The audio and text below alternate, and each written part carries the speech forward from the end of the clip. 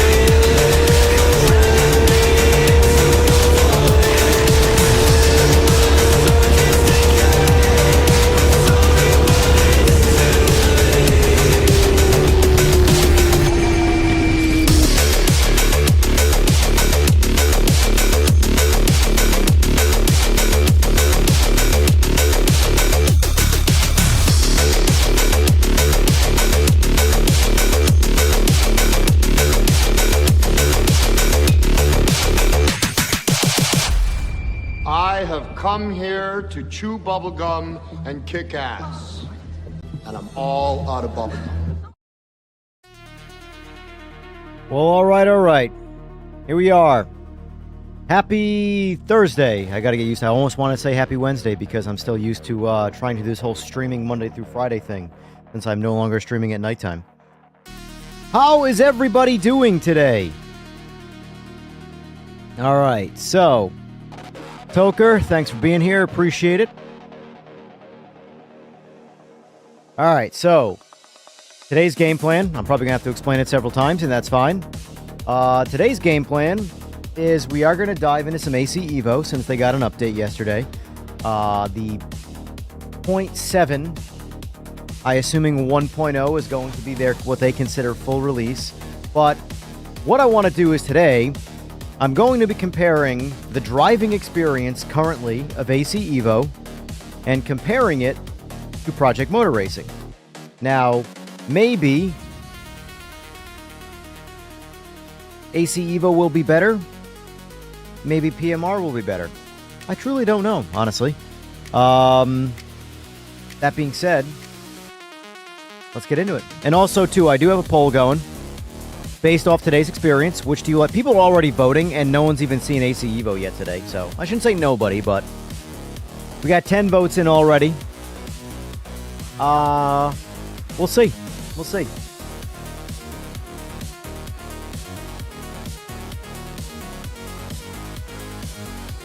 Let's see. Also, we did go live a little early today. Oh.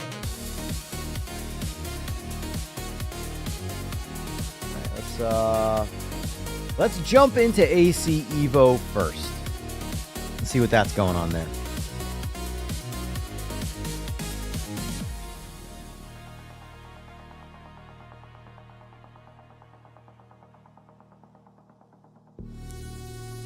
Oh, cool. I was able to skip the intro video. That's nice. It definitely added some jank, though. I'll say that.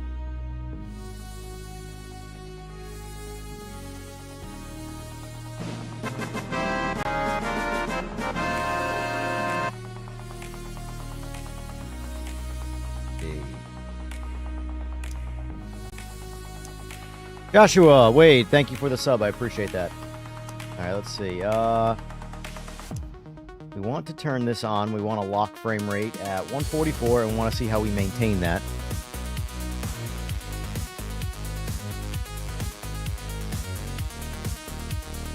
Good morning, Robert. Okay, so let's see. We're gonna start essentially by comparing. Lincoln, thank you for the $5 dono. Is PSVR 2 support still being planned or worked on for PMR, or has Straightforward walked it back? To be honest with you, I don't have a full answer on that, but I can get possibly a behind-the-scenes one for you on that. I've heard some mixed, back and forths about it. All right, so what we're going to do is we are going to drive. They just added the Audi, which is already in PMR. They just added this today. Very good, Legolas. Very good. Thank you. Thank you. I'm doing well. How about you? Watkins Glen is a track that I hope PMR gets. I don't know if it's slated to get it for year one at all, maybe through modding, but I do hope in future years, if they're looking for multiple years of support, I hope we get it. Same with Laguna Seca. Same with Road Atlanta. Let's see. Let's look at all their tracks. Let's just do that. Let's see what they got for tracks. So, Brands Hatch, it's a popular one. I'm not a Brands Hatch fan. Fun fact, if it's an F1 track, there's a good chance I'm not much of a fan of it. Unless I'm in an F1 car. The way a lot of the sweepers and a lot of the turns are set up for F1 racing, it benefits the F1 cars a lot, and it makes you have to drive so, half-throttled everywhere. In the GT cars, that it makes them uninteresting.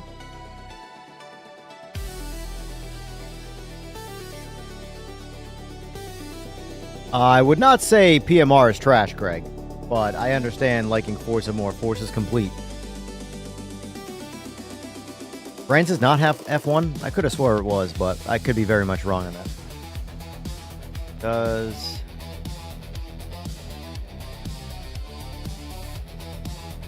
Nope, it does not. You're right. Here's what I know. I always thought Brands Hatch... I've never liked the track, and Hatch was included in some level of formula racing, but I was wrong. See, folks, it's okay to admit when you're wrong.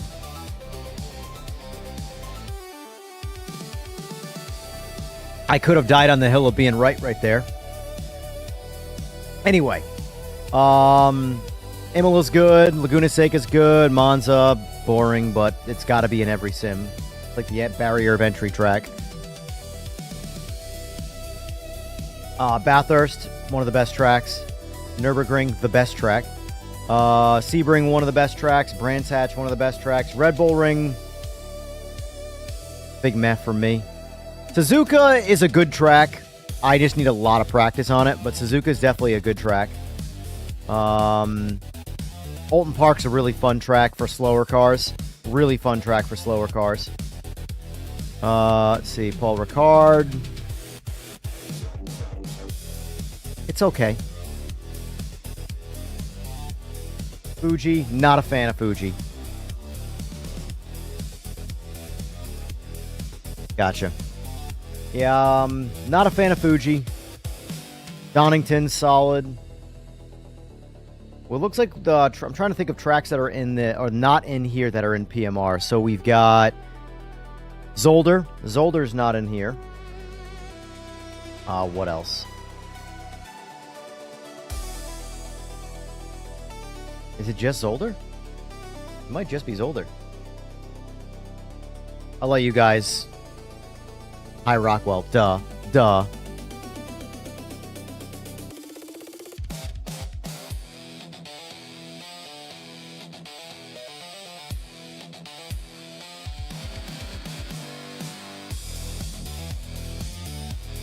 So, yeah. I did ask off stream, by the way. We just never got around to it. Red Bull Ring? Oh, Daytona. There you go. Daytona. No interlog. Yep. No, Red Bull Ring's right here.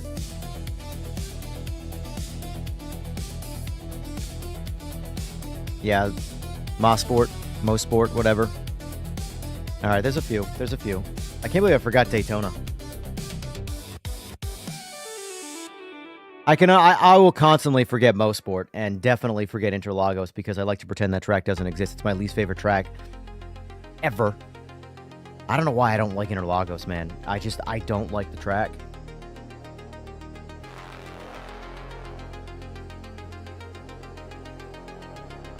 Lime Rock, Mid-Ohio. Okay, yeah, there's quite a few. That are not in PMR. Circuit of Americas is not in it. Alton Park. Road Atlanta. Suzuka. Watkins Glen. So, I feel like they probably have the exact same amount or close to the same amount of tracks, just slightly different selections. Alright, but we are going to get on a track that I know is in both of them. And this is also, by the way, this is giving AC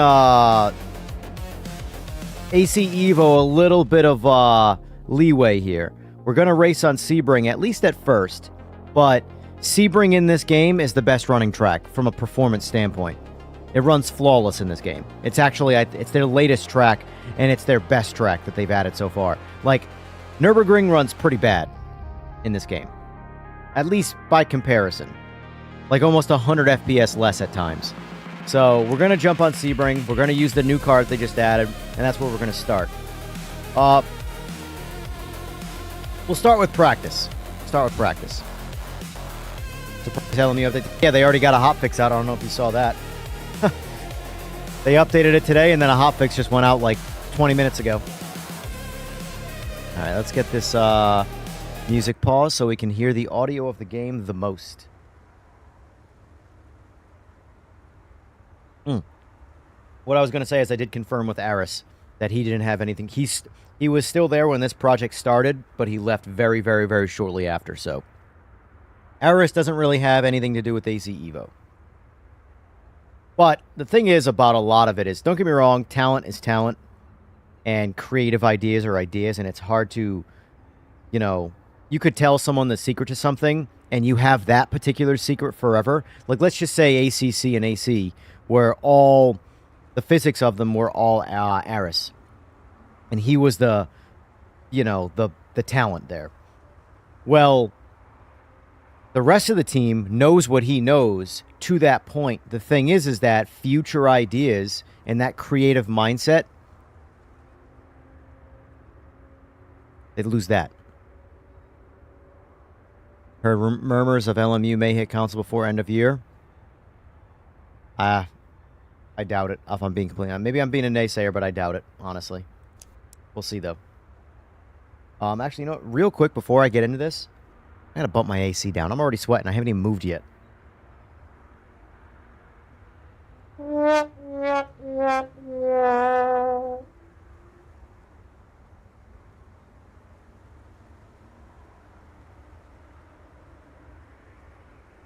All right. There is definitely a rise in body temperature when it comes to going live. It's very strange. Very strange. Second you go live, I get warmer. And I haven't done anything different.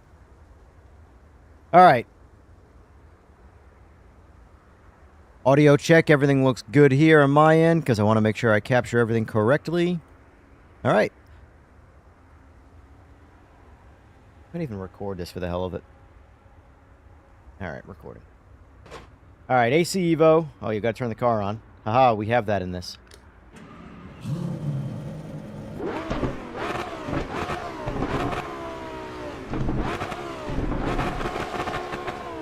All right, cold tires, practice session. See what it feels like.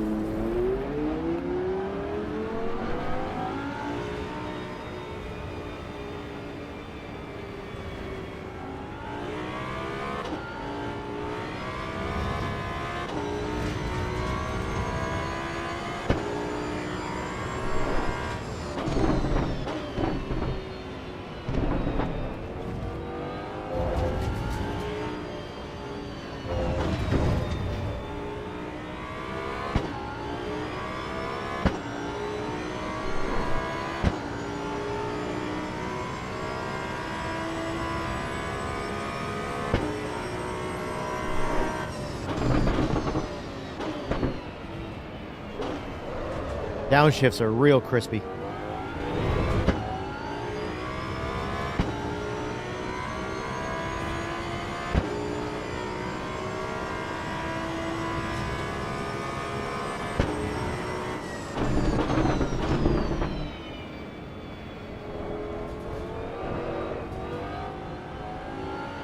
All things considered, you can push pretty aggressively on the cold tires. I mean, I'm driving like slop, but I'm just sort of driving around, getting a feel for it.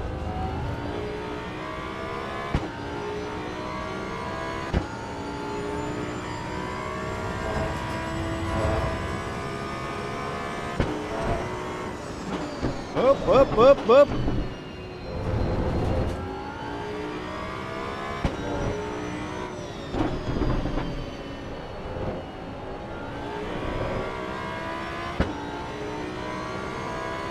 Feels good so far. Feels good so far.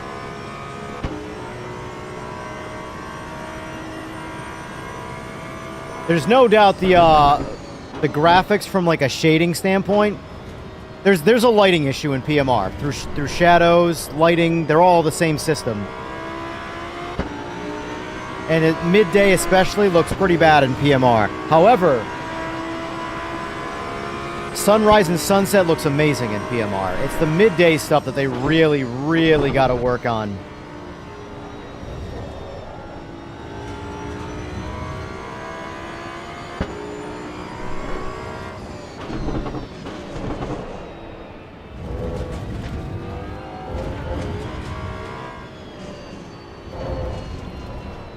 Oh, that's me.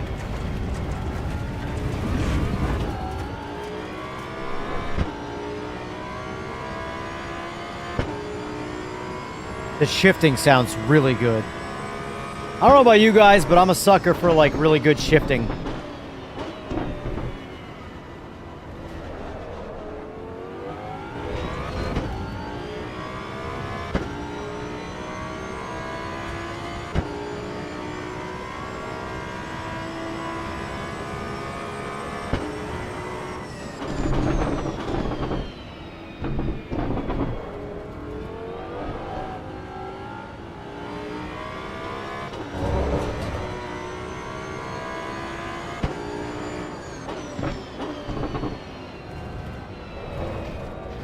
Front tires don't want to warm up.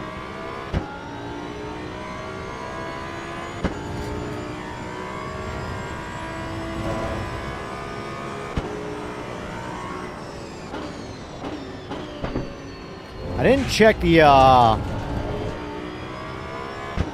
26C. That's the ambient temperature. Got it. Let me see if I can change that so I can read numbers and not have to think. What would that be under? Not gonna be.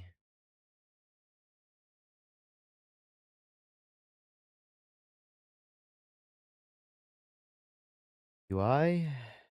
No. I want to basically make it everything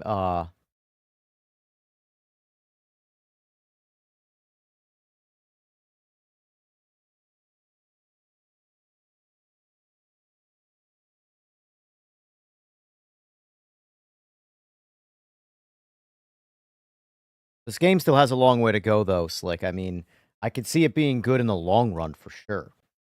But I don't. Here's the thing: based off of, well, we're going to give 0.7 a chance today, obviously.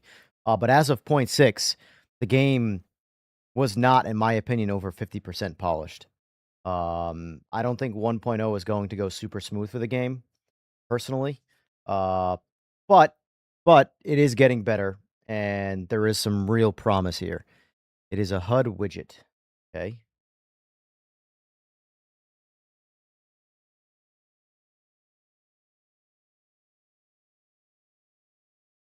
I don't see on here to turn it from metric to imperial.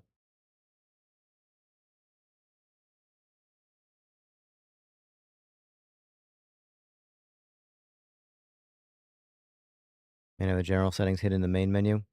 All right, we'll finish this couple laps and then we'll just deal with it. And we'll try and change it after the fact.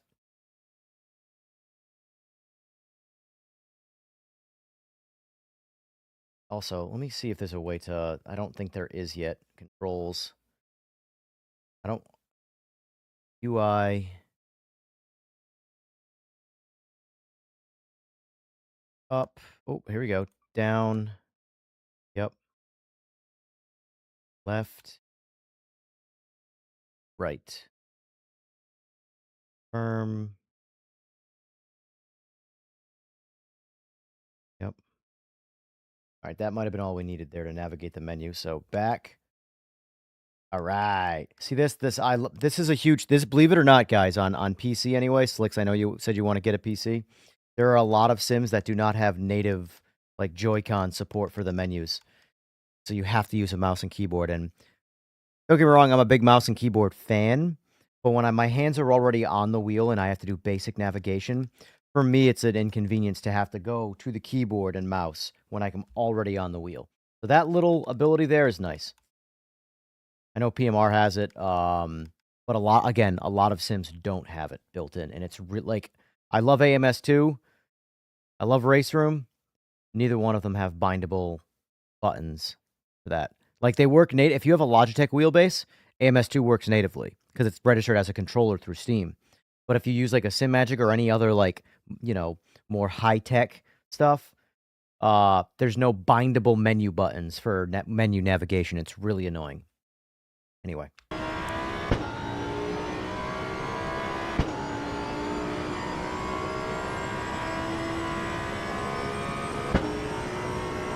Shifts are crispy.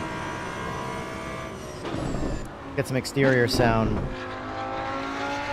The exterior sounds good in this. I gotta give Kunos that. The audio in this game outside the car is the best audio in sim racing.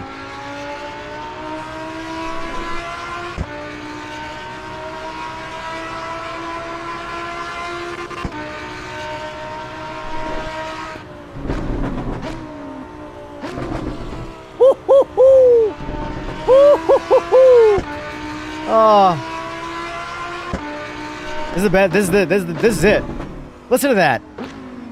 Oh my God.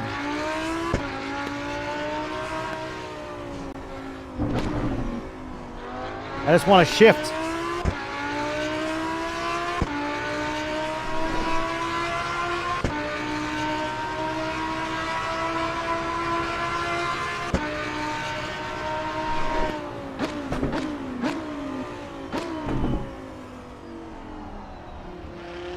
If shifting doesn't, like, really good audio on shifting doesn't make you smile, you're not a car guy. I'm convinced.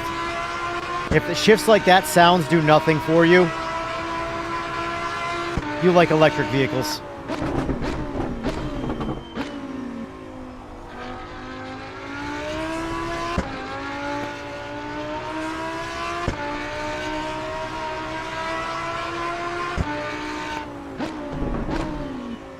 God, that sounds so good. Actually, no, let's see if it sounds any different from further away. Nah, it doesn't. Same sound. Just different viewpoint.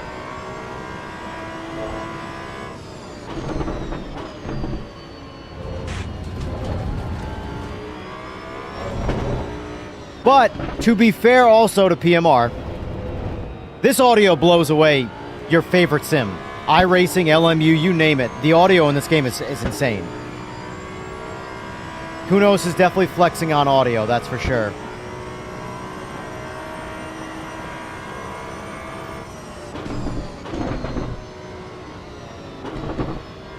Oh, and one thing that did come with the 0.7 update that was really nice, mod support. This is now a moddable game like AC. How moddable, I have no idea. I don't follow that market that much. But, I know I saw Misha yesterday bragging about it.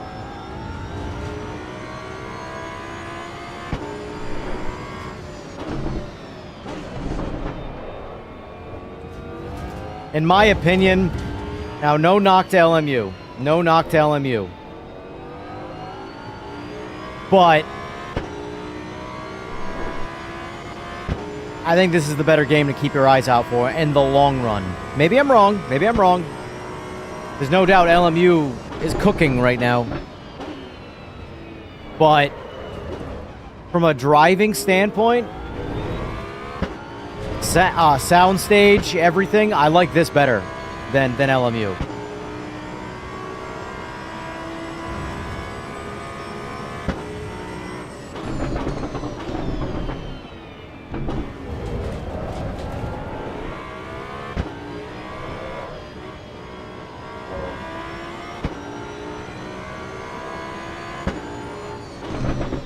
There's definitely less grip in this than PMR. In the GT3, anyway.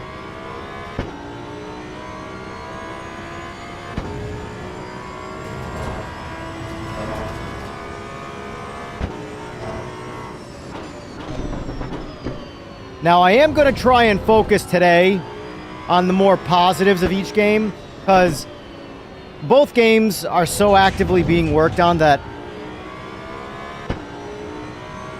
I don't, like, right now, if I were, I could criticize games like Forza Motorsport or ACC because those games are in fact done. That is it. So anything wrong with those games, I feel that I have the confident right to bitch about them because they'll never be changed, you know? Whereas this is actively being changed. Now, I do want to see something here because I think they broke something, the mirrors. The dynamic mirrors. I had to turn it off. I want to see if it's just the car or what. But I test drove the Mustang this morning before I went live to just configure everything with the new setup. And what am I for here? Mirrors. So I think this mirror capture mode setting here from fixed to dynamic is actually really cool, by the way. Basically, right now the mirror image is fixed, right? But with dynamic, the mirror image moves with your movement, so it looks more natural. But for some reason, with 0.7, I noticed it was flickering. So like all of the possible angles that the mirror could go to, it wasn't moving to them. It was just flickering back and forth with all the possible still shots. So it was very. Let me see if it still happens here. So apply it. All right, let's see now. Yep, still doing it. Look. So they broke this with this particular update. Hold on. If you look at the rearview mirror right now, see how there's like this weird imagery going on?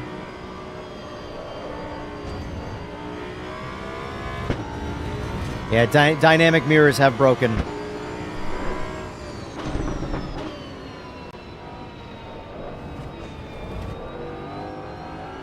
It just looks like a... Oh, it looks bad. It looks bad. All right, let's turn that back off now. Settings, video. So that was one step back, in all fairness, for today's update. They broke the dynamic mirrors.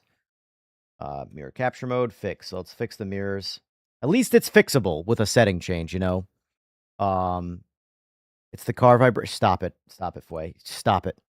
Stop it. It wasn't like that before. Hey, look. See, it works. It's a fixed mirror now, but it works.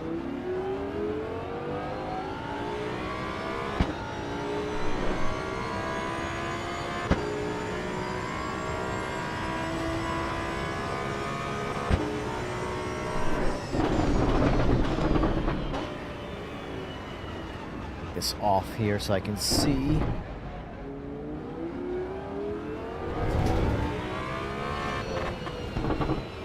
Right, I gotta change that. Alright, I gotta change those keybinds. Just some keybinding nonsense. I forgot I hadn't changed it in this yet. Alright, so let's see. Can I do multi-mapping of certain bindings? So let's see. Wheel upshifting and downshifting. So right here. I don't think I can. That's a bummer. So what I like to do is, since I have the 6 paddles right here, I like to, for when I'm one-handing it, like when I have to, you know, reach for something or do something or whatever the case is, like in PMR, it allows you to bind one instruction to multiple keys. So for example, on this particular side, this is my downshift, but in PMR, this is my upshift as well. So basically, it allows me to, if I have to reach for something, and it's like that on both sides. This is upshift, this is downshift. This is downshift, this is upshift. And it just allows me to one-hand go through the gears without having to worry about, oh no, I'm taking a sip of my beverage in the straight and I can't upshift. Or I can't downshift, whatever the case is. You know? But it doesn't look like I can do that. I am going to make the camera... Oh. Look left. And look right. Look behind. Done. Got it. Save. Resume. Let's see. Not a whole lot of looking there. Not gonna lie. But okay. It works at least.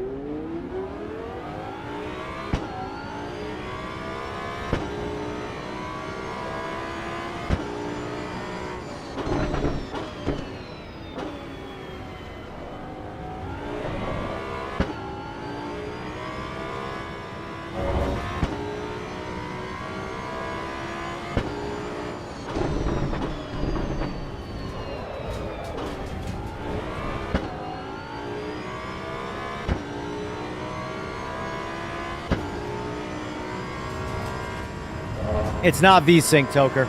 It's not VSync.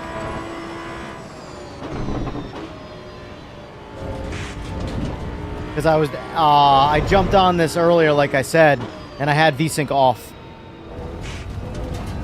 This play session right here is actually my first time running VSync today. I do it to lock my frame rate to 144.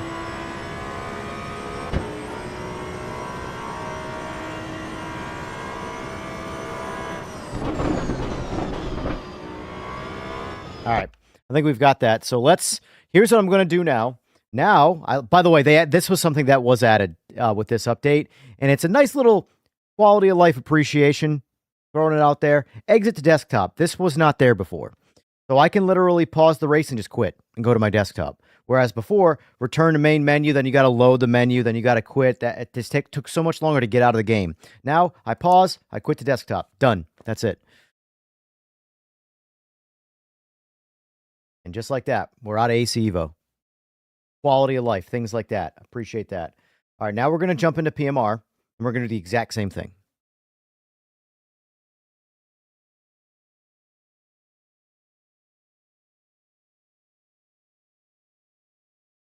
Hold on, let me, I missed a whole bunch of comments here. HUD, it's a HUD widget. Couldn't have the general settings hidden in the main menu. Yep. I could probably Google it to figure out where the metric is. Metric to Imperial.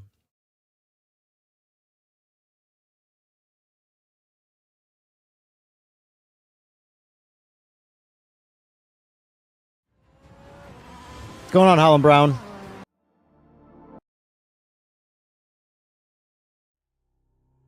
Yeah, Lincoln, I'm a huge upshift and downshift fan. Turn on. Yeah, I actually tried art, and for some reason on the particles, they're grayed out. Same with the grass now. I couldn't lower the grass detail. Sorry. Want to hear the Aston Martin V8 GT3 and the Lexus GT3 with AC audio, Evo audio? Yeah, we'll do that. We'll jump back. We're going to be doing a whole lot of back and forth jumping. The focus today is not going to be AI, is not going to be online. It's not going to be the game itself. One game's in early... Screw it. Both games are in early access, whether you want to think so or not. So for me, I want to test the... Because at the end of the day, if you don't like driving in the game, then it doesn't matter what the game has. It's just not for you. ACC, super popular game. I liked ACC's driving. I didn't really like ACC's game. It was just, it's a lot like LMU to me, and that's fine. There's nothing that there's a certain niche for that. But I like something a little bit more casual feeling as a racing experience. But the driving needs to be there. And ACC's driving was there. So, yeah. Like PMR's effort in terms of get in the race, just go, whatever, that's what I like. And I do like the game's driving too. Playing some Evo, yep, testing out Evo up after the update. Messed up for your league too. Yeah, they definitely broke the mirrors. They definitely broke the mirrors, at least the dynamic variant of them.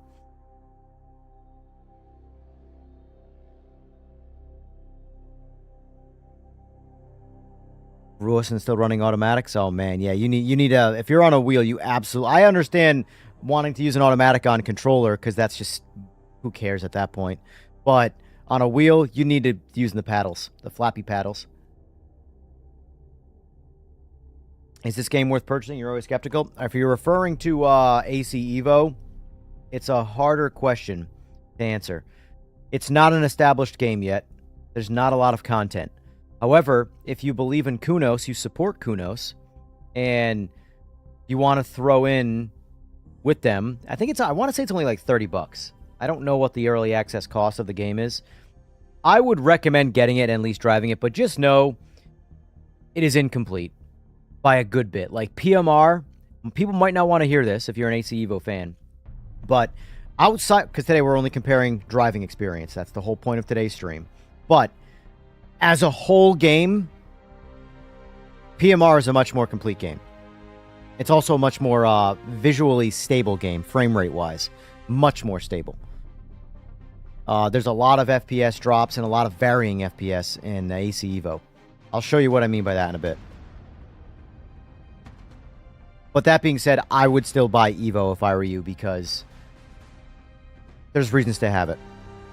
And I do think it's going to be a good game in the long run. Yes, I run vertical sync in just about everything. There is a very, very small latency penalty, but when you have a high enough frame rate, VSync does not hurt you in any way.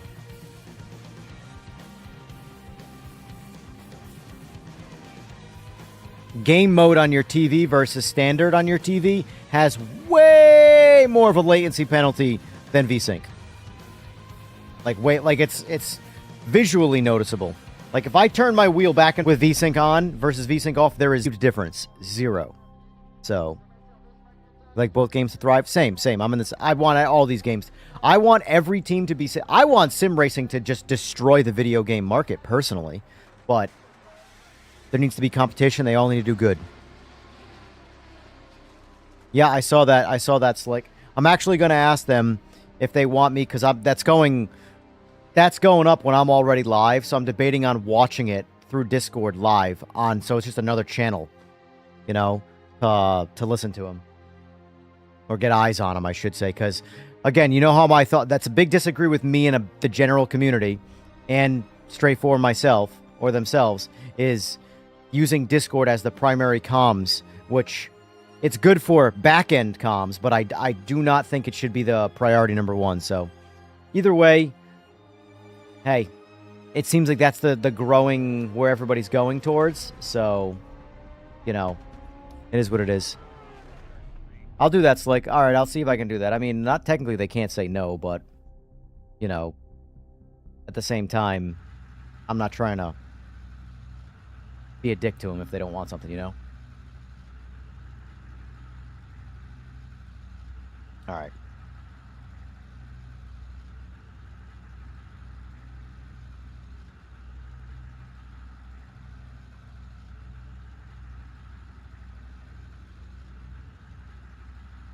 Bring back TeamSpeak, right? All right, here we go. So this is, obviously, as you guys know, PMR. We're in the Audi. I already prepped this race because I knew what I was going to start with. So far, I would say the Audi drove pretty good. It's not my favorite. I like the... It's weird. I shouldn't say it's weird, but to compare, I actually think the 296 GTB Ferrari is actually the best GT3 driving car in AC Evo right now.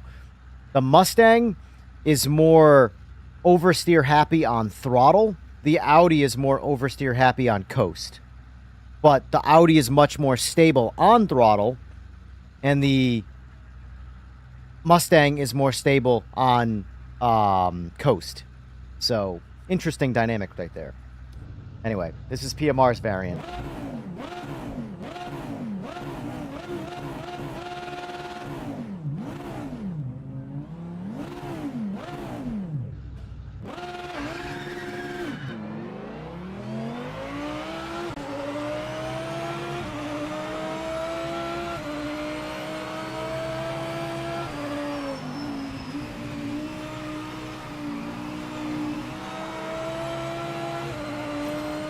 Oh, hold on, before we go any further.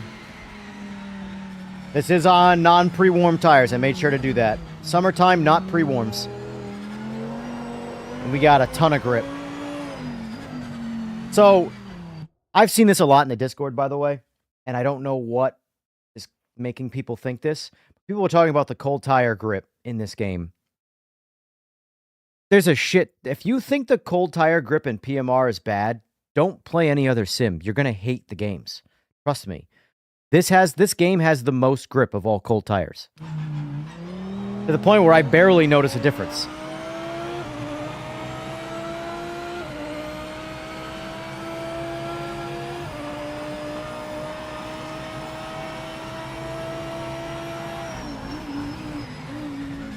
Oh, I braked way too late there. Or way too early, I mean.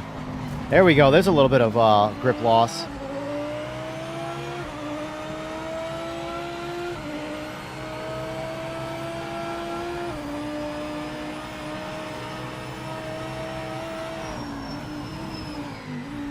One thing I noticed about AC Evo is I really couldn't warm the front tires up.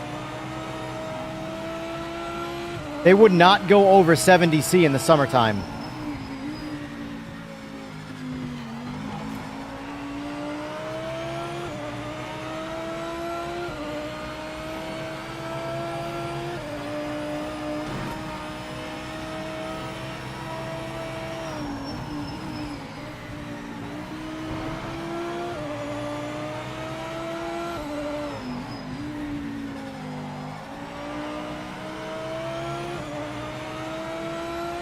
Overall, the driving, honestly, they do drive very much the same with the exception of, believe it or not, there's more grip on the PMR car. Like, the car feels more locked to the ground with in PMR.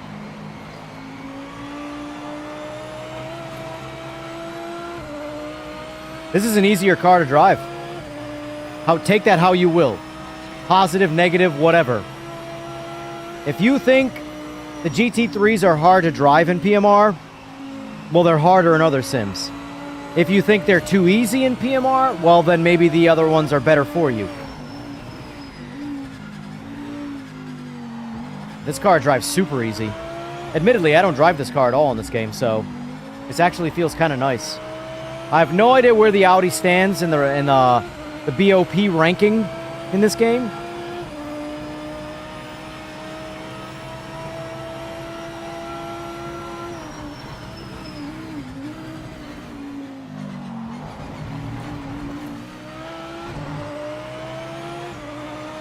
Race Direct has judged that you've got a lasting advantage. Use the time back. Slow down now.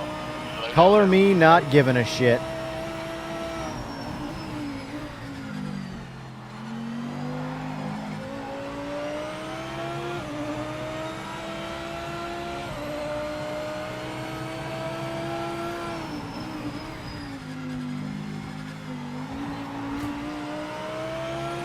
So we just hit 70C on the front tires in PMR, The penalty for track limits.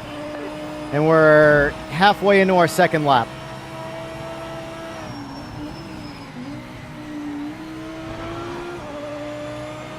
The audio, well, I don't think this audio is bad.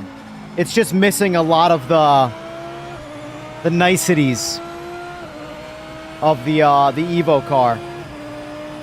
The general tone of this car doesn't sound bad. But it's like the pops, the snaps, the shifts. It's missing a lot of that.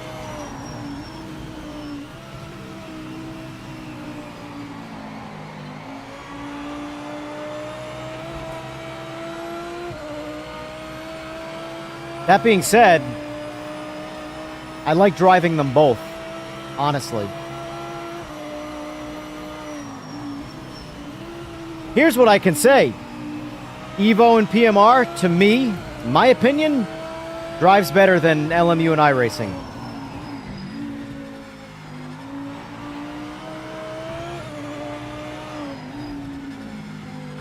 This car actually drives really good.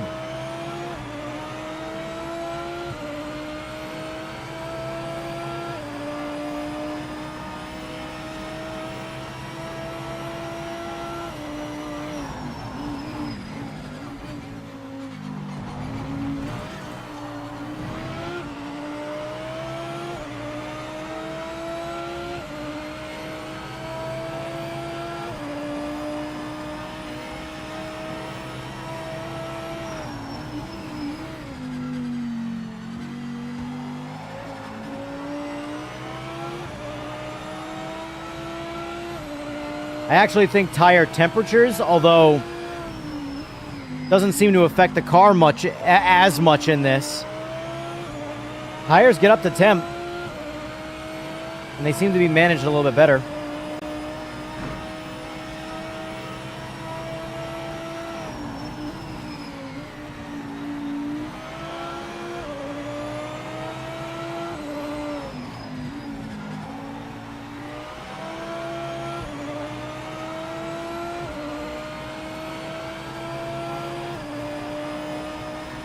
Frame rate's running about the same, with the same amount of headroom.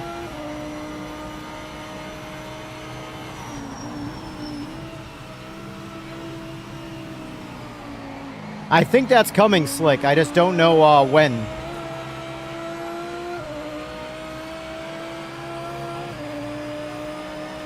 But I'm pretty sure it's on the docket.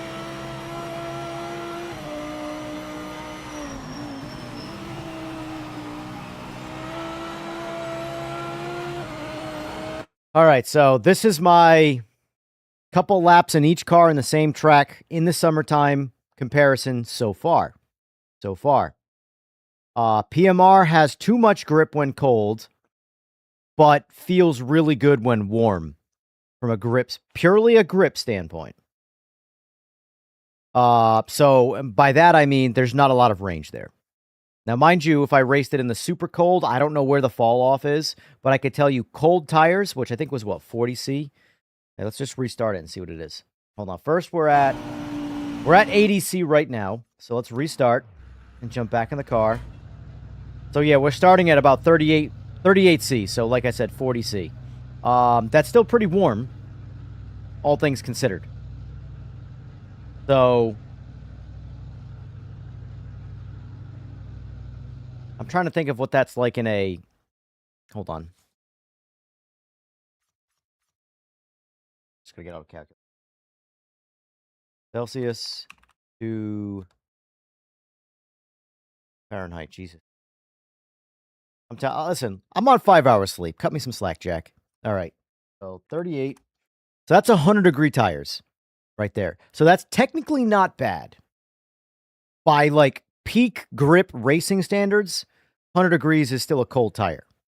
But in the all reality of rubber compounds, a 100-degree temperature tire is still got a ton of grip. So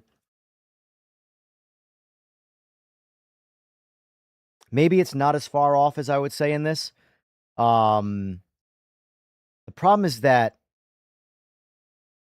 the reality is that I would have to drive the specific tires in the game on any car. Truly, I don't need to drive a GT3 car. I just need these tires more than I need the car to tell you the grip differences at temperature, you know? I can tell you that the tires that I've experienced, 100 degrees is, you really don't want to be much warmer than that, but they're very different tires.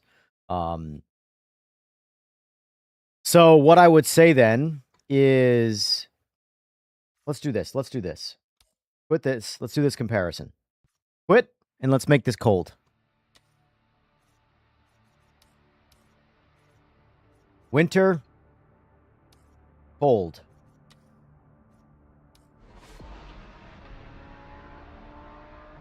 I missed some of your comments here, Alex. Hold on.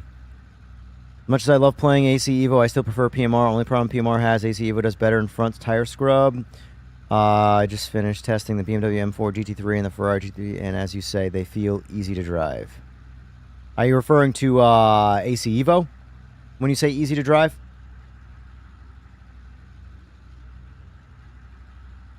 No, I know how to change it in PMR. I just haven't.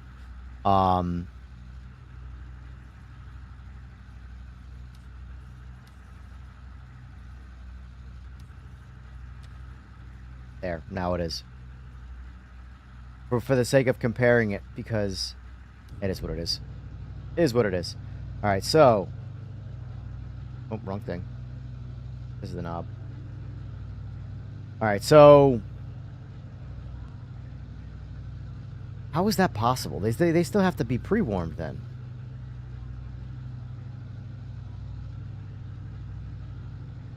How is a tire 90 degrees in December, in cold December temperature in Sebring?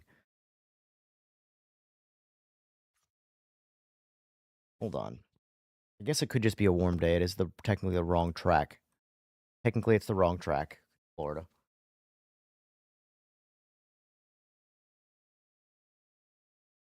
Just want to see, because my geolocation here. Okay. So it's below Tampa, above Fort Myers. So it's basically southern Florida. Really like the tip of southern Florida, Sebring. So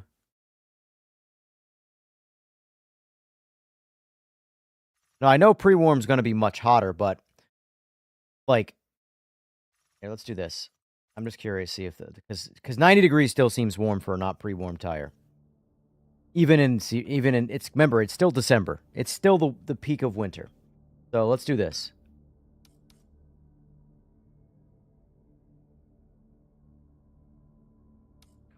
We know it's cold here. I just want to see what the temperature is.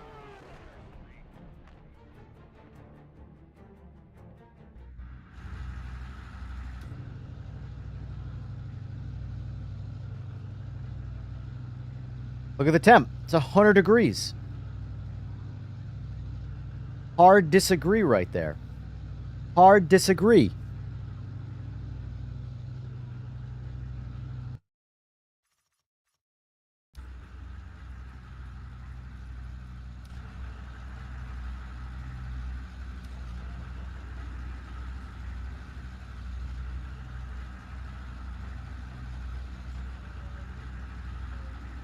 That doesn't make any sense. This is Ohio in December. In cold temperatures, mind you. With no tire pre-warm. Let's confirm there's no tire pre-warm before I, report this to them. Tire pre-warms off. Turn off penalties, too. We don't care about that right now. Cold temperature. Winter. Ohio. Ohio. Ohio is not warm in December. I promise.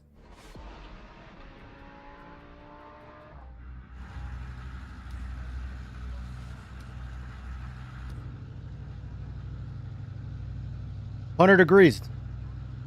It starts at 100 degrees.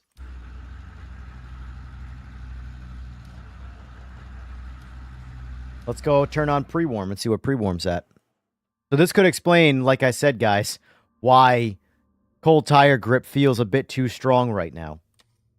Because it's the temperatures. If the tires are truly using the temperature that it's showing as a factor in its grip, and it's not just a random number, then that is not accurate. 100% not accurate. All right, pre-warm on.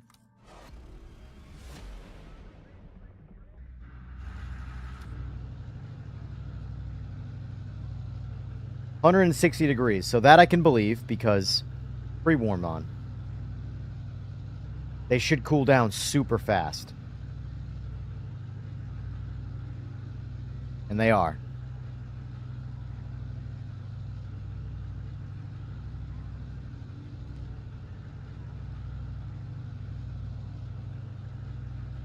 Also, what's up with the frame rate?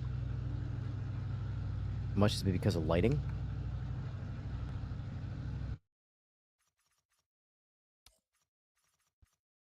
Gotta be because of lighting. The frame rate in this game suffers hard from lighting. Alright, so let's go noontime.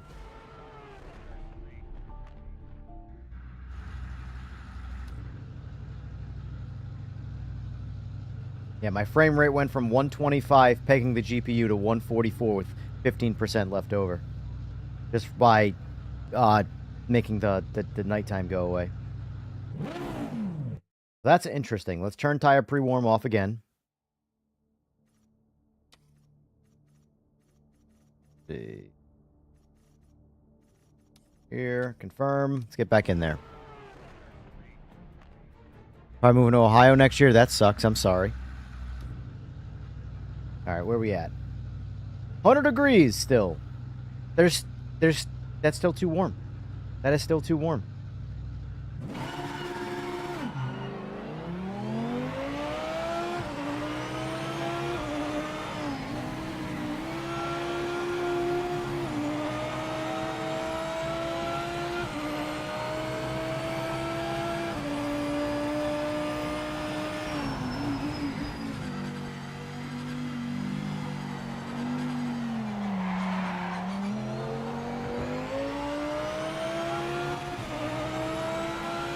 TC1 to see how it drives. This is a track you slide around a lot on.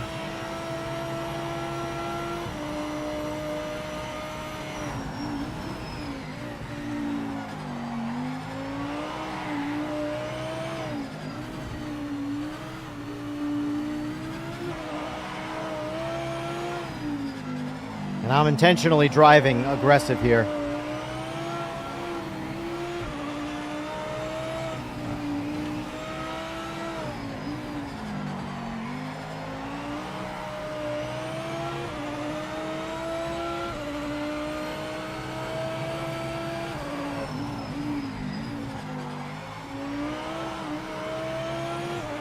So in my opinion, so far,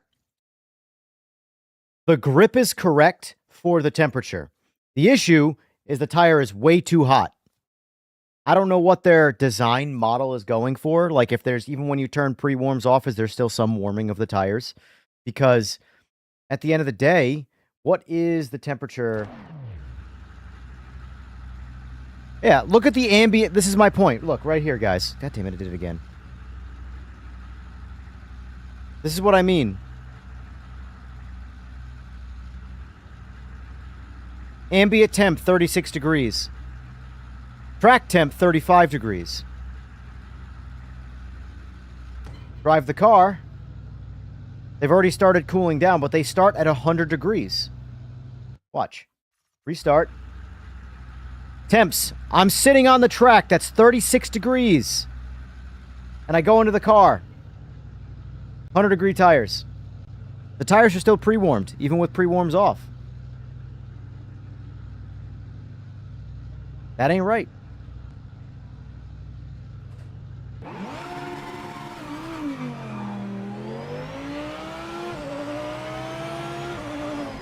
I don't know if you guys know how ambient and temperatures work, but if you're not trying to manipulate the temperature of something, whatever the item is, doesn't matter if it's rubber, steel, plastic, you name it, it always absorbs the ambient temperature. So if those tires essentially are meant to be thought of as, hey, these tires have not been warmed up at all, we rolled this car to the grid and parked it there, those tires should be exactly what ambient temperature is. But again, I don't know if that's what they're going for. Like if that's an actual bug right there, that the tires are way too warm when they're cold, or if the tires are still pre-warmed, just not as much. You know? So, I don't know. Color plays into ambient temperature a great deal. Yeah, if the sun's out.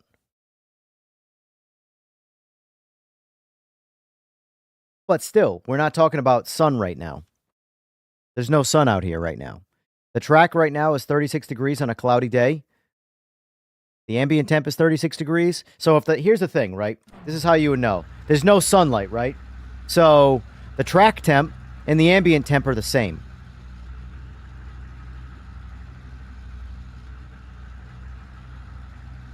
So realistically, if the sun was out and this was portrayed correctly, the ambient temp would be 36 degrees. Let's just say it was 36 degrees. The track temp would be hotter because the track is absorbing the sun. But right now, there's no sun. So, you know.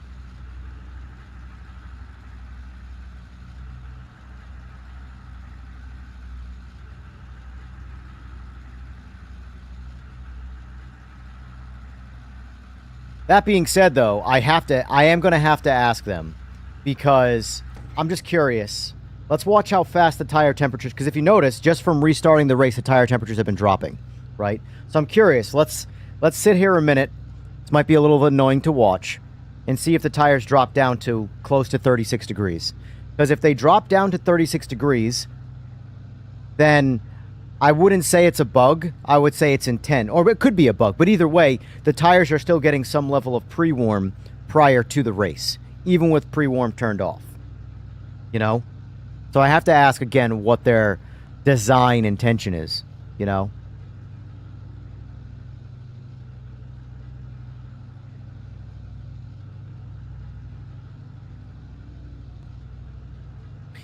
EJ is opinionated, but does... I mean, I don't know why, like... Because, like, I've heard that said on me, I'm very opinionated. So what? Everybody should be opinionated. It's an opinion. Everybody has an opinion. Everybody has an asshole. You know? I have my opinions. You should have your opinions. You guys, at the end of the day, remember, guys, I'm streaming. So I have to find things to talk about. Or else I'm sitting here doing nothing like this. But for me to find things to talk about, I have to give my opinion on things. So, like, to me, when people, like, say it as, like, a negative, not saying you are, Trev, I'm just saying in general. But, like, when people talk about someone who is, say, streaming, and, oh, they're very opinionated, fucking duh. Fucking duh. I might be opinionated, but you're boring. Referring to the people who don't talk and give their opinion.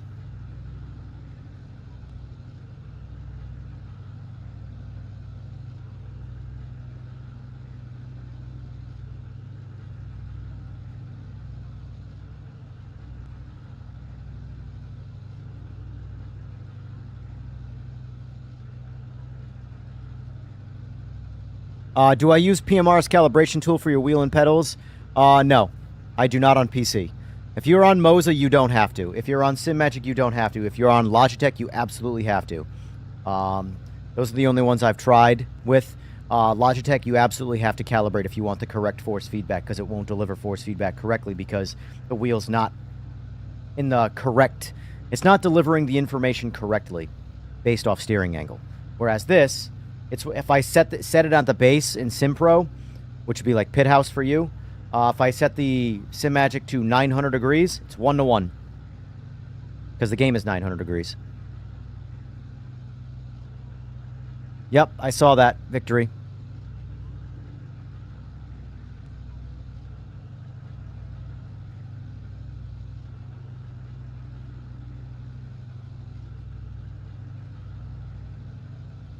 That's just like your opinion, man. The whole point of you, like, no, in my opinion, this isn't a me thing. No streamer should not share their opinion. That's the point. At the end of the day, you're watching the streamer. You know? So everybody streaming should give their opinions on everything they do. There's nothing wrong with that. You might disagree with their opinion, but saying that they have opinions as a fault is not is just... It's just stupid. See, that's my opinion. It's stupid. Stupid to judge someone for having an opinion on something when you're watching them for their opinions. You know? Maxi, I'm guessing they put 100 degree into tire, otherwise you'd spend 3 laps getting temps and most people would simply crash. It's quite true. That's quite true. Because the tire temps are still dropping, although much slower now. We're down to 51 degrees. So let's, out of curiosity... Since it is slowing down quite a bit, let's take it for a loop right now with TC on 1. I'm just curious to see how much grip feels like. Alright, I believe that. TC's on 1. Struggled to catch the tire slip. A lot of understeer. Let's see how long it takes to get back to 100 degrees.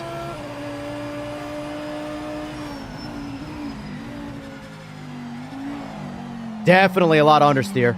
A lot of understeer.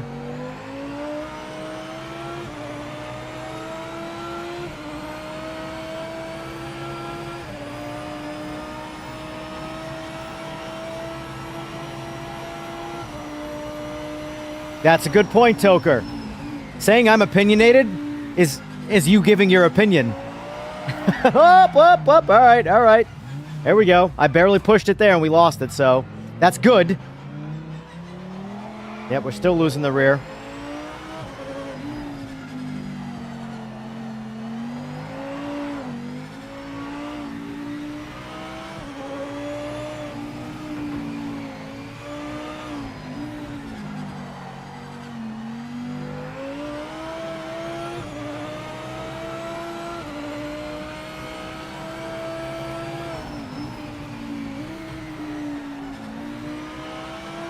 Also, do we know if there are what IMSA rules are when it comes to tire pre-warm? Like if there's a standard for no pre-warm still having some level of pre-warm? Like, I don't know. I don't know the rules. I'm not pretending I'm sitting there in the pits. So it took about 1 lap and we got 40 degrees out of it.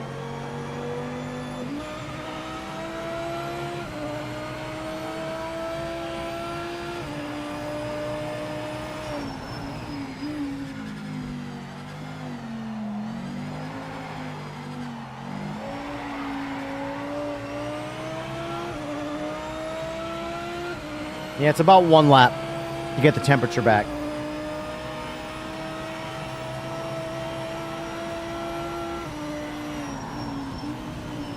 All right, so tires must be stored in a shit. Okay, so let me ask you this, guys. This is genuine curiosity from a feedback standpoint on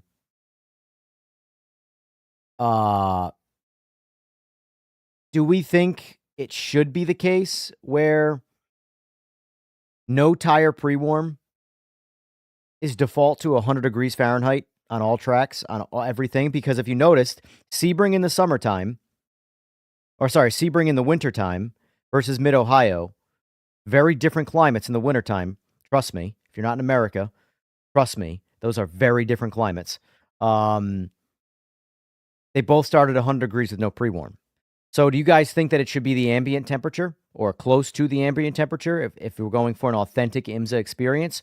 Or should we go with a quality of life experience and have the tires be set at 100 degrees? Eagles is getting different results than me. Okay, so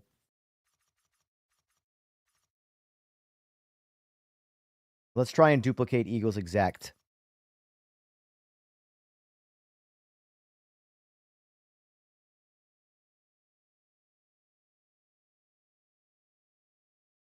Change to Freedom Mutants. All right, so let's see. What track are you on? Are you on? Hold on, I'm trying to skim through these comments here. Minus showing 0.07 track temp. Yep, saw that. Amy live. Especially when new shit has come to light. Being opinionated and wrong all the time ain't good. Oh, I agree. I'm wrong about things all the time. But my whole thing is this, right? If I'm not to sidetrack from the tire things again, but like if I give my opinion and you think my opinion's wrong, tell me why I'm wrong. Not just say that I'm wrong and I'm clueless and I don't know anything because you've given me zero rebuttal. You know, if I tell you XYZ is this because XYZ is this, and you go, you're wrong, you're clueless. That is not a rebuttal. You've given me zero information to prove that I am wrong, other than giving me your opinion and that I am wrong. Let's see. He uses a different bug and verify his words. Send me pictures on Discord.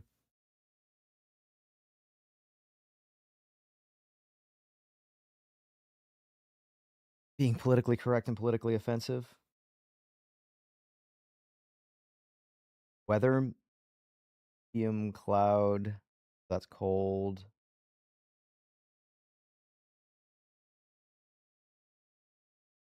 All right, let's quit this quick.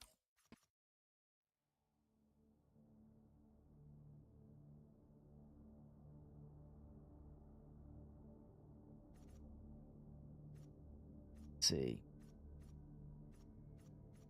All right, so let's just run through everything here. So this is a race session, correct? Are you going into?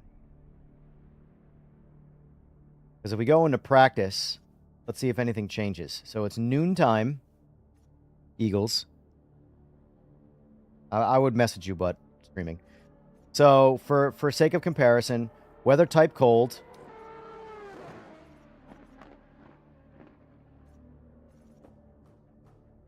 You were in qualifying. So let's try practice first. Let's just rotate that. Let's change one setting at a time.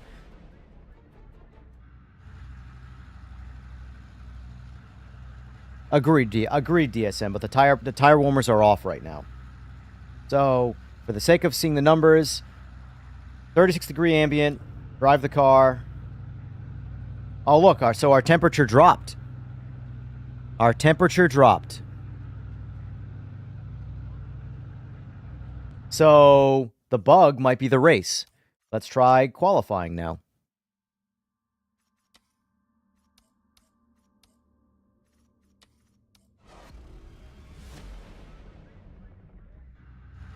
All right, still the same 36-degree temp. Drive the car. We're at 40 degrees.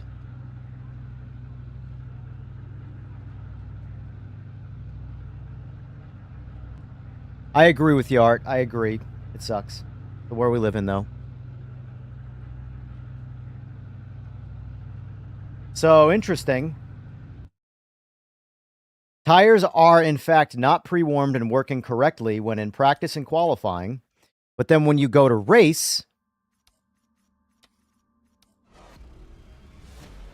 change nothing else. Ambient temps were on the track. Drive. 100 degrees. Eagles, can you confirm for me that you are experiencing the same thing when you go into a race, that your tires are pre-warmed? Even if it is not a full pre-warm. All right, let's try that one. Let's try what Slick said here. So we're in qualifying, 36 degrees. Drive. Just to confirm. Now we're at 70 degrees.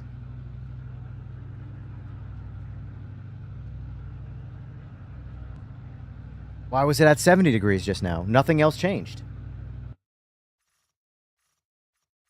Return to pit. Next. No time set. We're starting at the back of the grid. It's going to be a long race. There is no rolling start yet. Ohio weather is wild. Yeah, there's something. All right, drive the car in the race, 100 degrees. So no matter what, race is starting at 100 degrees.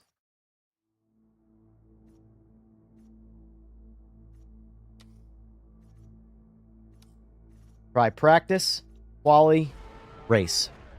See what that does. All right, 36 degree temps. 40 degrees, which is what we were experiencing before. That could be it too, Maxi. That's using your head. That could be it. All right. Return to pit. Return to pit. Next. Next session, which is qualifying. Get in the car. Tires are at 40 degrees again. Return to pit. Next. Next session. Drive the car. 100 degree temps.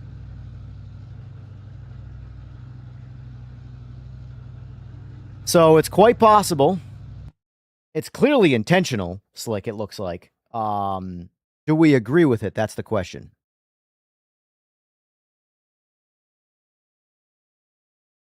Let's do this. I have an idea. Let's quit this. Let's do one single lap. Right? Go in practice. So what we're going to do...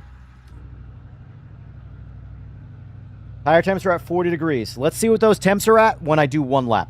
Because that one lap could be the warm-up lap for a rolling start.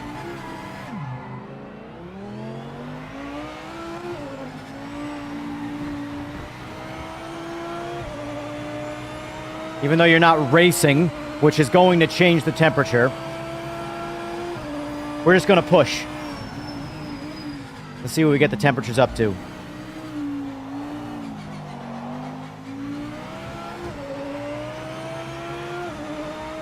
Not to 100 degrees, Slick.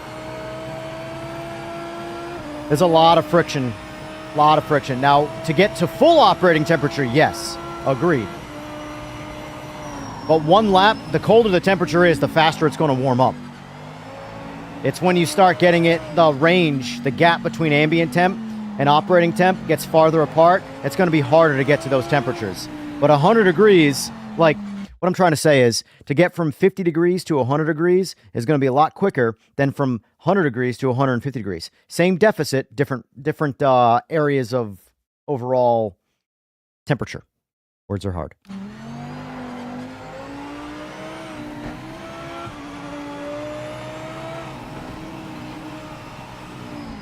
I noticed the understeer so much more than the oversteer with cold tires.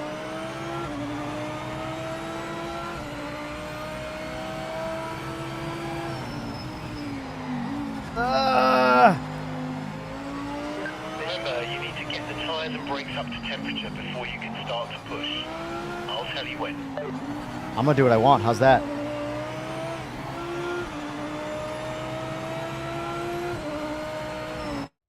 So we're at 92 degrees after one lap.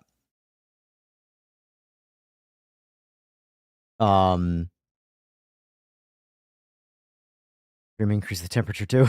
I did say that.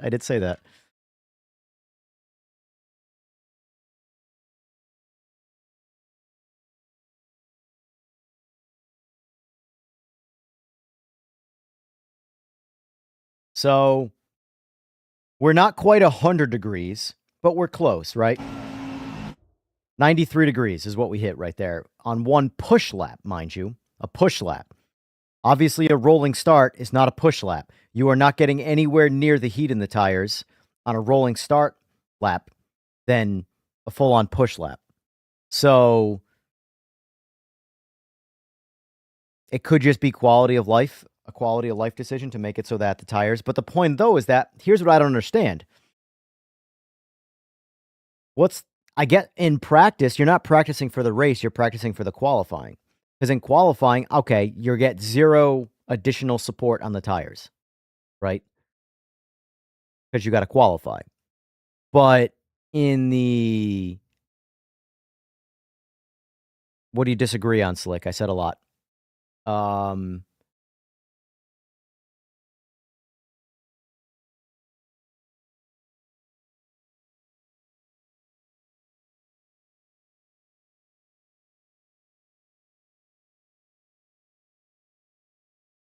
That's an argument. Brakes, you're heating up the brakes more on an outlap, but at the same time, the opposing argument for that is, though, the tarmac or concrete or asphalt or whatever the material is that you're on, there's a lot less friction between the tires. I don't know. Yeah, how about this? I got a better idea. Let me use the bathroom, and then we'll try an actual an honest rolling outlap. Instead of a push lap, we'll drive like they do. We'll weave, we'll get on the brakes, we'll do all that, and we'll see what the temperature is after a lap.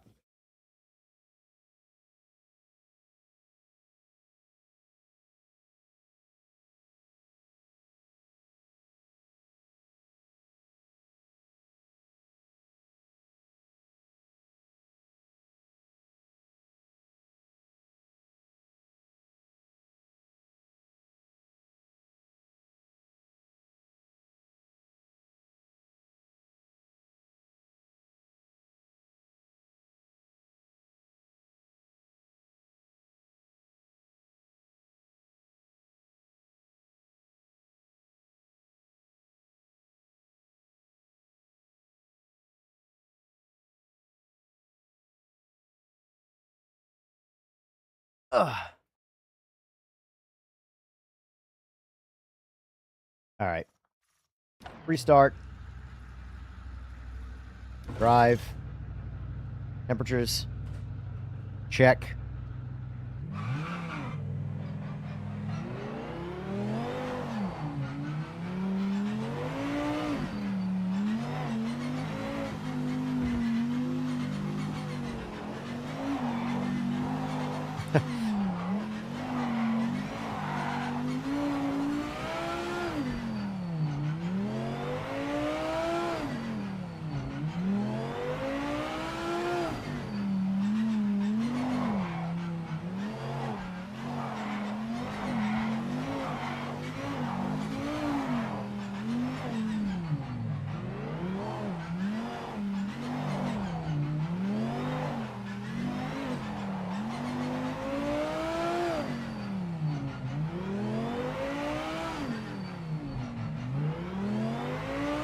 The rears are getting hot.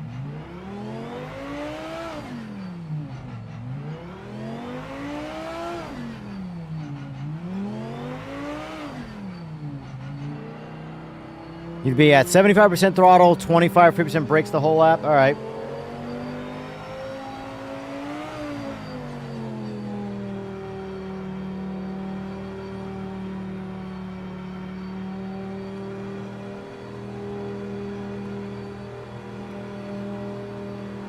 What I'm doing right now the whole time.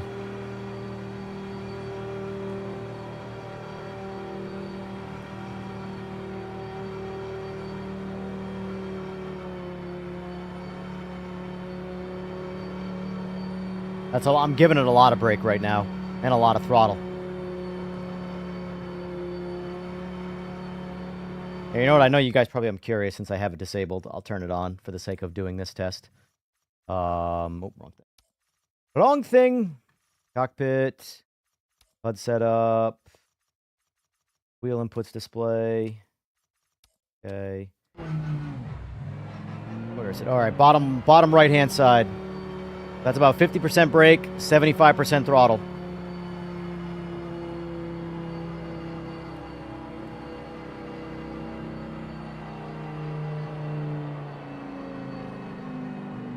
Go 100% throttle. Car's like dying right now. We got to come off the brakes a little bit.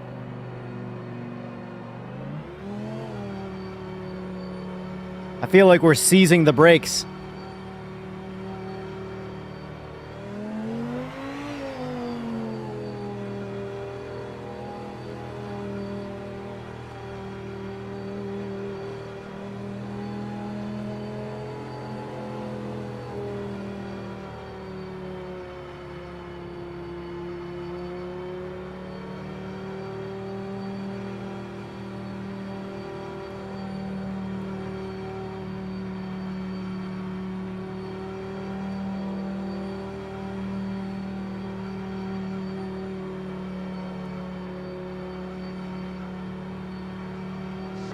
Remember, you need to get the tyres and brakes up to temperature before you can start to push. I'll tell you when.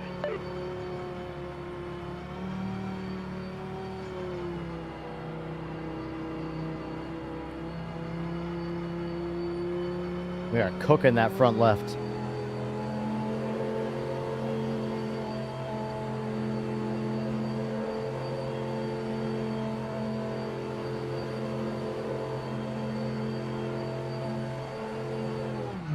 So we got to about 87, 88 degrees doing that. Only thing is now we've cooked the brakes. So, you know, in real life, I don't know what the shelf life is of the brakes, but I know I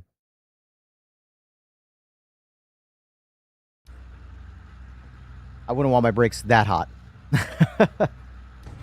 Let's try that again. Driving, well, push lap.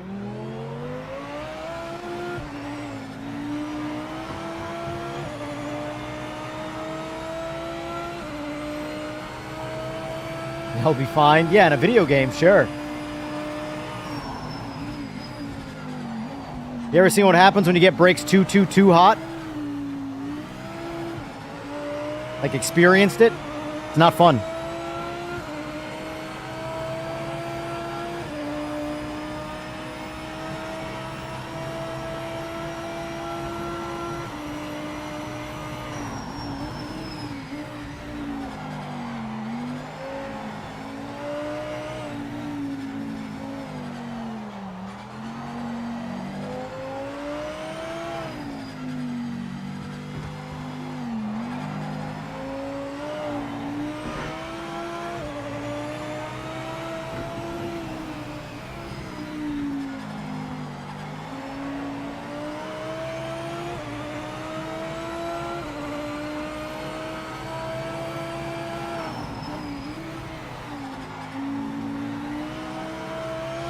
Okay, mate, be careful on the first few laps. You need to warm the brakes and tyres. I'll let you know when you can start to push.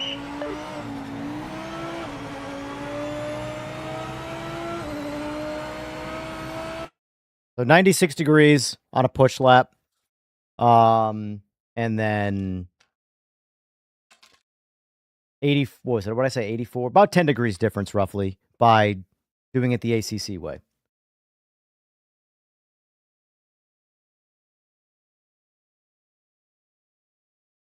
I agree. Pushing on cold tires is not a good thing. I agree. At the end of the day, though, from a tire scrub standpoint, the most amount of friction is load, and load is going as fast as possible. Obviously, you're not warming the brakes up as much because you're not sitting on the brakes the whole time. But from pure surface of the tire, getting heat in through that way, load is the best way to do it. Or the fastest way to do it, I should say. I shouldn't say the best way. But like if, for example, on motorcycles, for us to warm the tires up for an actual race, we wouldn't do a burnout. I mean, you do it at a drag strip because it's the only way you can warm the tire up. But in a roll event, you typically warm the tires up by putting them under load. And by putting them under load, you go wide open throttle or damn close to it. Maybe not necessarily for a full-on stretch, but you go wide open. You load up the carcass. The carcass that you generate so much heat from loading that carcass up. But anyway, so regardless of what we think about what they're doing, I don't want to get too far away from focusing on the tire temps in PMR and get away from AC Evo because we are talking about AC Evo too. So, try the brake first quarter of lap, brake bias at 50, then straight into push lap, warm up components pretty evenly. Well, the real question is this. What is the intent? What is their intent? Because at the end of the day, when you start the race on a non-pre-warm tire, your temperatures are at 100 degrees. Now, when we get rolling starts, is that going to be the same thing? That's the question. You know? We don't know. These are all, we just don't know what they're doing. You know? But we'll see. All right, let's do this now. Jump back over to AC Evo.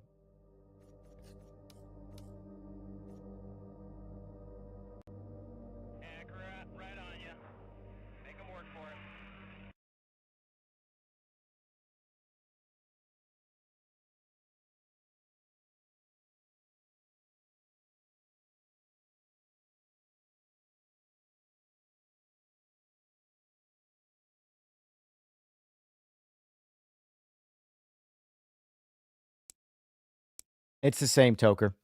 No matter when you get into the race, the tires are at 100 degrees Fahrenheit. So let's look at weather conditions here. Static weather, clear skies.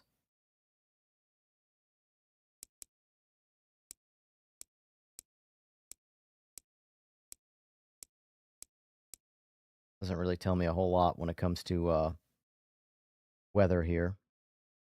Custom? Can't, no, custom's grayed out. This is what I mean by Evo is not quite like a complete game yet. There's a lot of grayed out boxes in this game.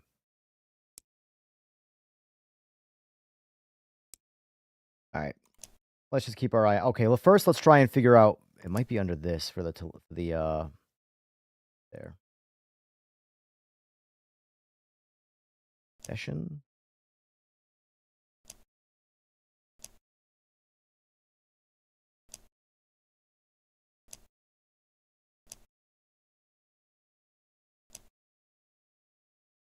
Settings. Gameplay HUD. I don't see anywhere in AC Evo to switch this over to standard or Imperial. Does anybody know how to do that in this or no? Is that just not a thing? Is it just not in the game yet? Because you can't, there's a lot of things you can't do in this game yet. There's no way to run without damage, for example. Damage is on mandatorily. Mandatorily? I don't know if that's a word, but I said it.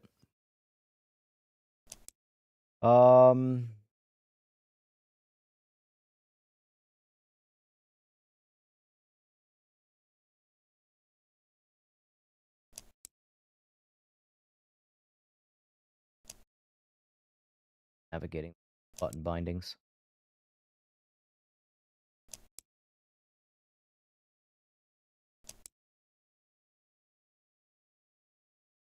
You never found it? All right, so it's probably just not in there.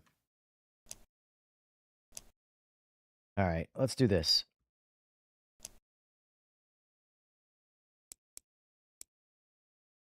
Six laps.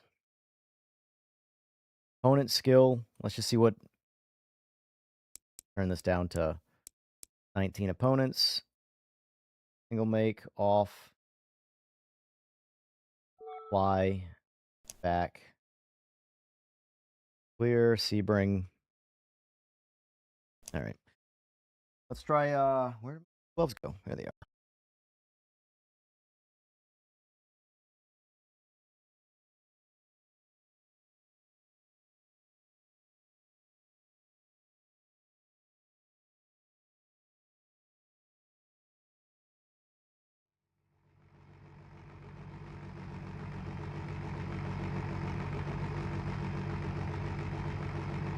Something sounds gnarly.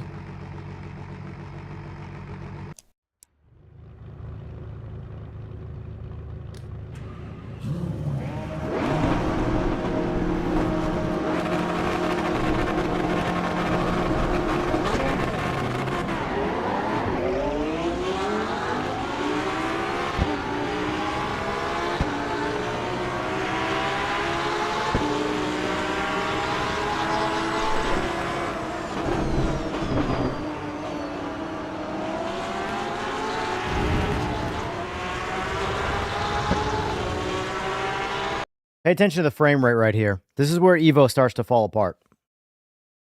I'm seeing it pretty rough on my screen right now in terms of like tearing and stuff like that, even with VSync on.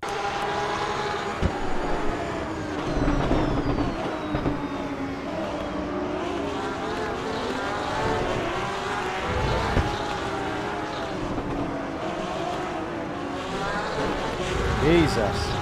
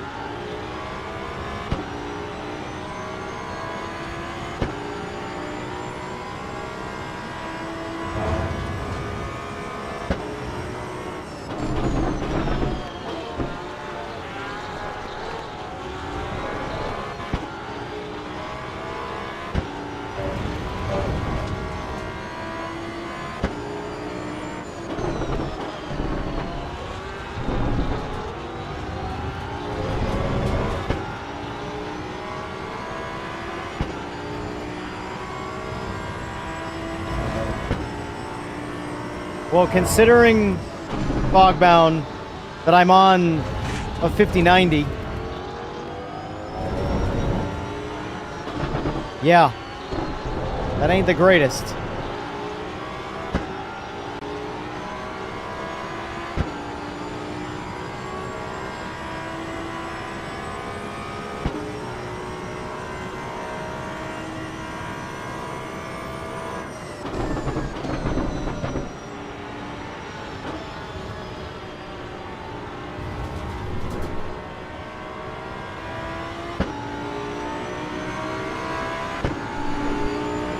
And look at the number next to that one. That's the red flag one. The frame time numbers. Watch how often it dips into the red below 60 frames. You see that. 64.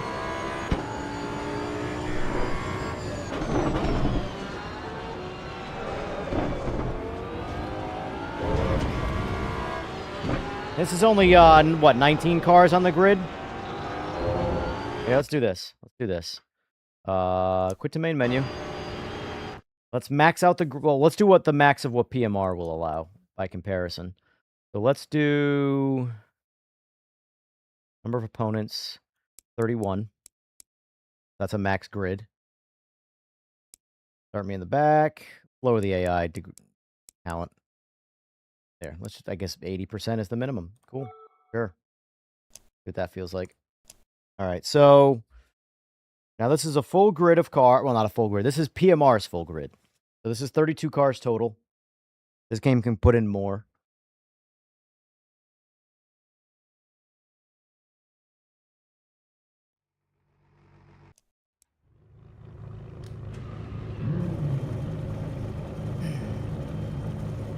Also, too, if you read the numbers, there is clearly a CPU bottleneck. Somewhere.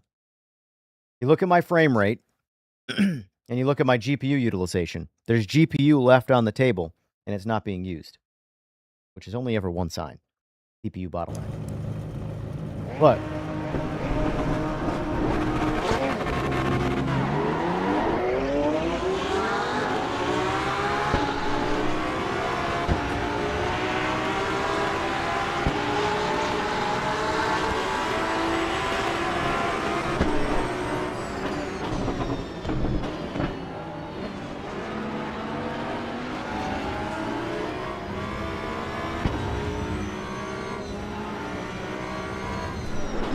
And mind you, like I said earlier, this is their best performing track.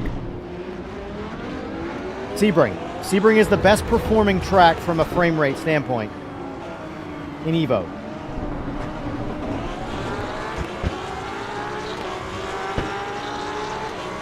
Audio sounds damn good, though.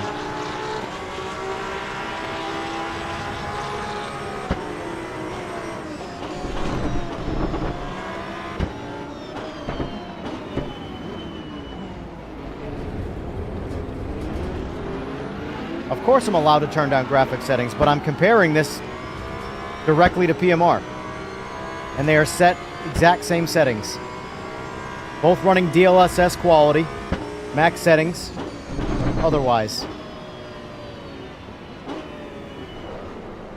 Although this game doesn't have the experimental stuff turned on, because that really hurts frame rate.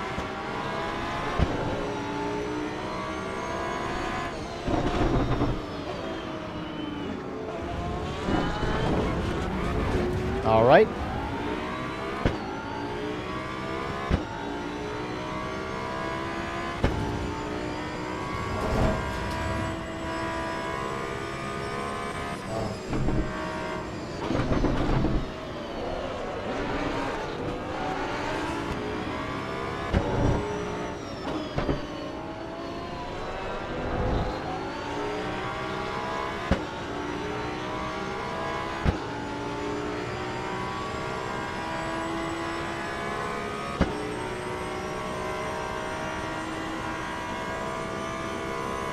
If I turn off DLSS, I'm gonna lose frame.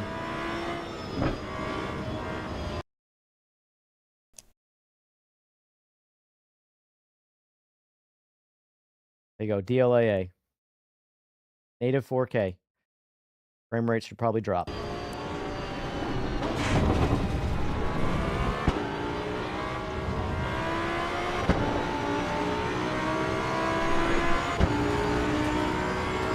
Still not 100% on the GPU. Still have a CPU bottleneck. Actually, hold on. I lied. It turned off MSAA every time you change that setting. We got to turn that back up to 8x. Here we go. Now it's at the way it was before.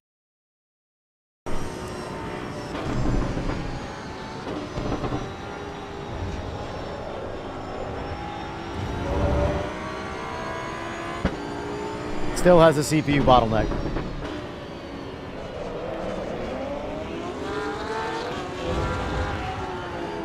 Look at the CPU, just hit 72%.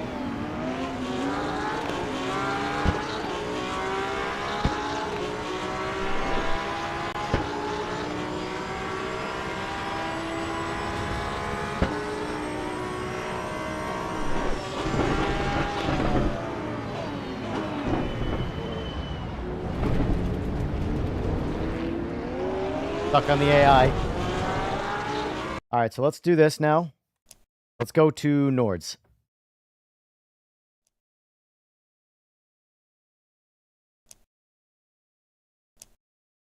Yeah, it's always a friggin' core bottleneck. Even 8 cores these days is too many cores. Games just don't use cores. I don't know why. I have yet to understand the reasoning for that programming decision in video games. They never use cores. They just tax 1 or 2 cores and then they stop. So random. Oh yeah, I have to turn the car on.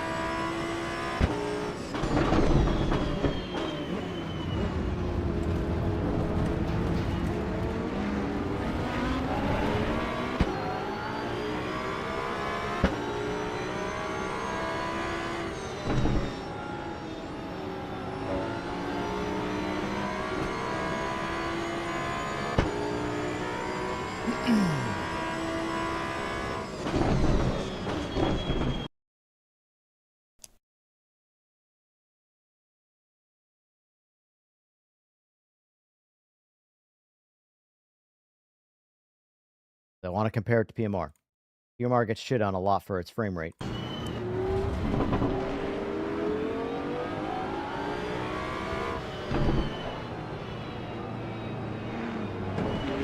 Come on.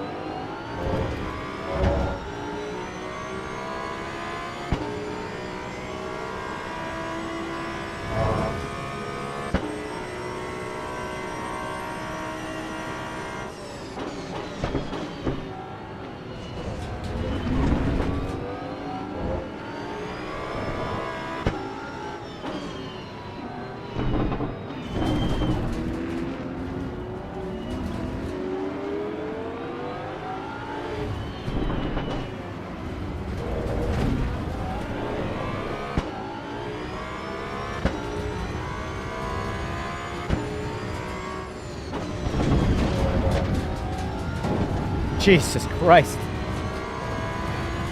Got better contact physics than PMR, I'll say that. For what it's worth, though, that bar is kind of low, though.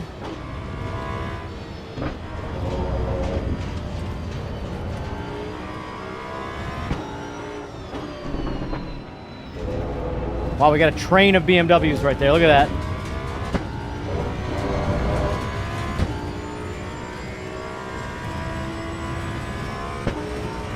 Oddly enough, I didn't feel that grass right there. Like, it didn't deviate the car at all. I was full throttle on that grass.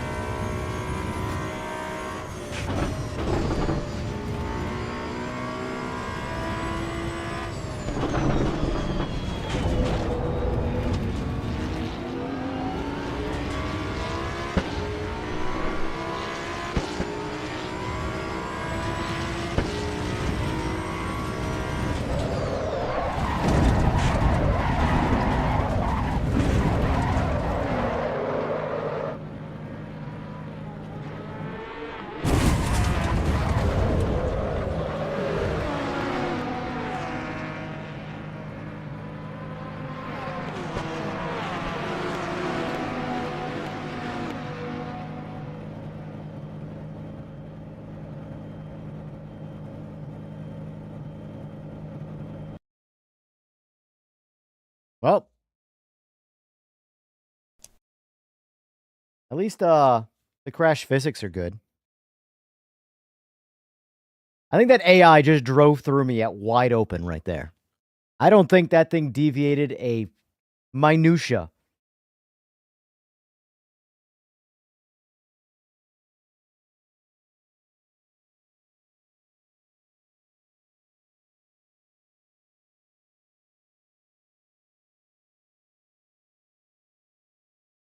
Agreed, the color palette is definitely better. That has been a big problem with PMR since day one. Color palette and just general shading, and it's weird. I just can't.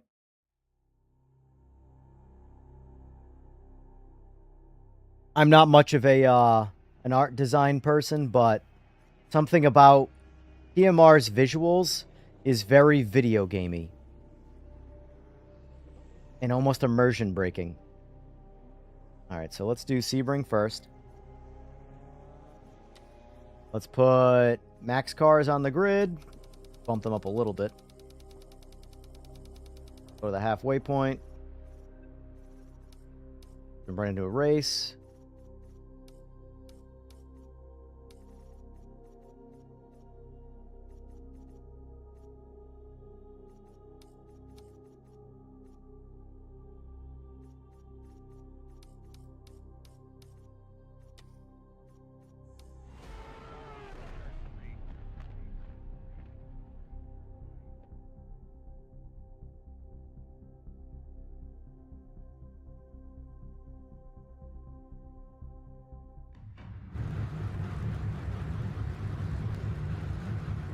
Alright. Yeah, remember mate, the track is green right now, so grip will be low for a while. And by the way, we have a 144 hertz frame rate cap, so that's why it's sitting at 144. It's not a CPU bottleneck.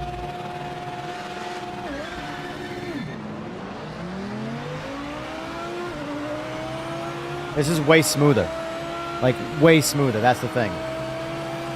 Like, visual, regardless of what that frame number says, frame time, this game crushes EVO, especially with a grid of cars. This is so smooth by comparison to EVO. EVO has so much work to do still, even on the performance side. It's crazy. Because this game gets dragged by every reviewer for its performance. It runs so much better than EVO from a straight up performance standpoint.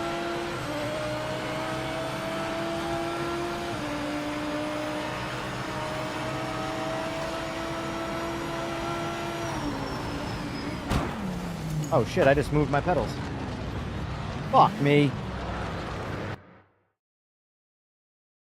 I guess I gotta tighten those up a little bit.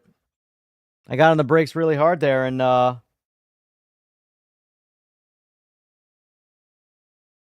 yep. Moving them. Son of a bitch. I'm gonna have to tighten those up. I'll be right back. Cue the music.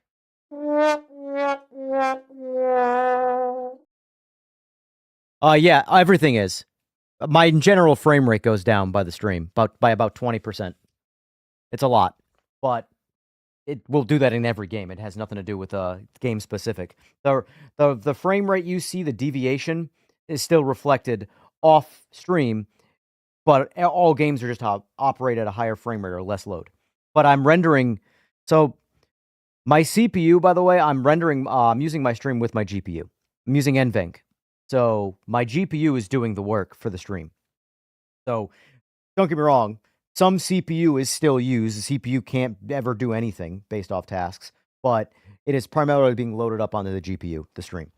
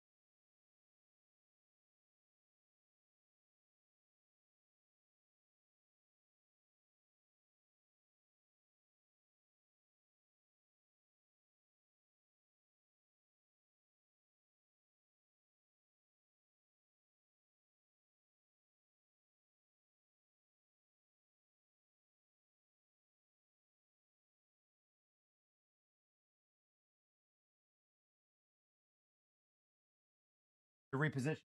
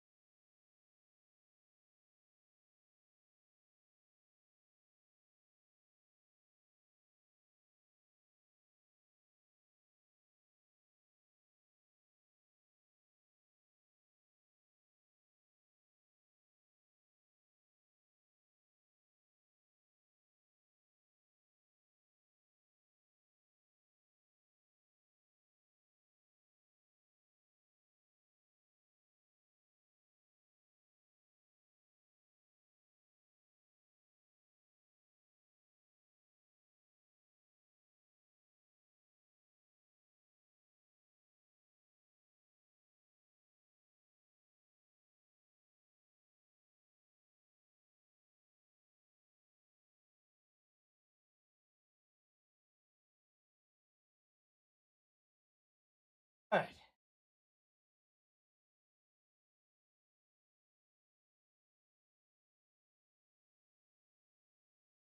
All right, that's pretty good. So just an FYI, folks, when you put a new rig together, make sure you tighten all the bolts. So I didn't tighten the front. There's 4 bolts that hold the pedal plate to the aluminum extrusion.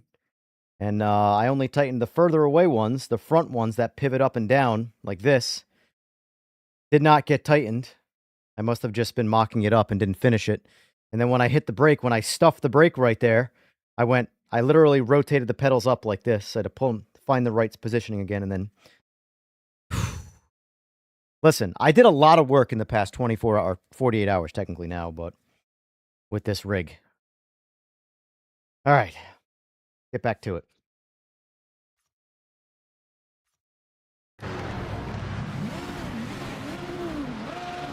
Oh, Jesus. That is some force feedback. Why are we in neutral? Let's go.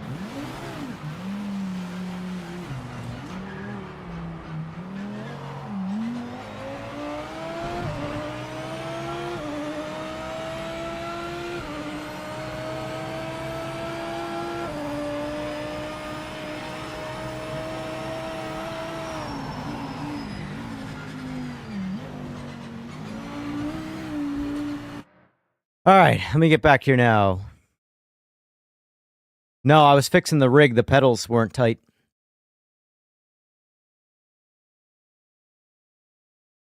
So the same CPU, I'm usually around 50 to 55 compared to you with 32 grid. What are you using again for a GPU, though?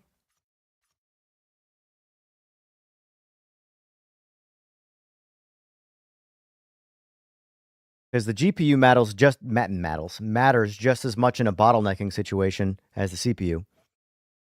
The more GPU you have, the easier it is to run into a CPU bottleneck. Yeah, that's why. So your CPU utilization should be lower than mine, Harry, with that GPU.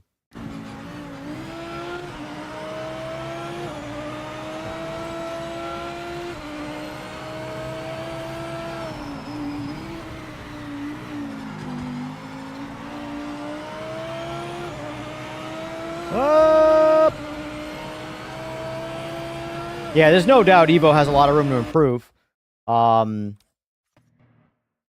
Let's jump over to Nords. Oh, wrong thing. Wrong thing.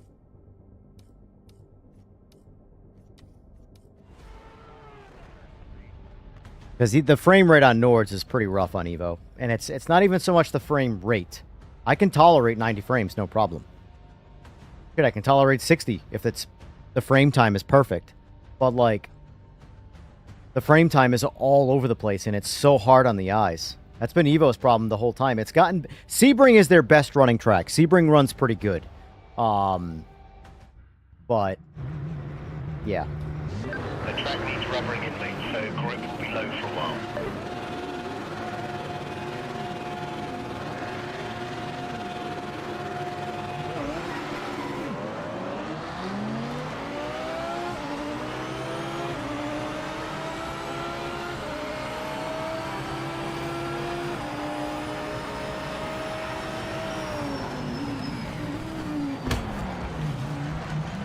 Fine. It's fine. It's fine. You've been given a penalty. You've got to give the time back. Slow down and move off the racing line.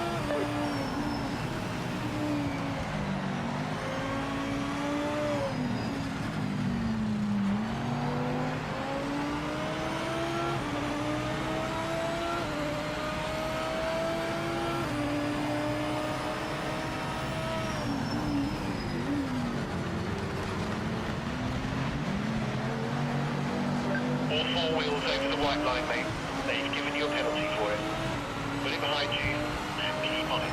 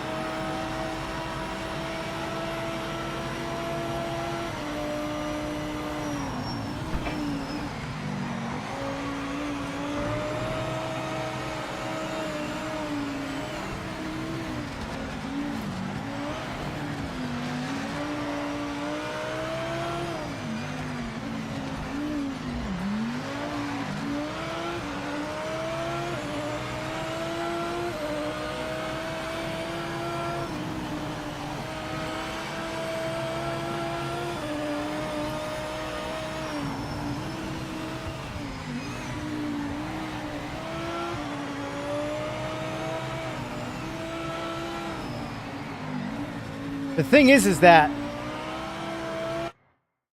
I don't have to look at the frame counter. So here's what typically happens when I have a frame counter up.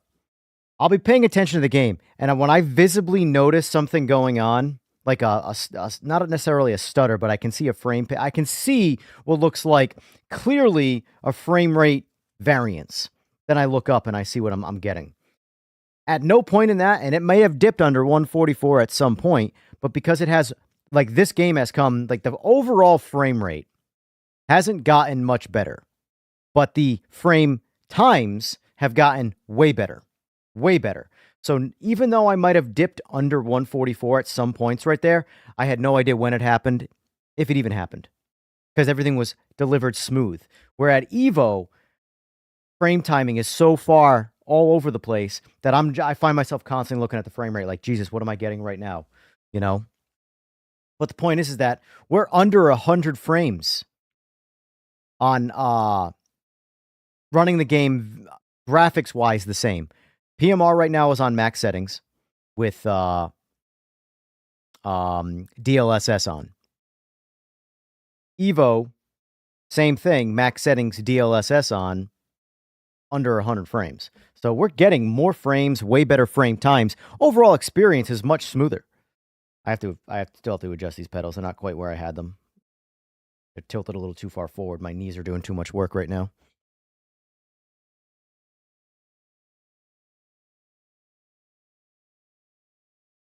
The 9850 is not worth it over the 9800, Harry. I mean, yes, it technically would give me more, about 3%. So if it's one of those things where if I could sell my 9800 X3D, which I could, and get into a 9850 X3D and not be out a whole lot of money, which I could. The biggest thing holding back, I don't feel like swapping the CPU. I'd rather just wait for Zen 6 to come out and hopefully get a 12-core single CCD chip. That's what I'm hoping for all you tech nerds out there. I'm hoping that the next, I'm hoping Zen 6 bumps up from 8-core to 12-core on single CCDs because I do not want a dual-core CCD or dual-core CCD. A dual CCD CPU. I want my single CCD. I've had my duals. I don't want them. So I don't have a 9950X3D. I don't want to deal with core parking. Simplicity is my jam. Capping at 120 might help. Letting it hit the limits might cause frame pacing issues. Well, cap's the cap. It's capped at 144 right now. I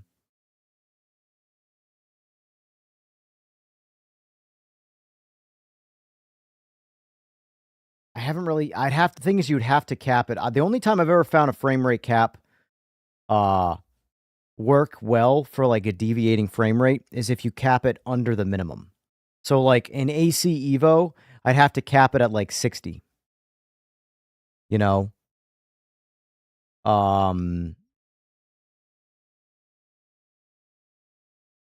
Because it's constantly dropping into the 80s. So a 90, it would still deviate. But even still, like it really comes down to frame times. And like I said, this thing dropping under 144 is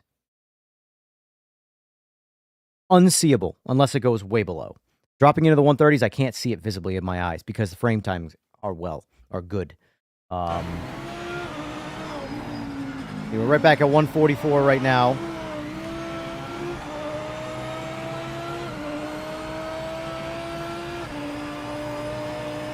If you notice the highs and the lows on frame time, if you pay attention to those, not so much the frame rate number, but the frame times next to it. My low isn't, I haven't seen it go under 100 yet. I just did, just as I said that, it literally just did it one time. That middle number on the frame rate, on the FPS scale right there, is honestly the most important number in terms of how smooth everything is. The average, the first number is your 60 FPS average, or 60 FPS, your FPS average, frames per second. The second number is the frame that took the longest amount of time to render. If you rendered every frame at that frame time, you would get, so right there, just 96 is what it was in that particular moment. you would get 96 frames per second. The second number, or the third number, sorry, is the high, is the fastest rendered frame. So that would be your frame rate if you rendered every frame at that time. The middle number is the most important number when it comes to seeing variances, you know?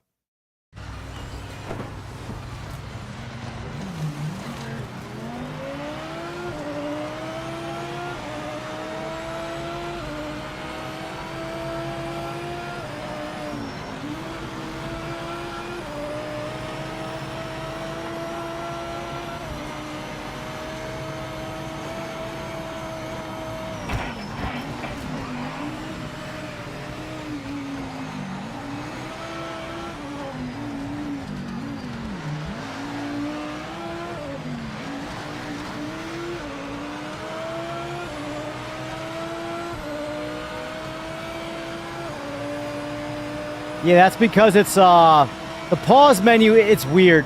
It's so weird. There are still operations happening, even though the game itself is literally paused.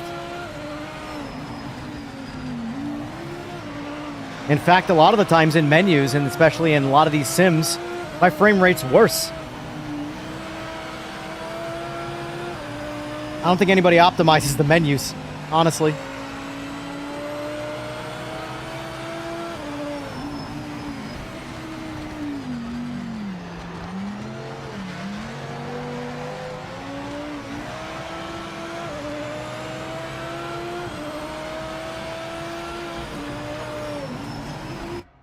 It's something I want to do quick.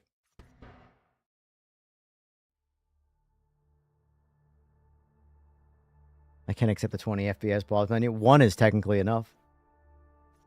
All right, I want to do one thing quick. For the sake of, I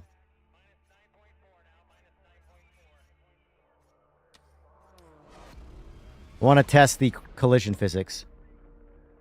It's never a good thing for this game.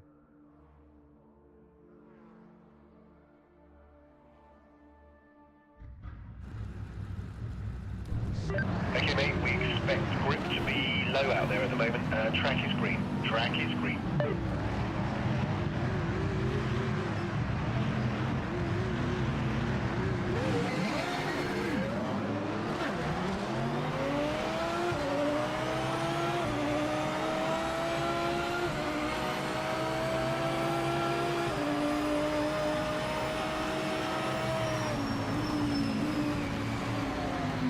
So when there is a certain speed difference, I don't know what the range is, between any car and you, collision, the online collision problem.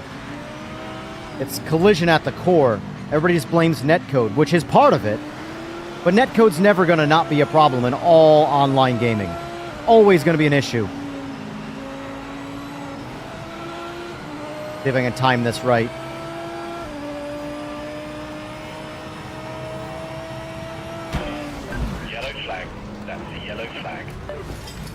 That didn't work.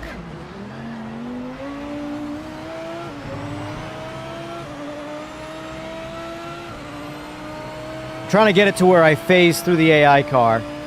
This might be able to do it right here. Right there. Boom! Right there.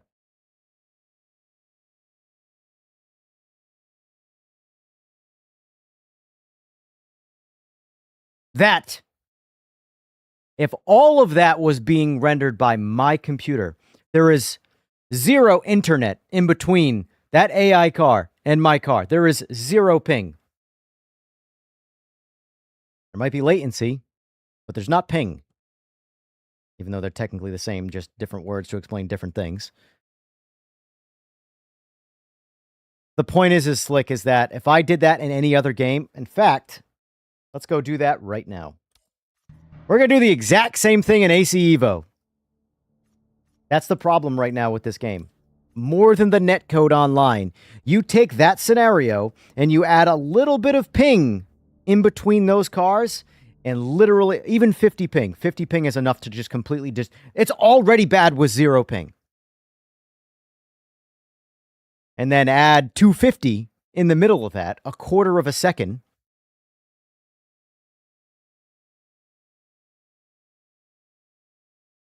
Loading up AC Evo without the intro is so weird because it loads in this one like layer of resolution or layer of texture at a time. All right, let's go back to Sebring.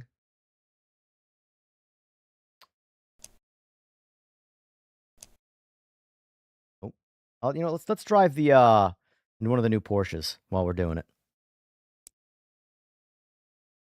So this Sport, wait, no, the Ren Sport car.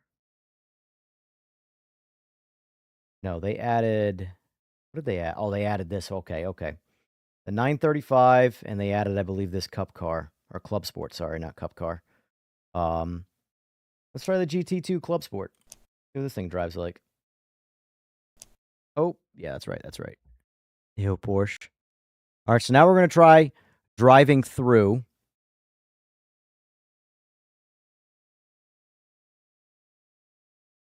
And just seeing what the physics of the collisions look like by comparison.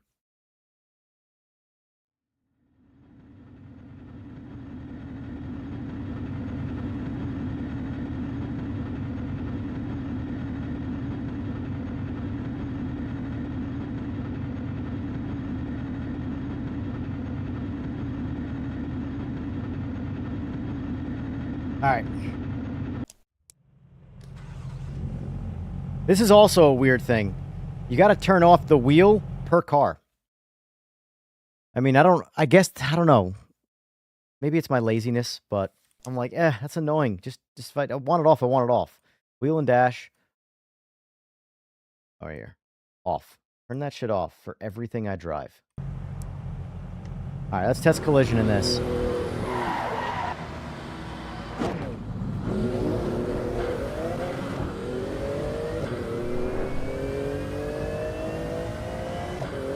Clutch just didn't work right there.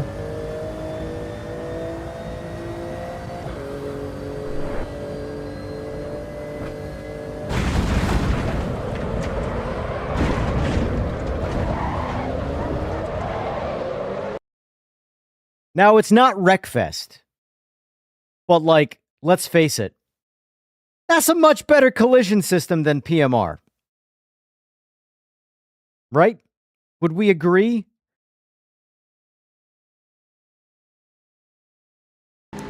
I want to know why my car the clutch didn't work.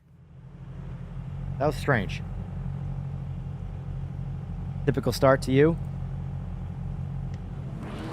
Yeah, there's no clutch working here. Interesting.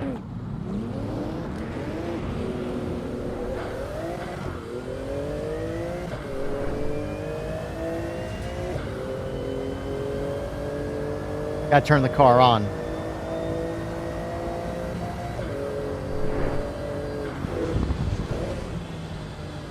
Alright, let's try crashing in that same section.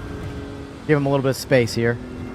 Dude, the frame, look at the middle number. Look at the middle number. That's all I see with my eyes right now. It's hard to, it visually does not look good on my screen. The problem is with the actual YouTube stream is it's a smooth 60 frames no matter what. So you guys aren't able to see what I'm seeing.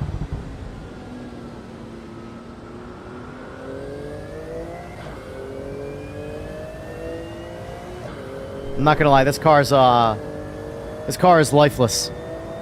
The Audi is a much better car than this one to drive.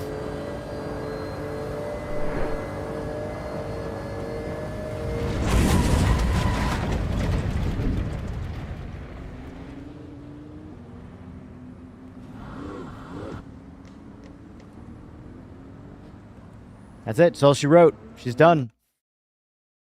Watch that back.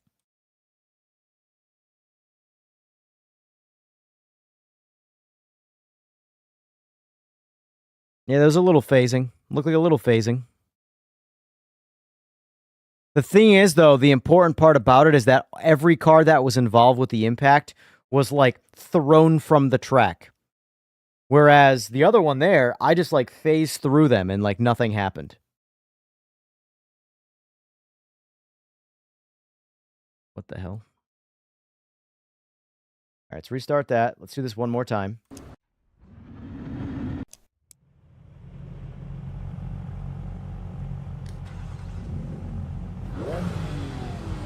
All right, clutch in.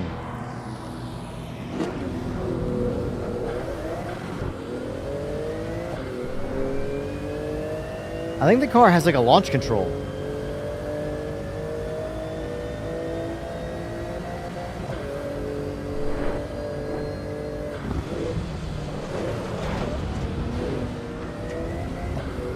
Yeah, this car is not very fun, not gonna lie.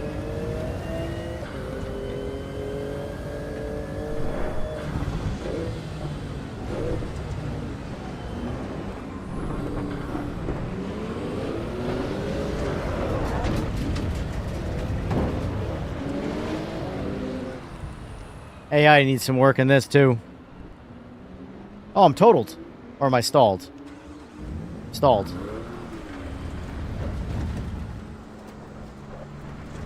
Dude, it's frame pacing even right now badly.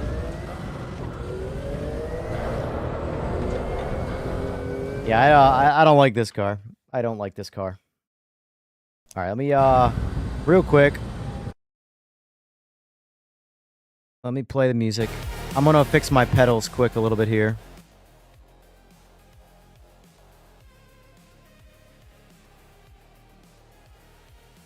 All right, I'll be right back again. I just want to move.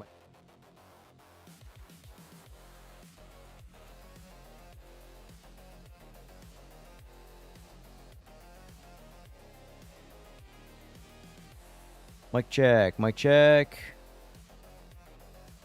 Mic check. That's weird. Have I been muted this whole time, or did I just mute myself accidentally just now?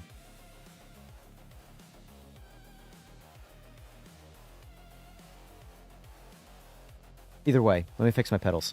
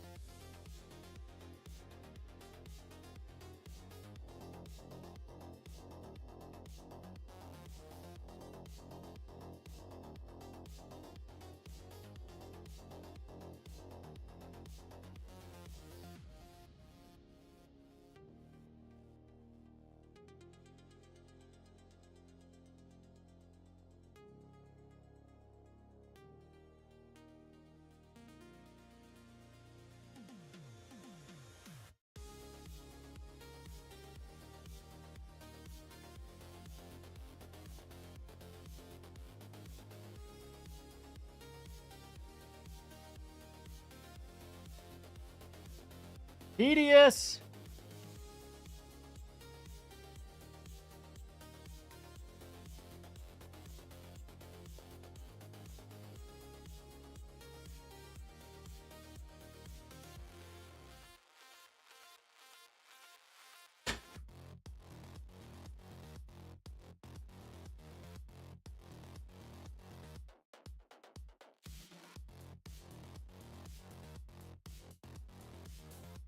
All right.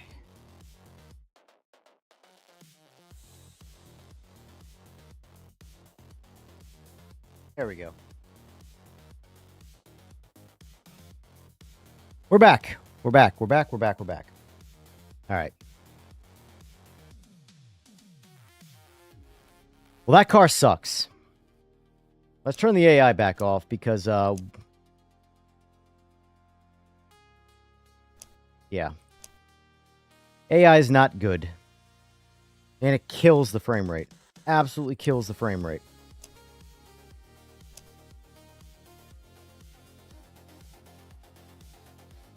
I was thinking about it, Art, but I haven't tried online yet. Oh, this is stupid. Here with these wheels.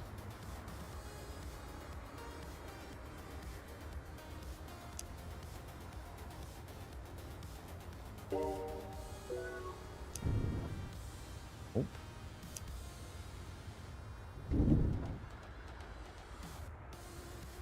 Guess we'll just drive.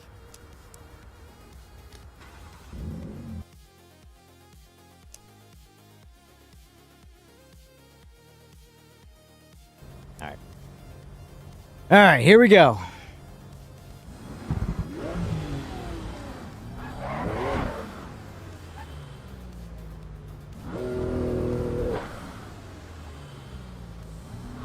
Interesting.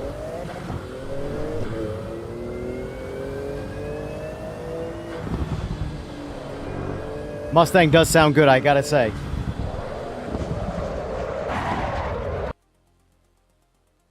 I don't like that car already. That little bit's all I needed to feel of that car. All right, one last car to try first. Nope, nope. Oh.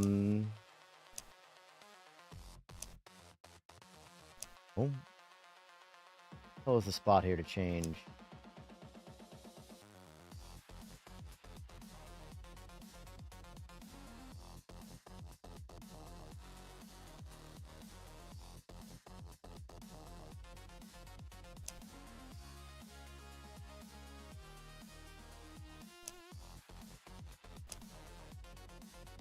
How do I get to the damn,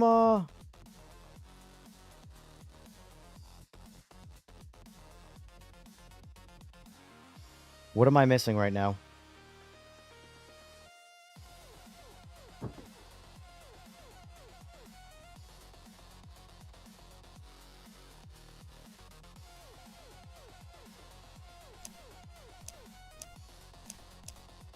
How do I get out of the Porsches?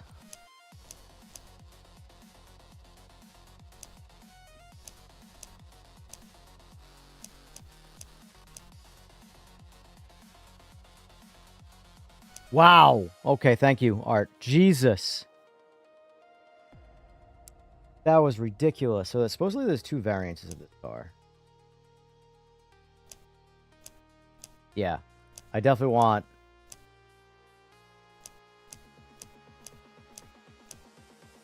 Yeah, get me in the faster car, please. Alright, let's see how this car drives.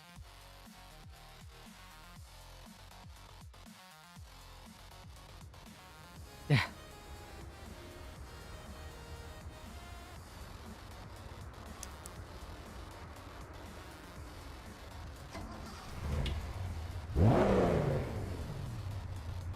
AC Evo's UI ain't the best.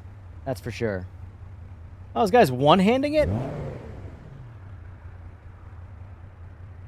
Oh, it's mandatory stick shift. Alright, if that's the case then, hold on.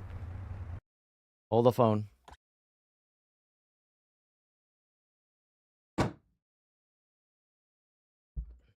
Can't stick shift with a track wheel.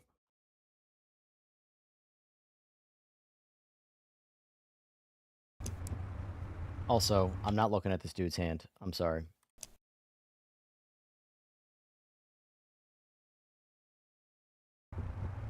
Alright. The hell?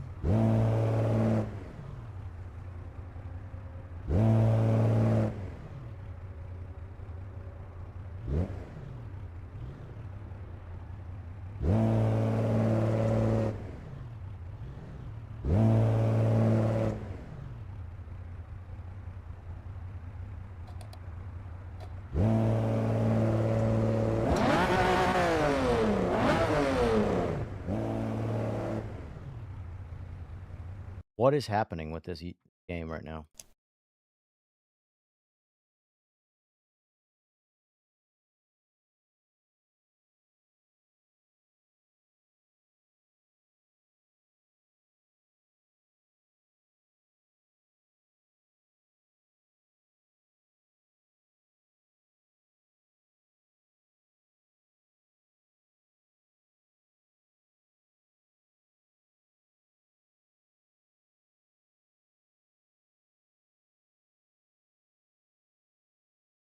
Take the clutch off the wheel and see if that changes anything.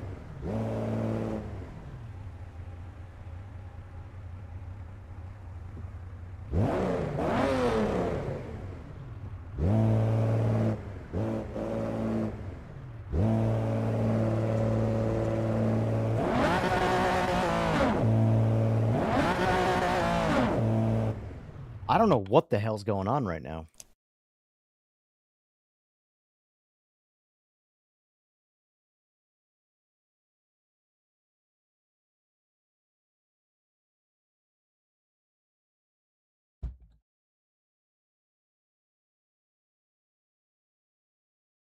Shifter gear, 1.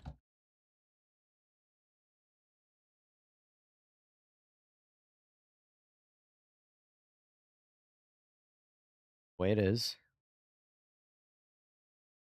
Is the parking brake on? I mean, it feels like the parking brake's on, but how the hell do I turn that off?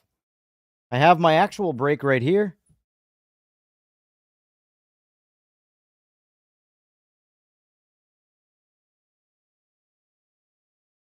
The H shifter definitely did break the game the last time I tried, but it's in gear. It's just not accelerating. Let me unbind the handbrake. Oh, here we go. The handbrake needs to get inverted. Right here. When you see this right now, watch. When I pull the handbrake, it's going to unload it. So the handbrake is stuck on right now. Why does everything in this game have to get inverted to be used? Invert axis. Done. All right, that should fix our problem. Apply. Back. But since we get... Might as well put the lever back on it. So it was the handbrake project. All right, let's try this again.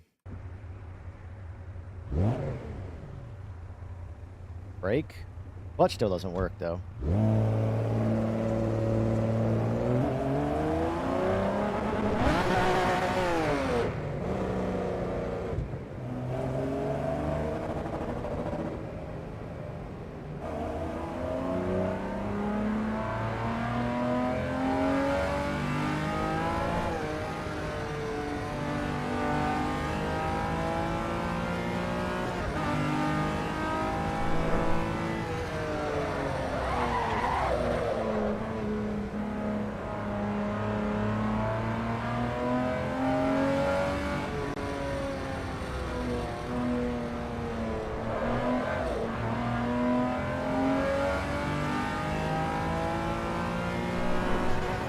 So it can't shift without the clutch, which is fine.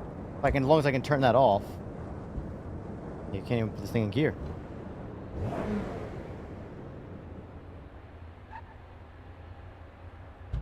Where's my handbrake? My...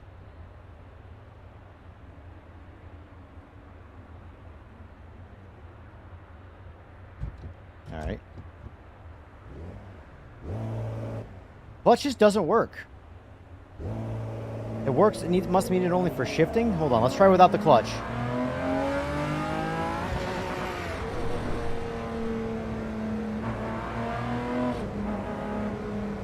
So if you let off the gas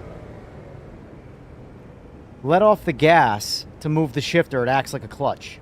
So hold on. First, watch. I'm gonna let off the gas to shift.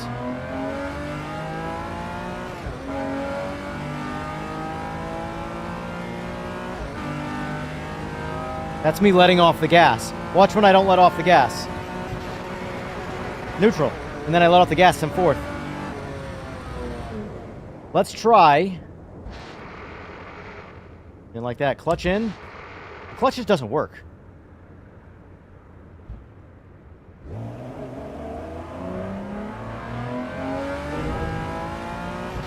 Yeah. Clutch does not do anything in this game. The clutch does not work. Controls. Clutch.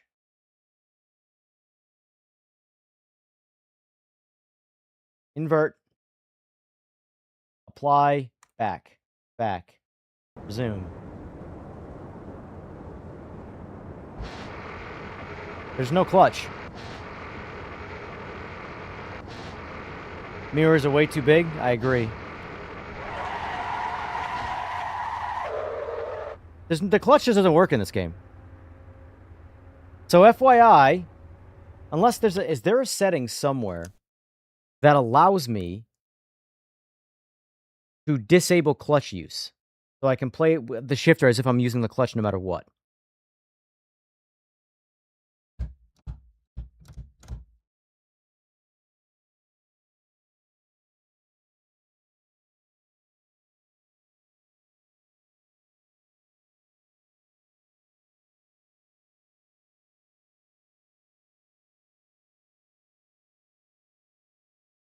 Whatever. I'll just drive, like, whatever. First gear. And I gotta let off the gas to shift every time.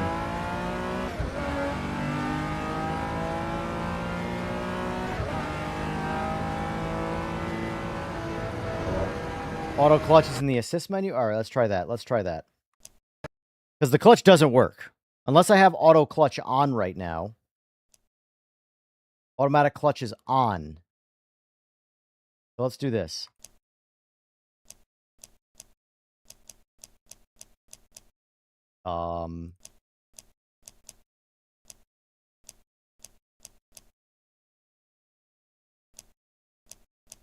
Okay.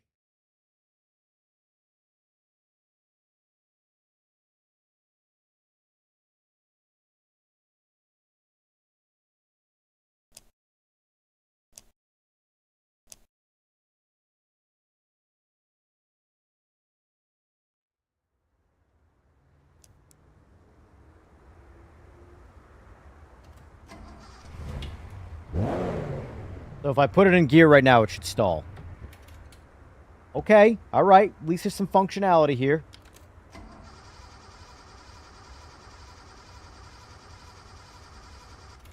Oh, I turned the ignition off, that's why. Like, wow, did it... I know it's carved, but did it flood? I'm stalling it. Alright, so clutch works.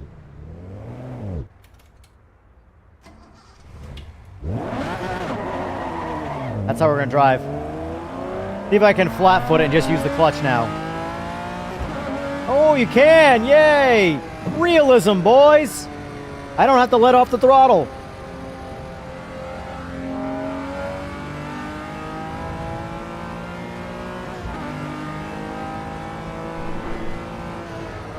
See if I just force it into a gear without the clutch. Oh, it will downshift without the clutch. Wait. Wait.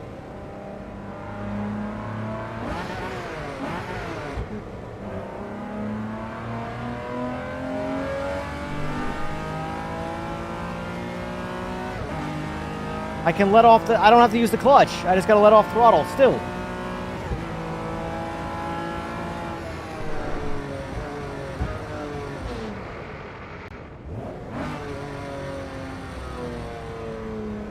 This is weird, man. We're all...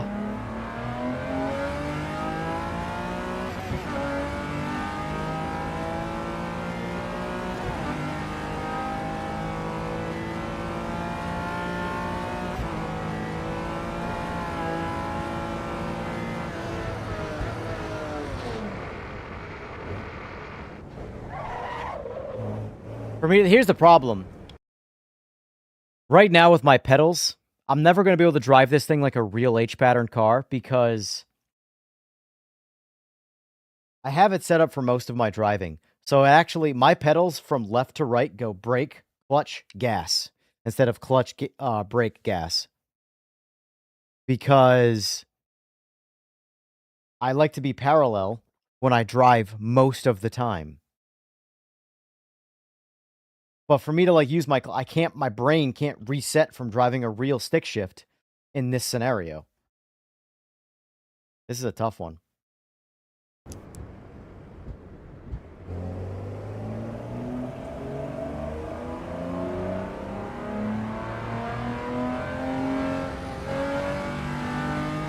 Power shift. The good thing is that the physics are there, and by the physics I mean the gearbox physics. That's even a thing. Where I can power shift fast and it doesn't slow me down. Ready?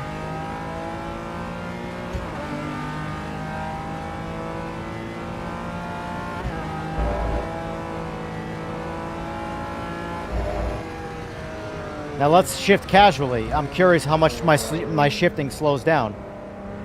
We're gonna shift casually, like most of the idiots that you see on the internet roll racing cars. Hold on.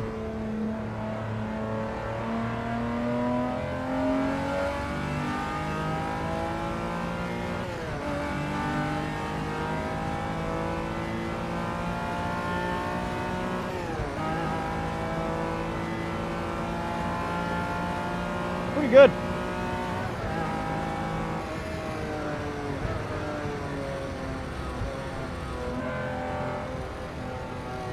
So now, let's shift it like we're driving a race car in a straight line.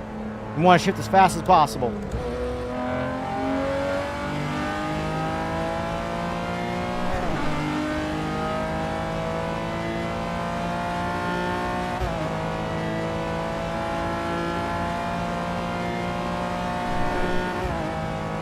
I like it. I like it. I like it. I like it when games get H patterns right.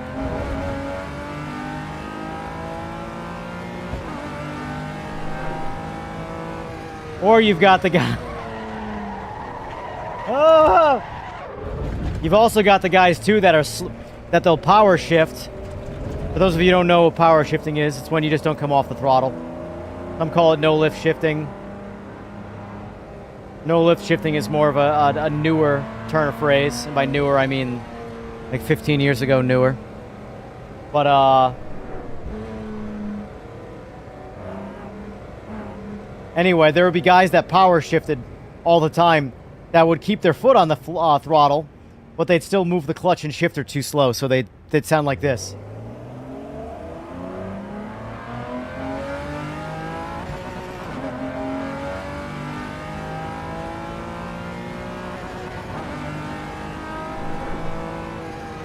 And they're not going any faster. They're just potentially getting some valve float from hanging it on the limiter.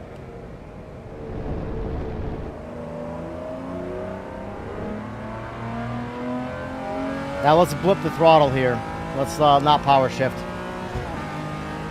Not much difference. Realistically, it's never much difference.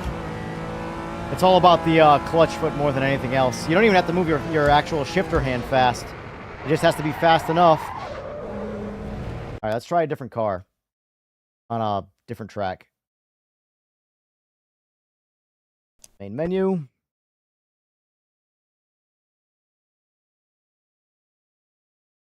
What I said, some cars benefit from hanging on to the limiter in first. Oh, I was referring to front wheel drive. Hondas. Because they're spinning, typically. So what's happening is the tires are moving a lot faster than the chassis is. And what happens if you shift, when you like get to that limiter, the car will grip up and all of a sudden you're bogging hard in second gear. That's a very different scenario. That's more of a front wheel drive thing. Speaking of front wheel drive, oh, we don't have it. All rears. I heard they redid the Super audio. Is that true?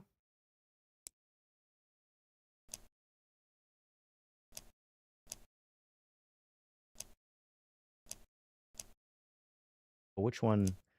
Drift car probably sounds a lot better, huh?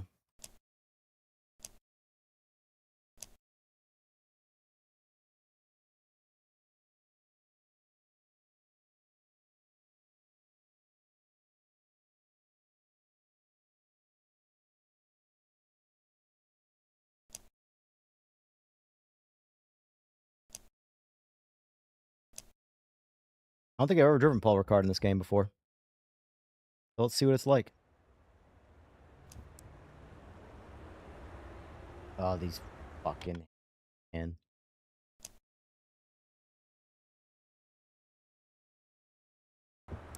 Alright. Car on. Oh, we're in gear.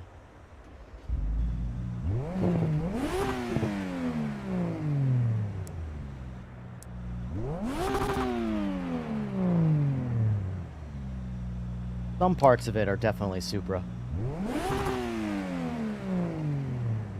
The deeper portions are definitely Supra. The higher pitch stuff, I question. Alright, let's put it under load and see what it sounds like.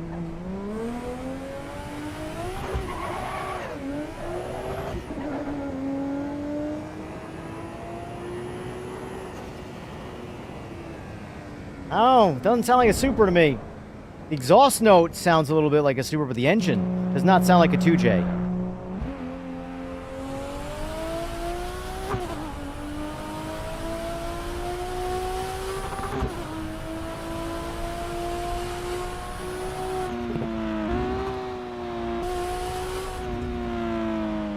Yeah, I'm not exactly following track limits here.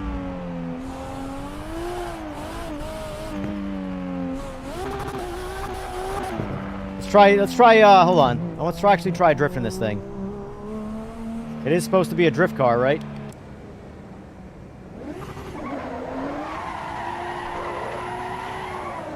Okay, alright, alright.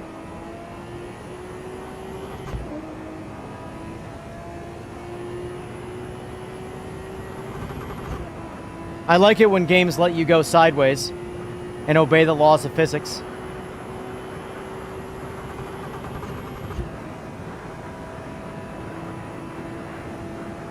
This is why I chose Paul Ricard, by the way.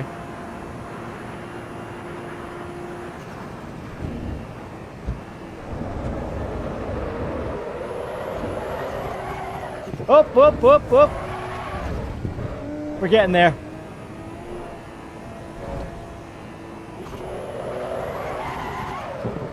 It's, the steering's a little weird for it. The rear end slides out and it holds itself out, but the steering is a little, oh, start it up.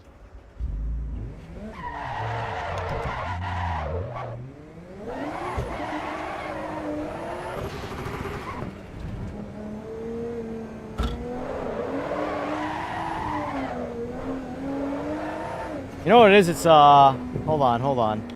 I know what's happening here. Or part of it, anyway. My wheel's not snapping back, so I have to pull it back. So let's go to SimPro and make it so my wheel rotates back.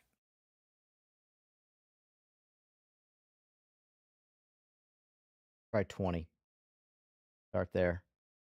That's how I run it in Forza, anyway. Alright, let's try that.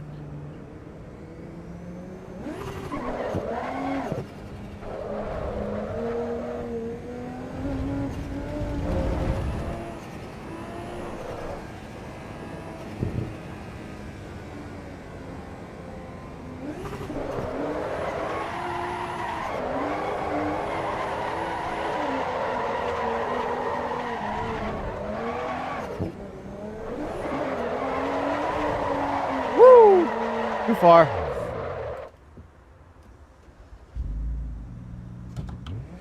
It's so hard to drive a stick shift with a middle clutch.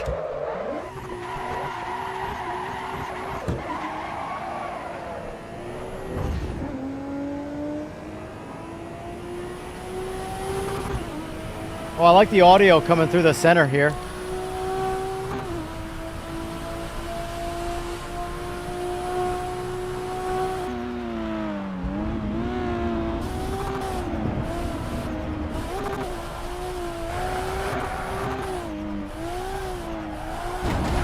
I think 20's a bit too much. 20's a bit too much on that.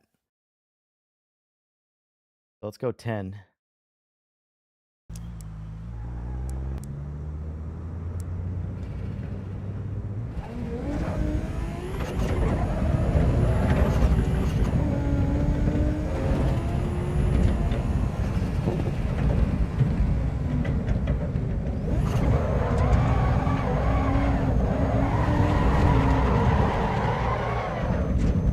10 feels pretty good. Yeah, it was just bad entry.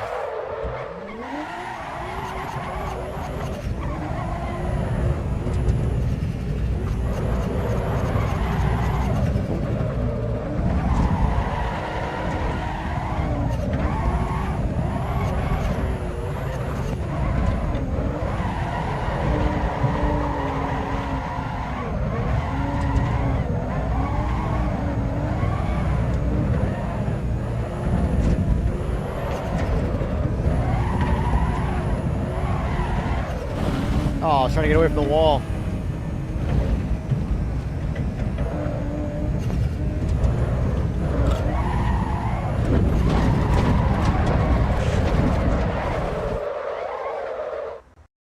All right, so it's got some potential for drift physics. That's cool. I like that. I very much like that. It's weird, though. So this game does suffer from the same problem that PMR did suffer from. The AI cars completely cripple the performance of the game, like completely destroy it. I am curious to see how it would be online, to be fair. All right.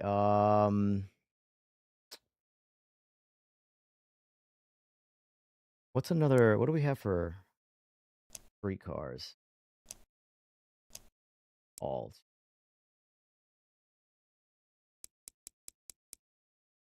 This Dallara EXP is still one of my favorite cars in this game. It really is a thing of beauty.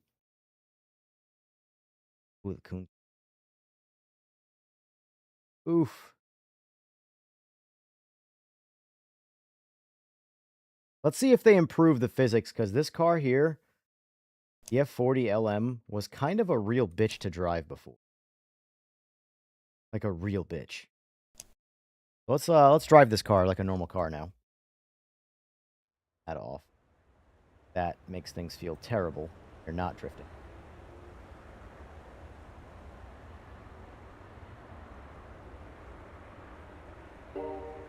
Shit. Gotta hit drive first. Whatever.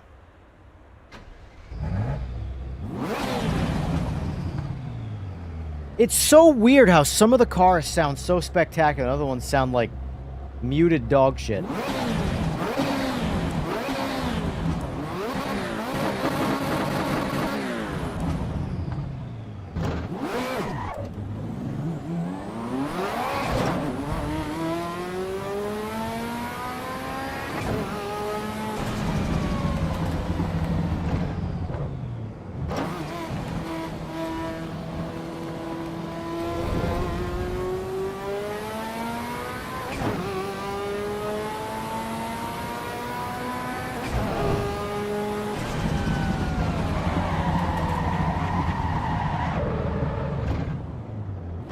Doesn't help that I don't know Paul Ricard, like, at all.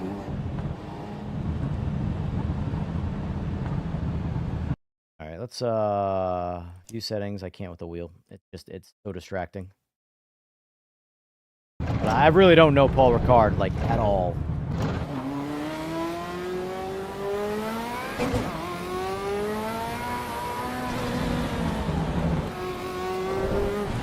Let's try this.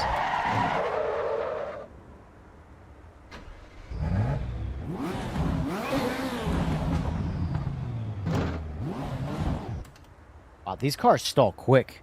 I barely touched the clutch. That should not have stalled the car. Look at that. That's crazy. I wish I could show you guys my foot. The clutch is all the way down right now. Look at the... Okay, look right here. Watch. I'm not on the brake. But watch right here. See this blue? Pull it out of gear. I'll show you, right? See, that's the clutch. Right? Well, let me refresh this, make sure you guys are seeing the most recent thing here. So this is the clutch. That's fully engaged.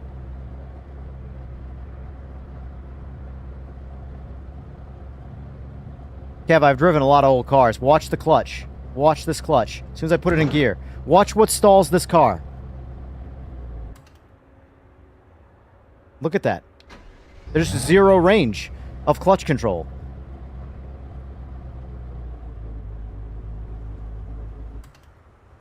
That's insane. This is the full clutch travel.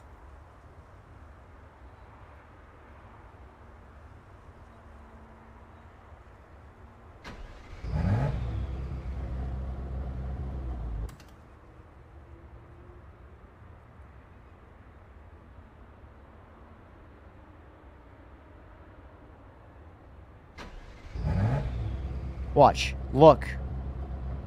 This is fully depressed. This whole range is the clutch travel. That there is what I got to work with. That little bit right there. That's my clutch travel. This whole range does nothing.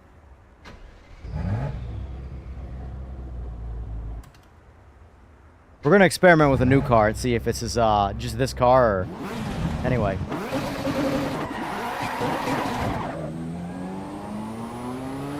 We're going to try that again. Stop the car, damn it.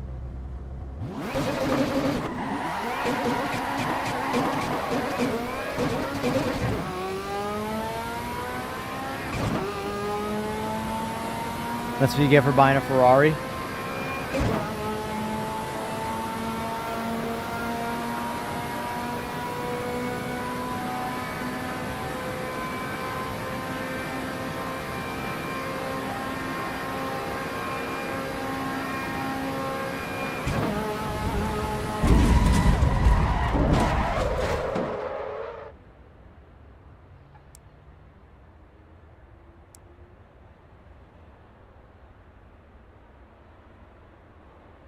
Wow. Pretty resilient. Yeah, that actually, Hob, that is a good question. Let's find out. I don't think I can. I've never driven a clutch with that. You're going to have to drive this thing like it's a... Hold on. So you're going to have to drive this thing like a Honda. Like an old Honda. Watch. Or a Honda with a twin disc. Or a single... Sorry, a Honda with a single disc clutch. Massive cams.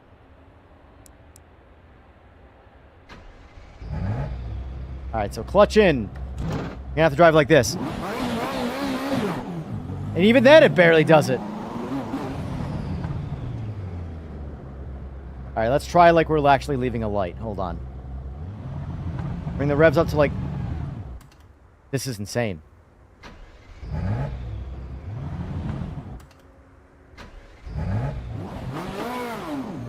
You gotta throw a shit ton of rev at it. You gotta drive it like a genuine, like, rotary race car. The problem is there's no range of clutch. Like, the entire clutch throw, like, this is my clutch pedal. This is my throw, right? The operating window, despite doing all of this, right here. This is my entire clutch throw right there. I want to see if it's if it's just this car or if it's the entire, if it's every car in this game, then it's a game problem, not a car. Everybody likes to try and give benefit of the doubt and say, "Oh yeah, it's this, it's it's that." Let's drive a regular street car. Here we go, right here. Anybody ever driven one of these? Ain't nothing hard about driving this car, like regularly.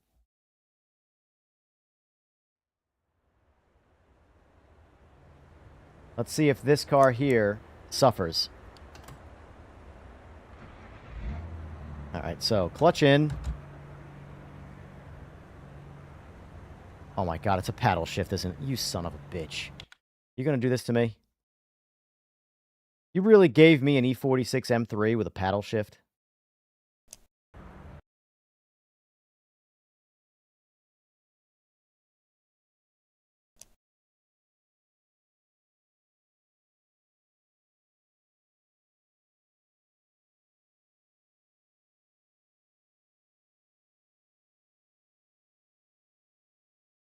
I want something newer that's got an H pattern.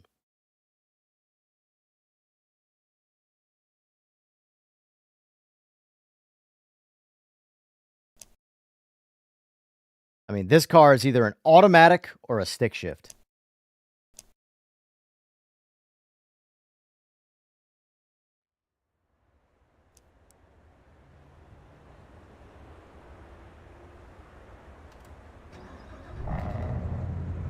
Thank you. It's a stick shift. It's still not the same, though. So I can tell you objectively that this is a game problem. This is an LS3, which, by the way, you go and drive any of these cars, you can drive this thing without touching the gas pedal. You can just let the clutch out, and it will drive away from you. Not moving the car. I have to give it gas to move the car. Watch. Brakes. I'm loading it up by just giving it idle. And it's not moving the car.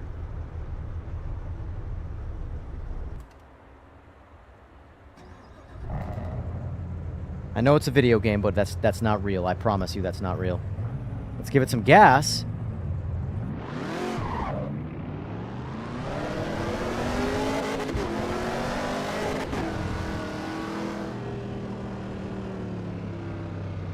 This some Dave Cam level scrutiny? Bro, if you want to listen.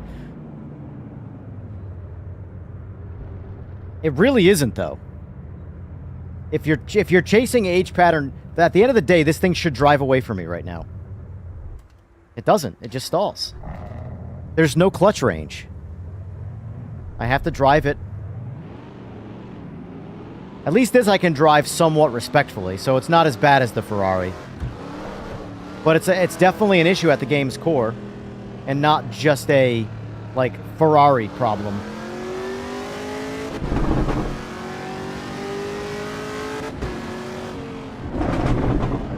I'm telling you this, like, you see the way people, like, nitpick race car shit, and they don't know anything about it.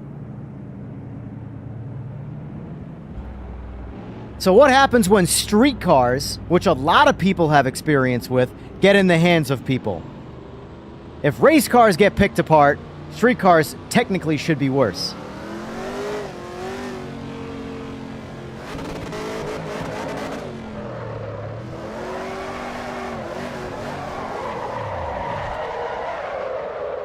It looks ridiculous with the guy's hands. I have to get rid of them.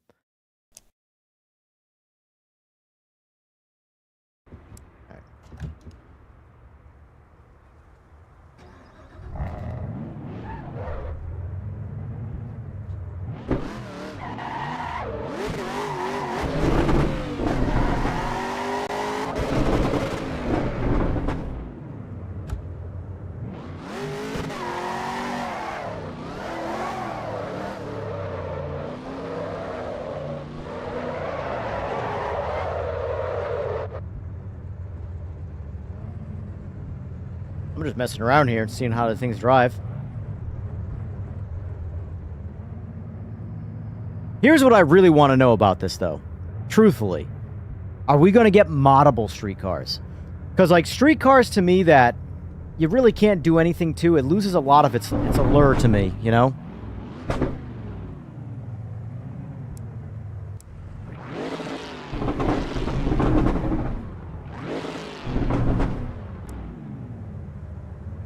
Let's try driving like it's a street car from a stoplight.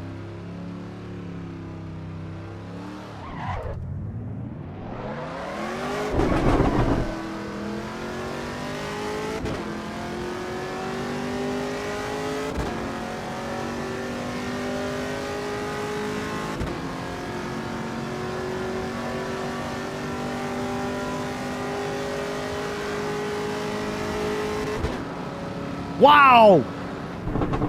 How long is the ZL1 sixth gear? I do not remember. Holy shit, the car like turned off when I went into sixth.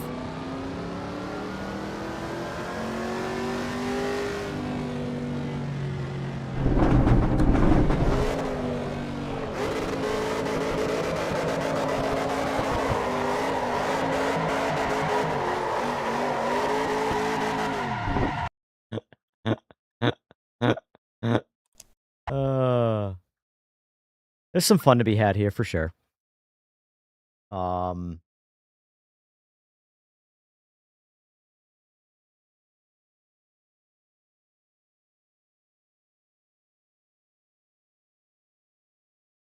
It's such a weird lineup of cars, though. It really is. GR86. This is actually the only car in iRacing that I really like. Let's get on a track, though. That makes sense for my... This is... Paul Ricard's good for the straight line stretch there, but... Here we go. Watkins Glen. S2000 should be a stick, yes. Agreed.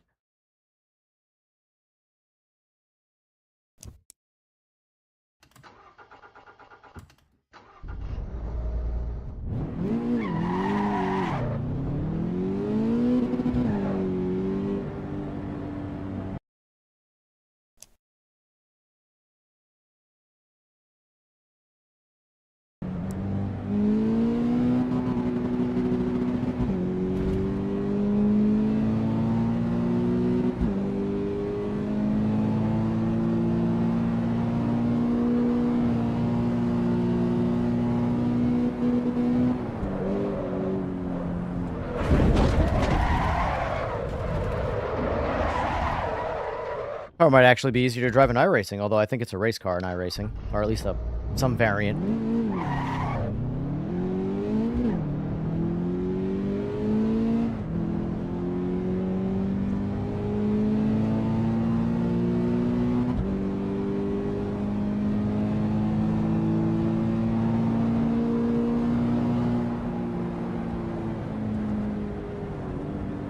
Actually, let's do this. I'm gonna put it in 6th on the straightaway, and I'm gonna see when the clutch starts to disengage.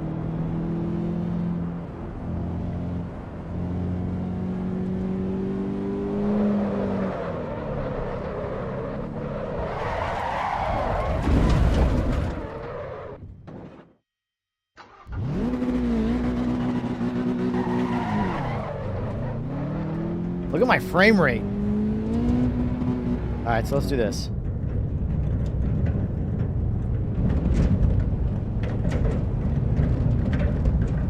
What is up with the sound this car's making right now? Am I dragging a bumper or something?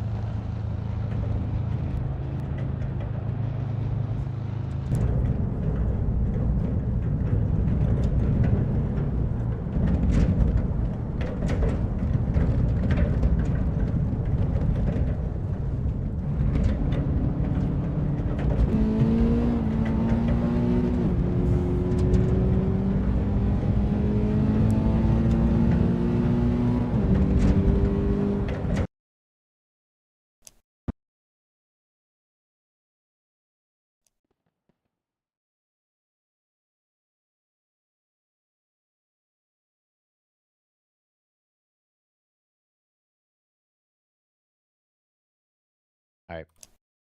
Let's get in home.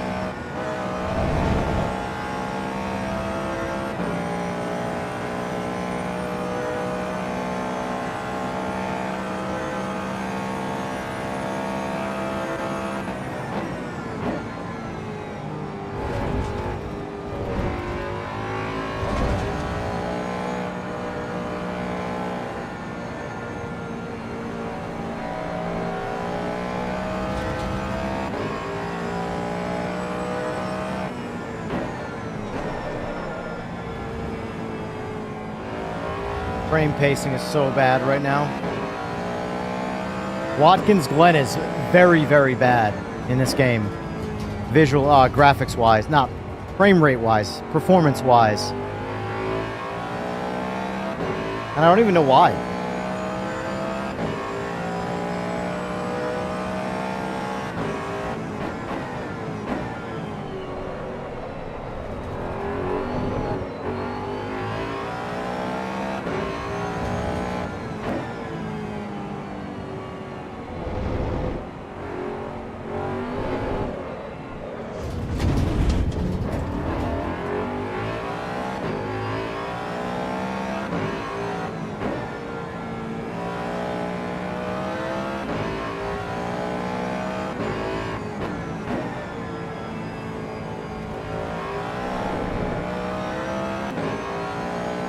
Pay attention to the high and low on my frame times. As over 200 on the high and as low as 60. Trust me, my eyes see that, and it looks bad. It goes from like silky smooth to like slow motion.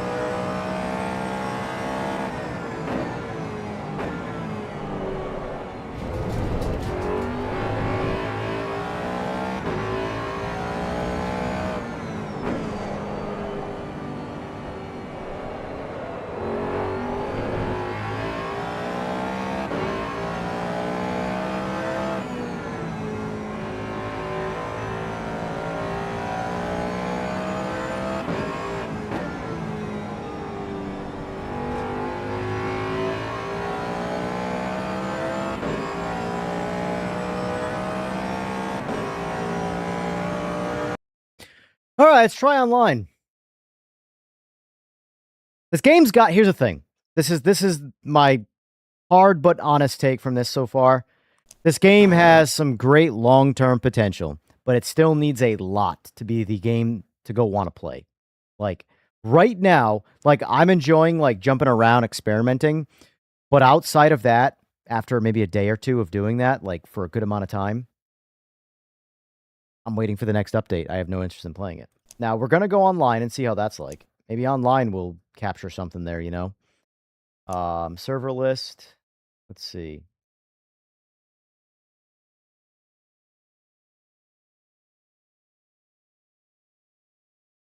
Locked. Alton Park. Let's see what we got at Alton Park. Sure. Join.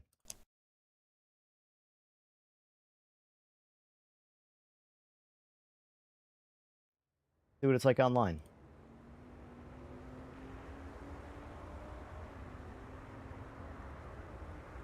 Waiting for leader, last lap.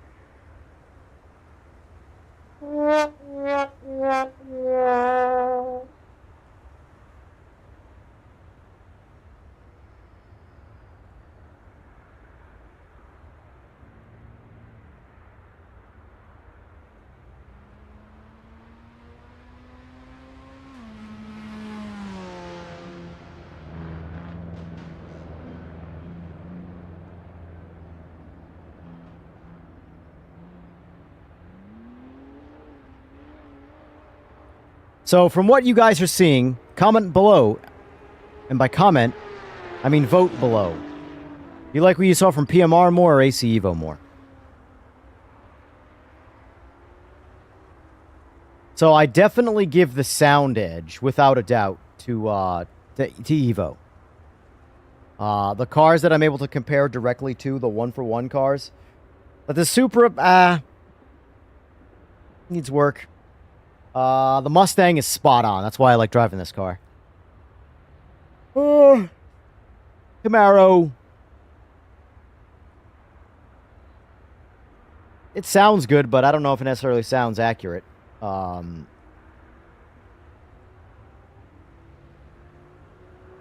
Yeah.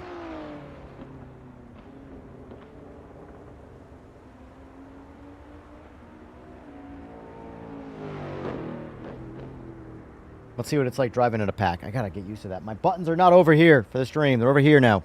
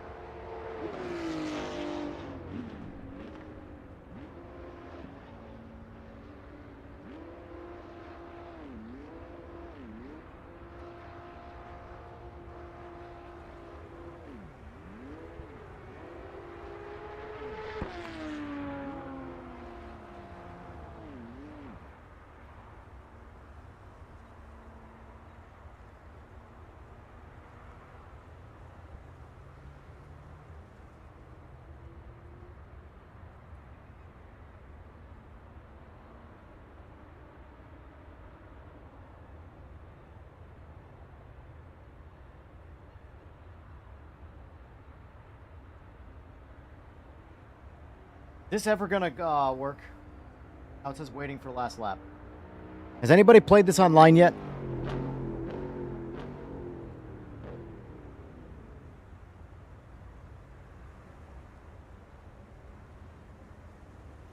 I'm just patiently waiting.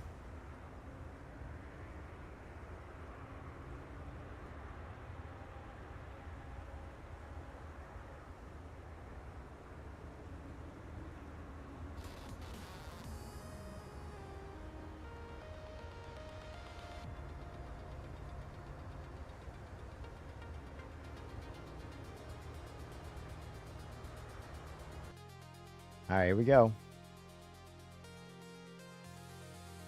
Give me something to do, yeah. Drive.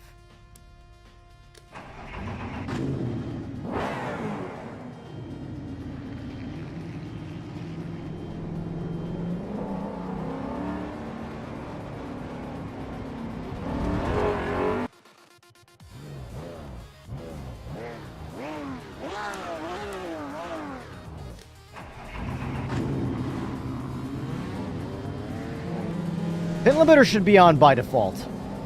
Seriously.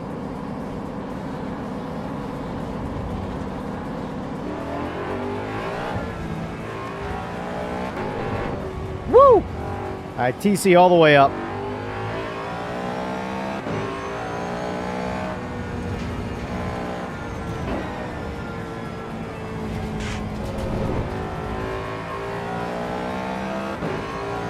I'd love to have this track in PMR.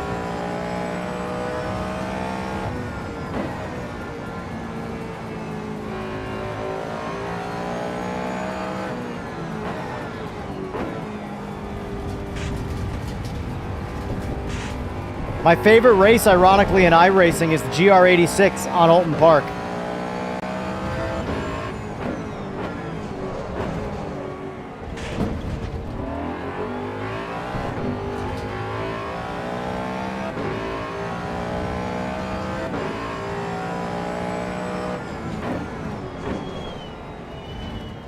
And I haven't driven it in a minute.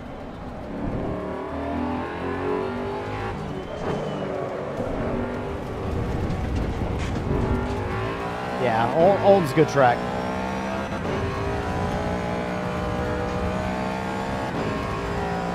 It's been so long since I've driven on it, though, and never with a car this fast. Never with a car this fast. I only ever drove slow cars on it in iRacing.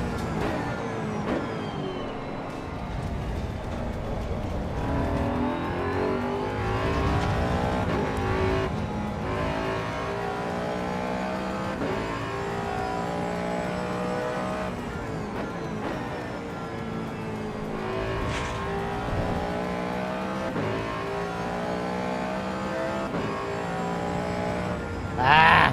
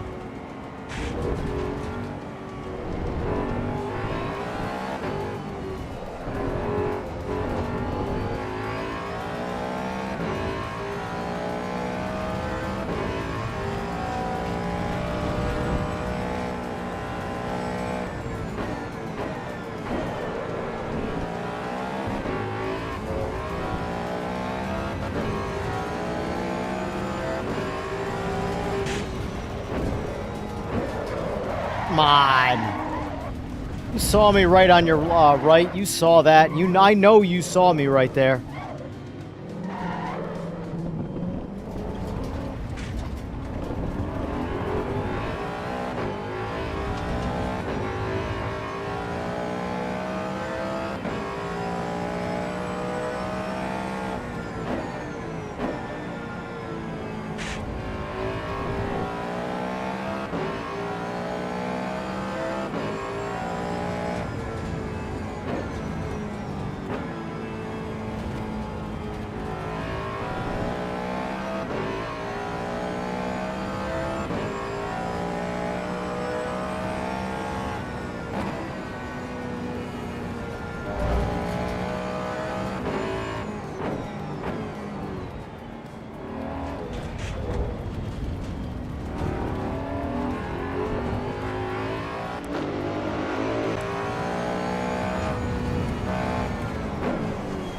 Frame rate goes to shit when you get inside the cockpit. Like complete shit. It's decent outside the car. Way smoother. They lose a lot of performance inside the cockpit, that's for sure.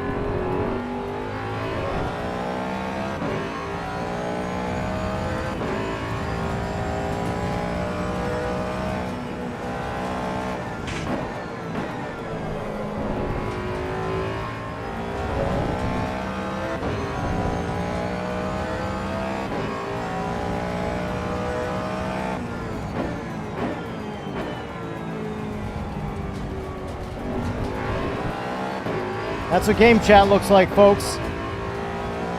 Well done, twat.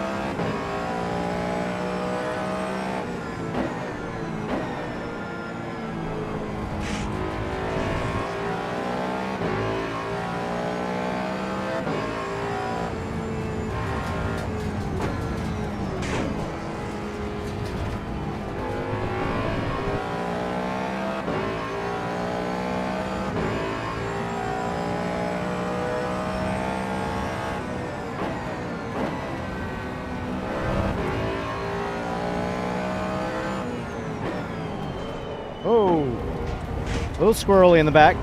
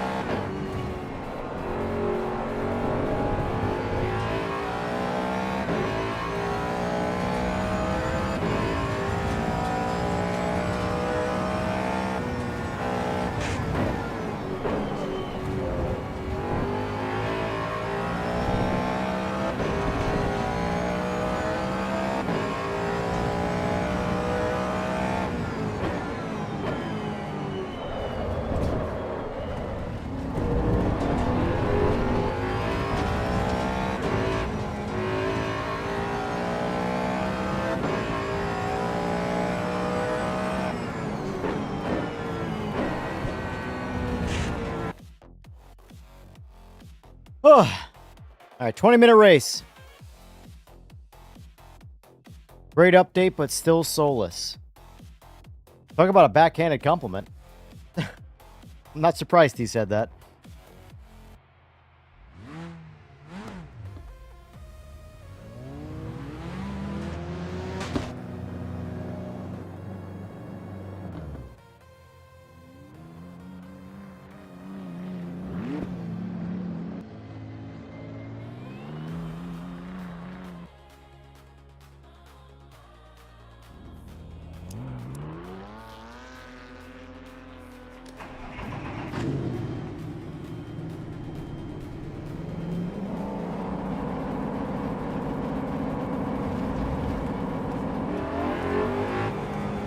I'm confused.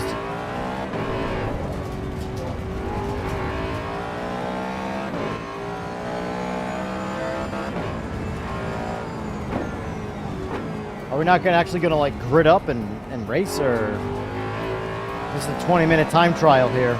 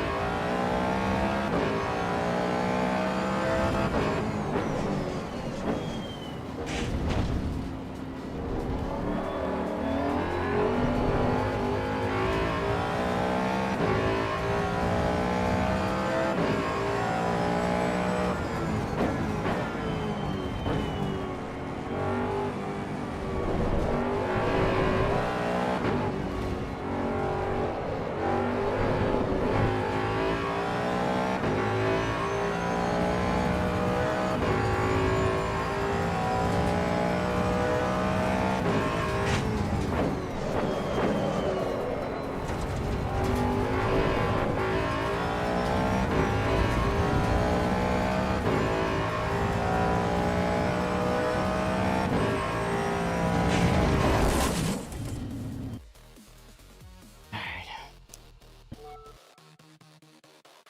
20 minutes more solo lapping. I don't know. I don't know what online is, and I'm not going to pretend I fully understand what I'm doing here.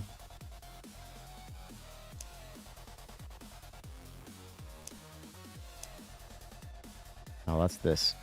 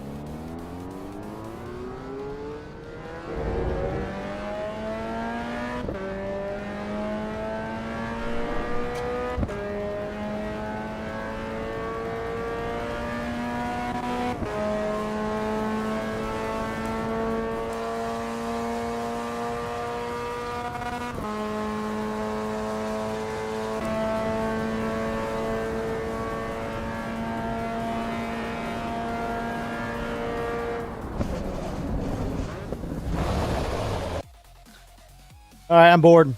Admittedly, I'm bored. This is what I mean about AC Evo. Like, it's just, it's not...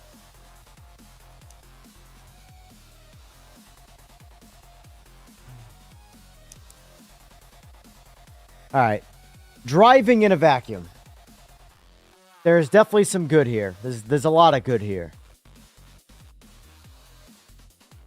But there's a lot of incomplete here, too. What do we think? What do we think of AC Evo in its current state? Truthfully.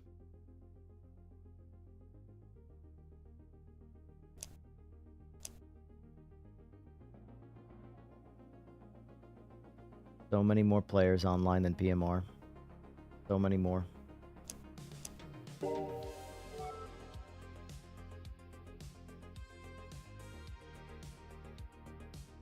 It's not coherent. Everything is there. It just doesn't feel like everything is there. It definitely... It's got a very strange feeling to it. You could tell it's Assetto Corsa. The Assetto Corsa has never been UI friendly. All of them. But... I don't know.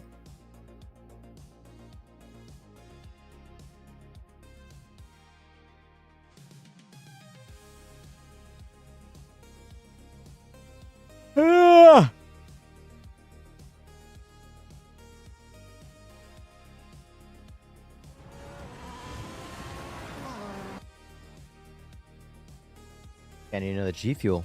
If I want to keep going.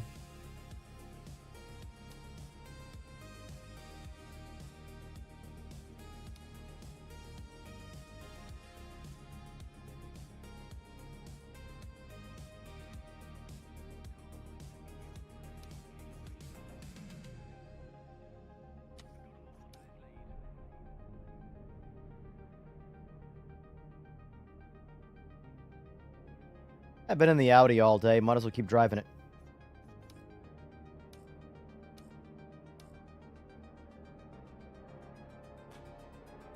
We're gonna find out. He's a physics guy. He's a physics guy.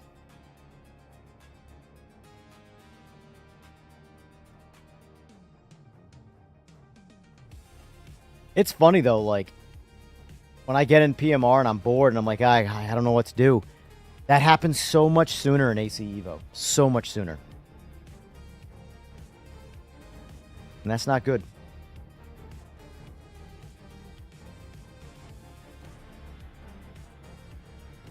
But there's a lot there, and it's got a lot of potential, so I'm trying to, like, you know, stay positive in that sense. But, like, the reality is, I have access to all of them, and they're fun to check out when they get an update. But on the regular, I want to play either PMR or Forza. Or Wreckfest. Wreckfest is a blast.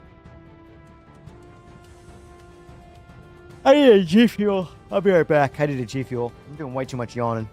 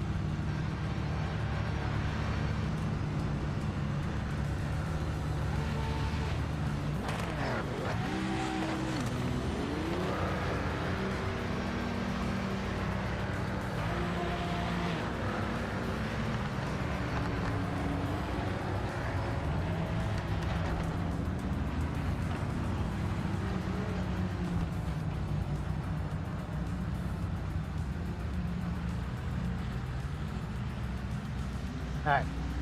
Alright.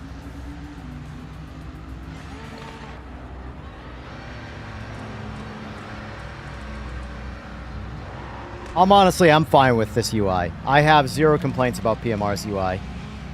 You know, and a lot of people are like, oh, it was so pointless, what a waste of time, but does anybody miss the old one? I know I don't.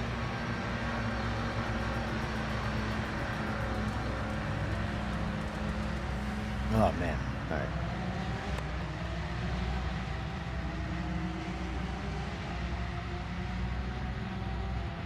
That being said, though, I do love me some PMR.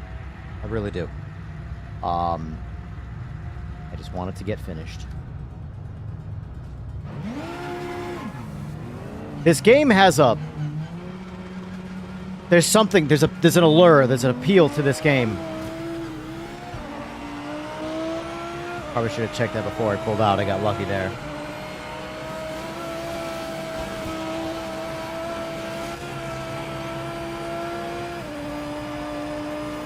Don't mess with PMR grass, that's for sure.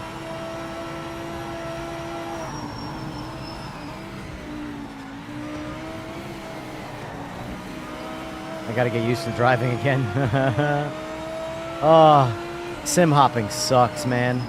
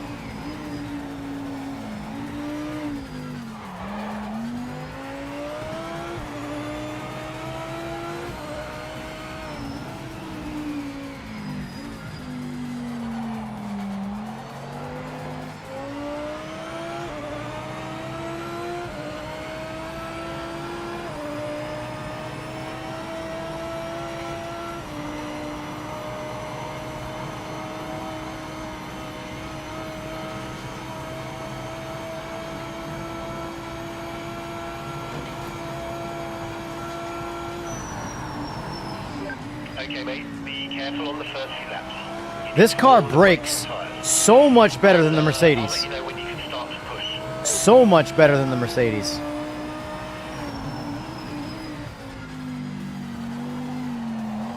I have to wonder if that porpoising thing is just the Mercedes problem. Does anybody know? Because admittedly, I don't drive GT3s enough.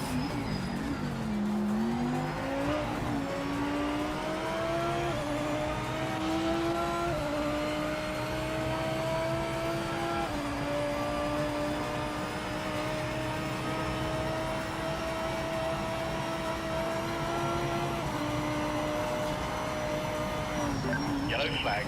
Slow down now.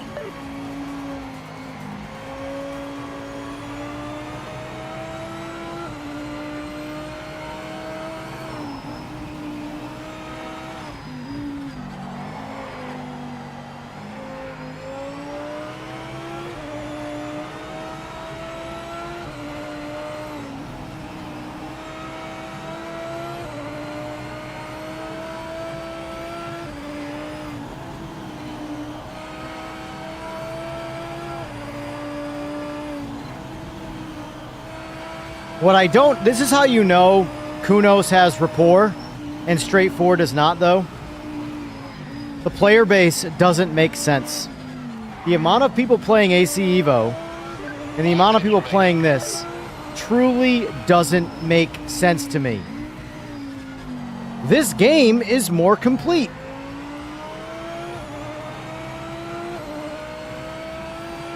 By a lot. By a genuine lot. There are things that AC Evo is currently doing better. Without a doubt. Like join in progress. They've already got it. It's already there. How do you think I entered that race? If you want to call it a race. I don't know what it was, but point is I joined in progress.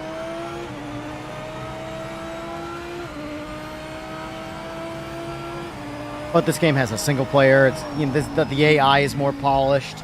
The game itself is much more performant, especially with the AI on the track.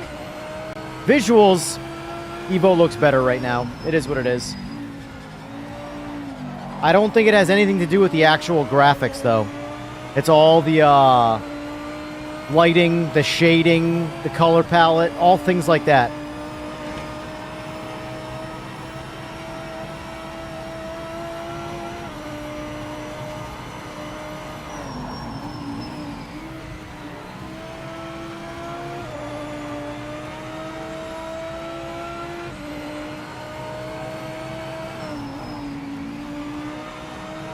Good point, Eagles.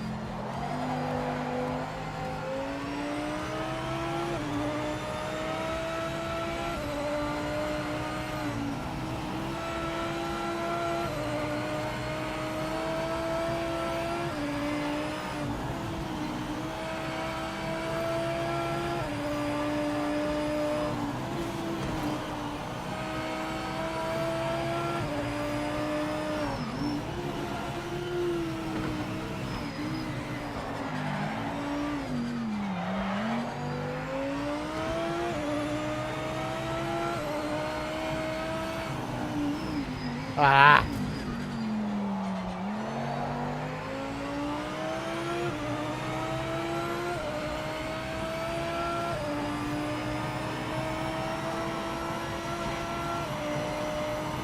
I know I'm slow, but am I really 4 seconds slower?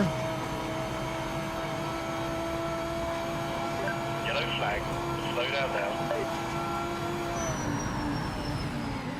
I know I probably didn't do myself any favors by choosing this car, but still.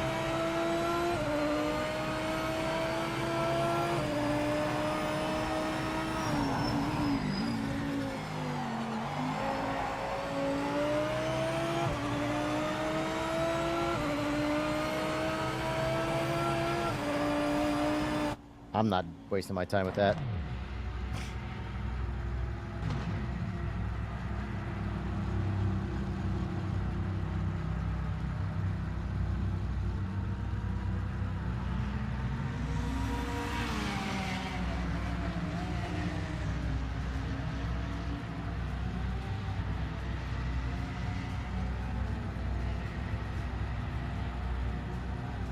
Audi isn't even the slowest one, the Aston Martin is.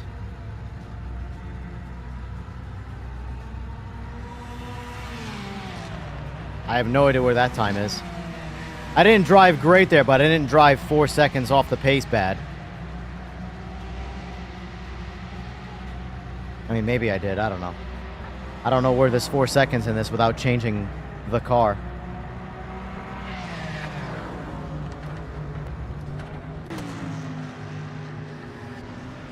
Hey, Crank. Recognize Crank.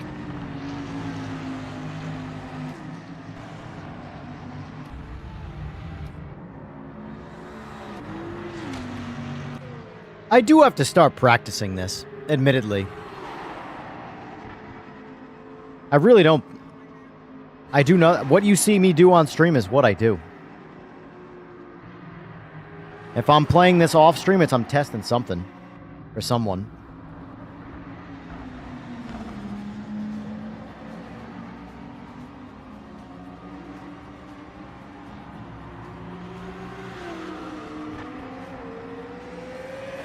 Evo had a lot of goodwill that even the big YouTubers' negativity couldn't wipe out. PMR had that launch, yeah. Yeah.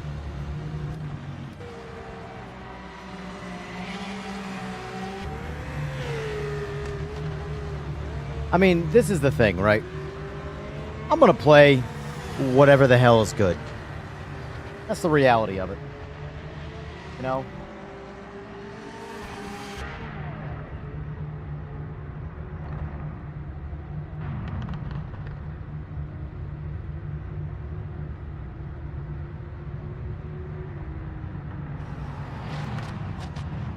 If AC Evo becomes the game to play, that's what I'm going to play.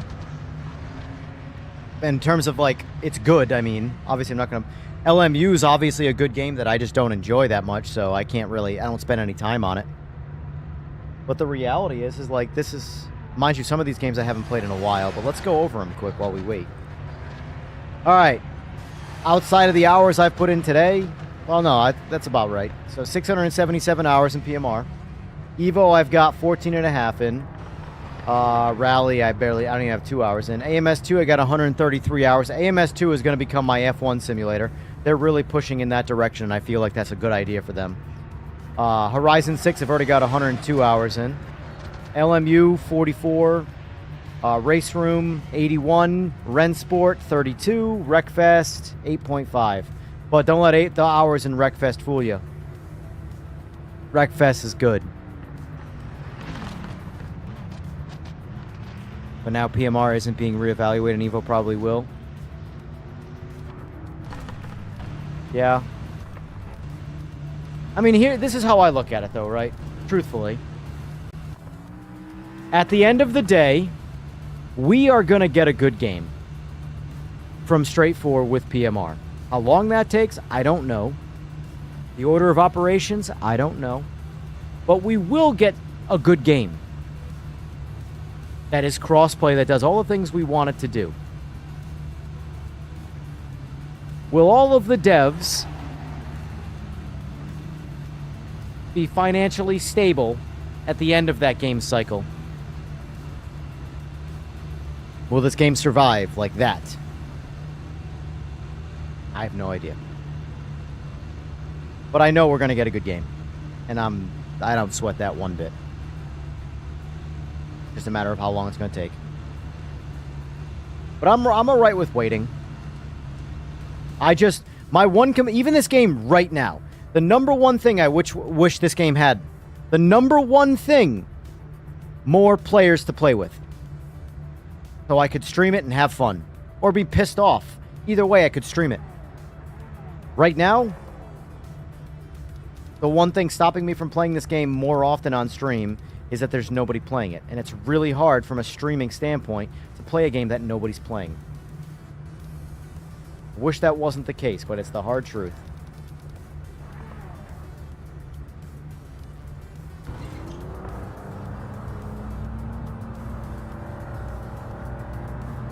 Yeah.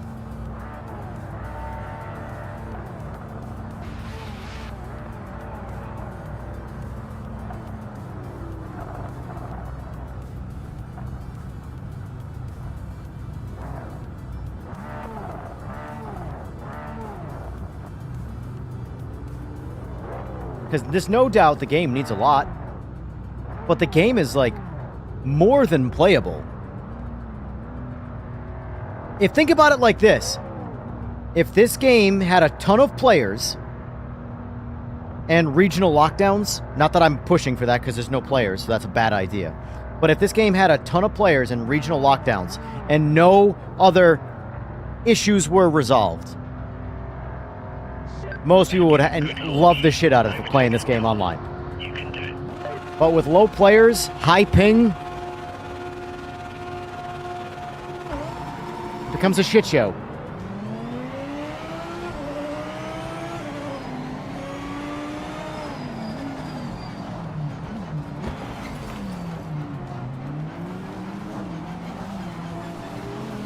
I can't get back on the fucking track. Yellow flag. Slow down now. That's who's playing this game. That's who's playing this game right now. A whole bunch of names I've never heard of, and that.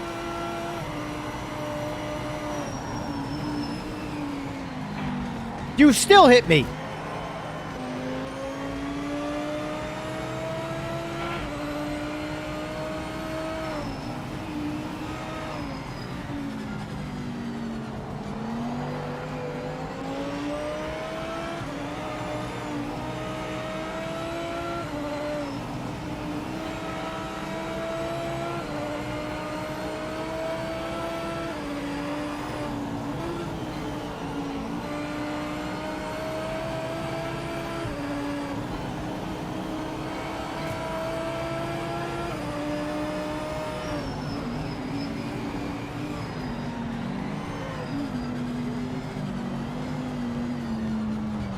Oh my God. Look at this. Look at this shit. Look at this shit. Collision! Collision needs to be fixed. Priority before netcode. That was all collision physics.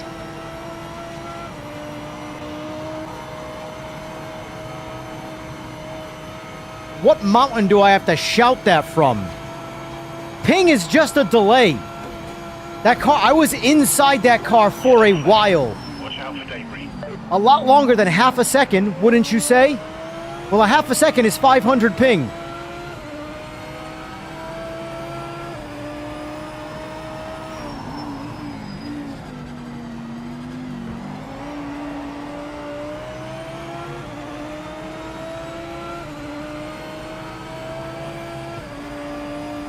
And by the way, Sora's been shouting the same thing.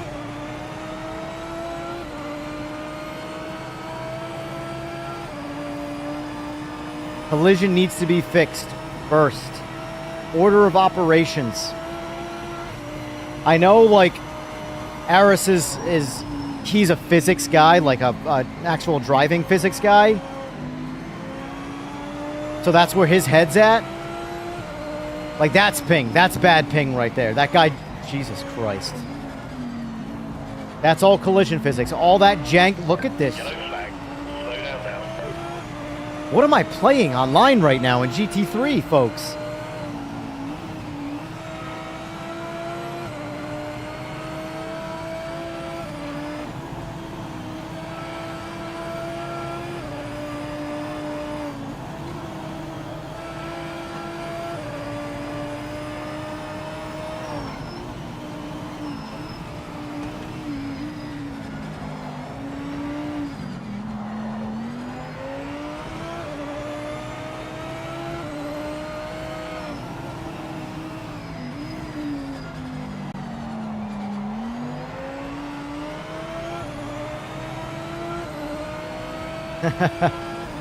Right, oil slick.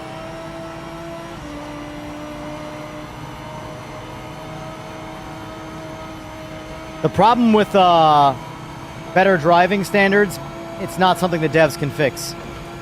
You can implement a penalty system, but that doesn't... At the end of the day, every game has that. There needs to be, here, at the end of the day, there needs to be players playing the game, and then the ranking system will do the rest.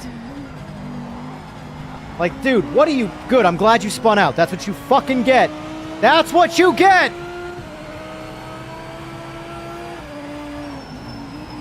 I'm glad for once contact physics worked in my favor when someone hit me. Jesus.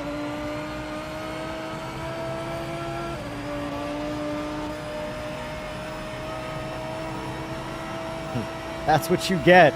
I'm walking here!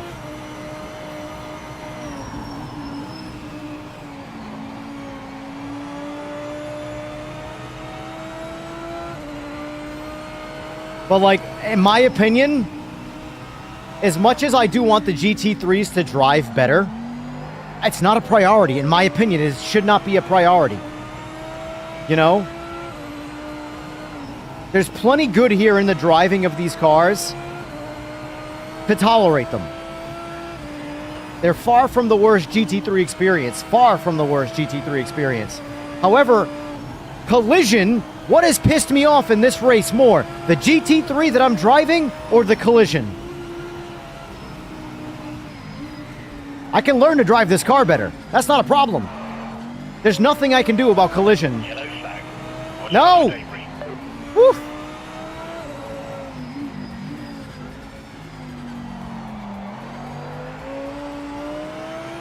We're only 3 laps into a 10-lap race. And you've seen this much chaos. Hopefully people rage quit.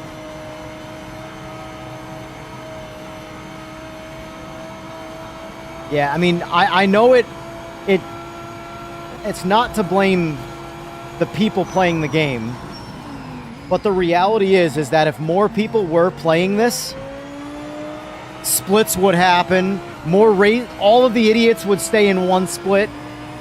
all the better, more etiquette-driven... Because what do you think happens in LMU? LMU doesn't have a penalty system. Not like that, not like a contact penalty system, anyway. It's got the same kind of penalty system this does. But the biggest difference between LMU and this is people are playing LMU. There's numbers. There's a good ranking system. A ranking system that makes sense, even for idiots. I'm the idiot, and I get it.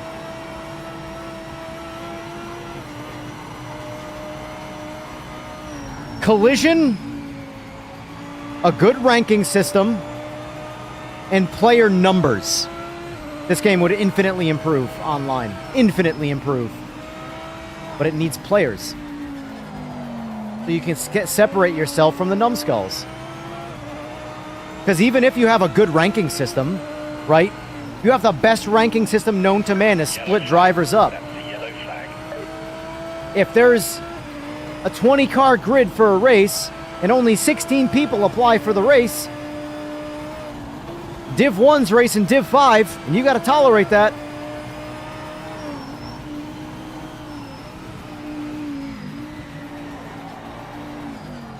Oh shit! You motherfucker, I felt it. Felt it coming. I'm fucked. I'm fucked. I'm fucked. This is the end of me. This is how you fucking lose on Bathurst, right here. There's nothing I can do. Told you. Nothing I can do. Just drive. Yep, just drive. Yep. Great, great, great game. Perfect. Perfect, perfect game. Now my car's all jacked up.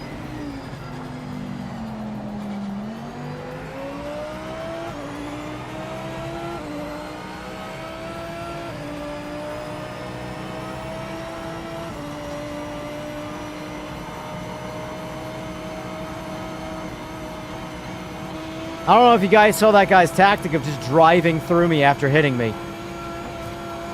I mean, it worked. Turned me around.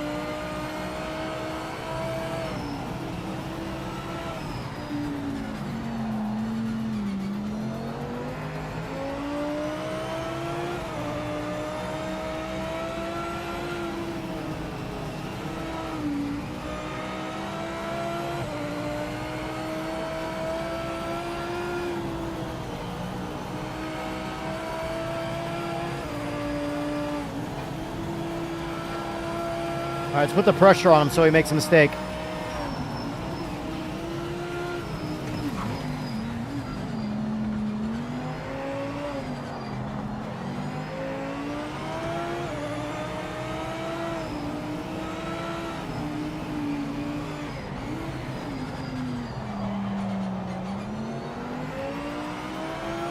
At least the battle. The battle for 7th place, but it's a battle nonetheless. Well, the problem, Tom, is that he's still very new to the company, so he doesn't know as much as you would actually think. We, as the players, know more about problems with the game than he does. I can almost guarantee that.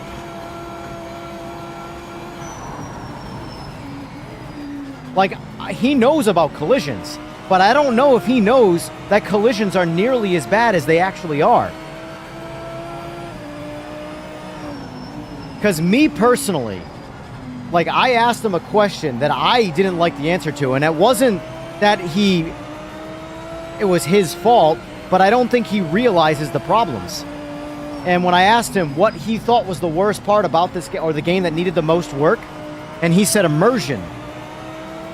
And I know he's a physics guy, and I know he nerds out over that type of stuff. But if you truly play this game through all of the modes, ranked is a big problem in this game, way more than immersion. And it comes down to all the problems that the game has. All of the problems that this game has groups up and hangs out in ranked. You'll experience every part of the game's problems in the entirety of the game, but ranked is the worst at it. It's where all the tryhards go, all the idiots go, and all the problems rear their heads.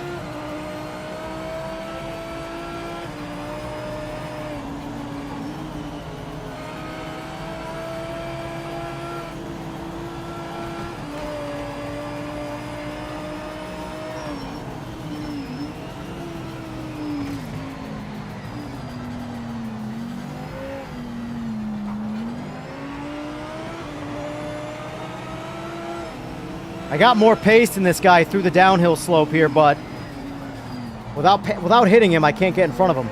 I got to wait for him to make a legitimate mistake.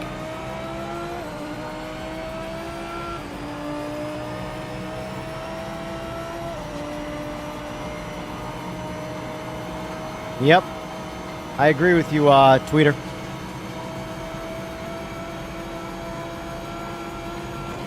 Which, don't get me wrong, immersion's a huge part of it. It's just not nearly this game's biggest problem.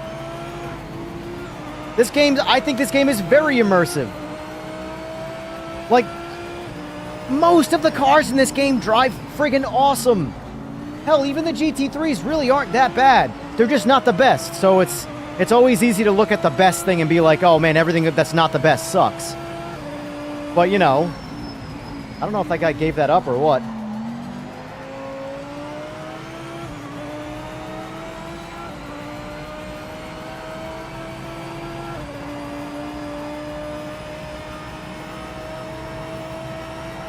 Either way, though, good battle. Le guape, whatever. Clean racing, I'll take it. First experience so far in this race being near someone without actually making contact. Very nice. Refreshing every once in a while.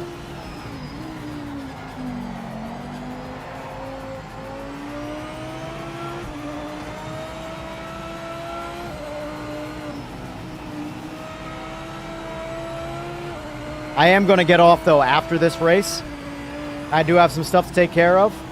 But I will be back again tomorrow for more.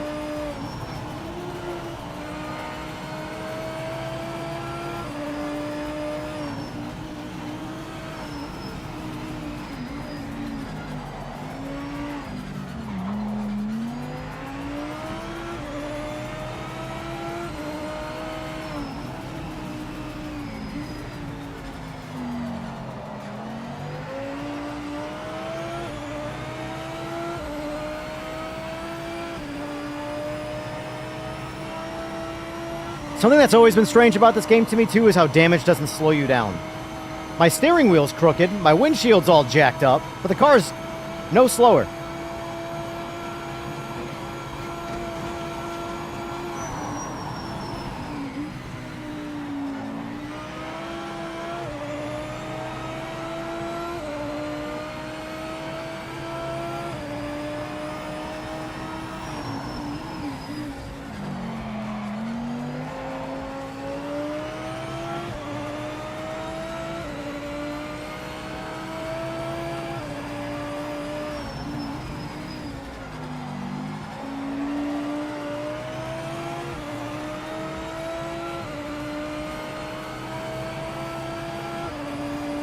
But yeah, I'm going to see tomorrow, towards the latter end of the stream, if I think I'm going to stream the Discord. Because there's weird people like Oil Slick who still don't have a Discord. They have a Facebook, though, like my grandmother. I'm just kidding. All my grandmothers are dead.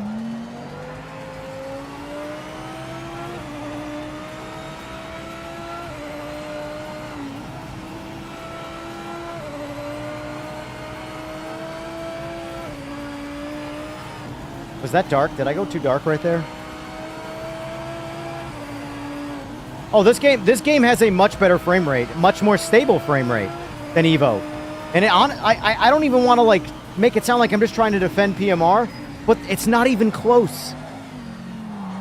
Evo's frame rate is the worst of all of the current sims by a lot.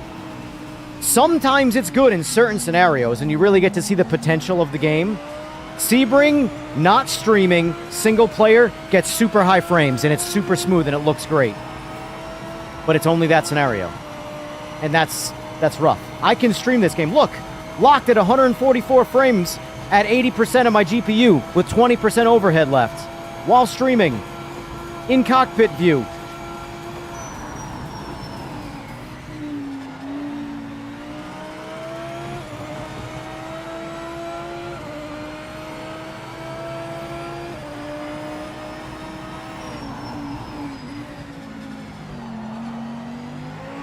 Nah, that race is too long. I don't have any time in the LMDHs. All I would do is just be a flight risk. And I actually do have to get off. Like, not because I'm bored or whatever. Like, I have stuff I have to go do.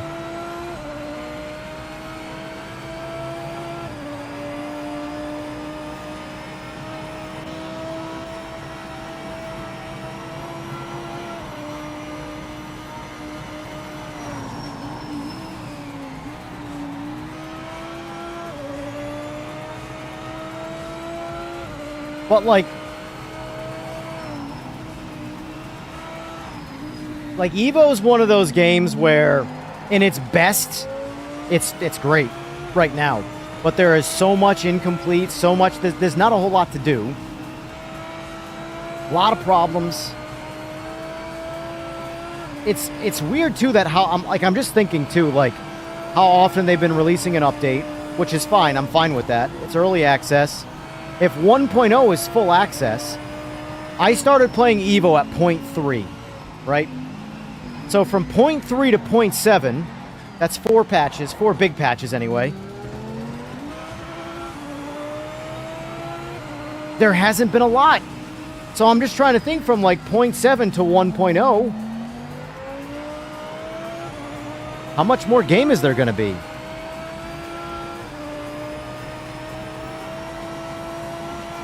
Like if you were to make a checklist of all the things that PMR is better at and all the things that Evo is better at, PMR is better at a lot more things than Evo.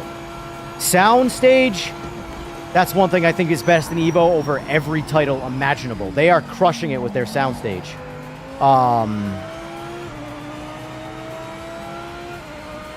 No doubt the sound in Evo, bar none, is second to none.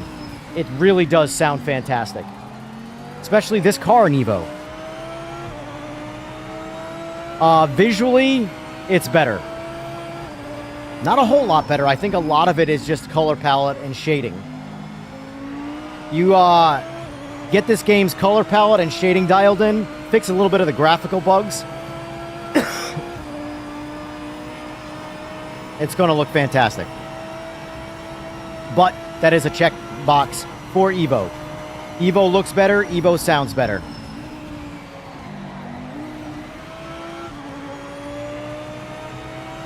Evo has join in progress.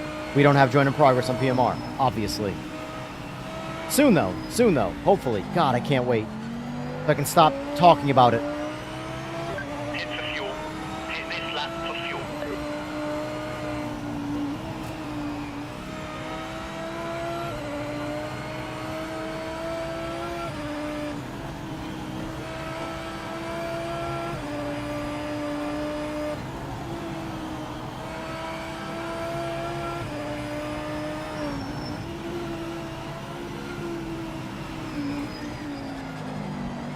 I'll be honest with you though, driving GT3 for GT3, which I think GT3s are some of the worst cars in PMR, it's not like night and day difference. The Evo. I would say Evo's is better in the sense where it's a bit more difficult. But it's not much more difficult. It's not really any more immersive. It's hard to say. If you like, here's what I can say about AC Evo. If you like ACC's driving better than PMR's driving, then you'll probably like AC Evo's driving better than PMR. They're very similar. But we're also comparing it to arguably the worst driving cars in PMR right now. But that's saying something, though, because I don't think these cars are that bad. I talk the most shit about them, but I don't think they're that bad, honestly. They could be way worse. They have been way worse. But like I said, when you're comparing everything to the best thing always feels like it crushes everything else.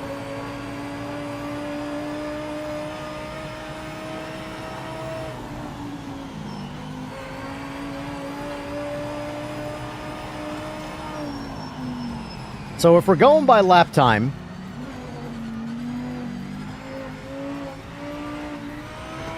sixth place? Yeah. No. Corleone had a nice 205 back there.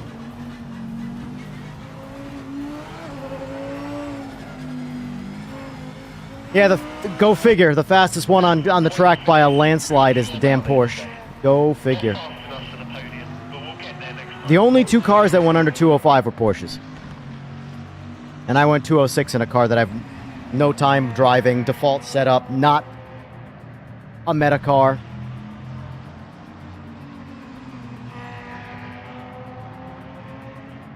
But either way.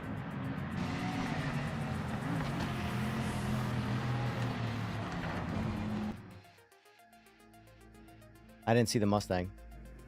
Man. 12 laps. I wish I could do that, but I don't have the time.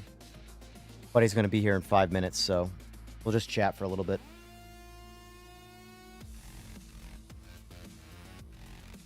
That.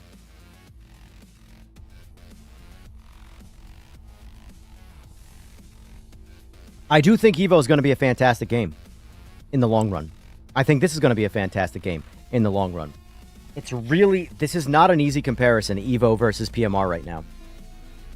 The only thing that I can gather from playing EVO in its latest form versus PMR in its latest form is that the player-based situation doesn't make sense and it is not justified. I understand Kunos has insanely good rapport compared to Straight 4. Like, insanely good rapport. Like, for example, Kunos started at the top and has to make a lot of mistakes to get down to the bottom. Straight 4 started at the bottom and has yet to take a reasonable step up in terms of rapport.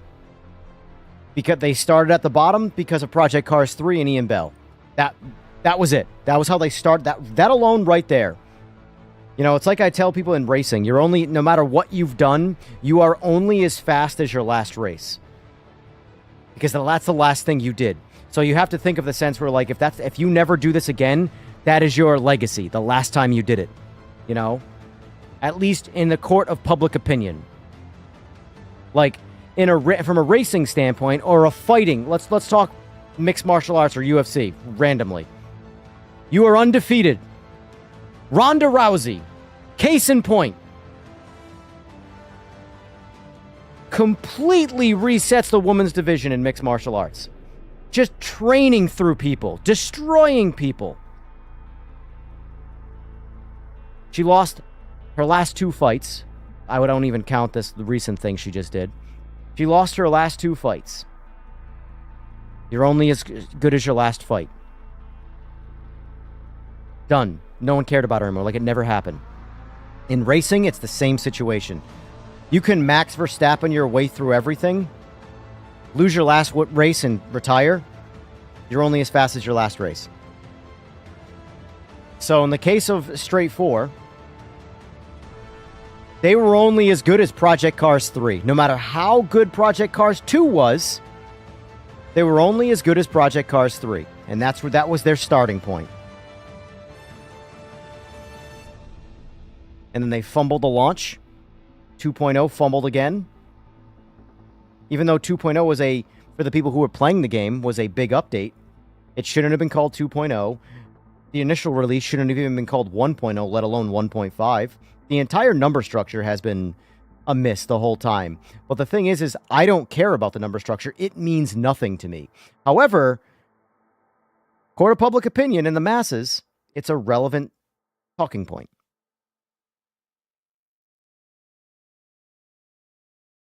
But I will say, when I play EVO, it feels like an unfinished game. As unfinished as PMR feels like, it feels way more complete than AC EVO.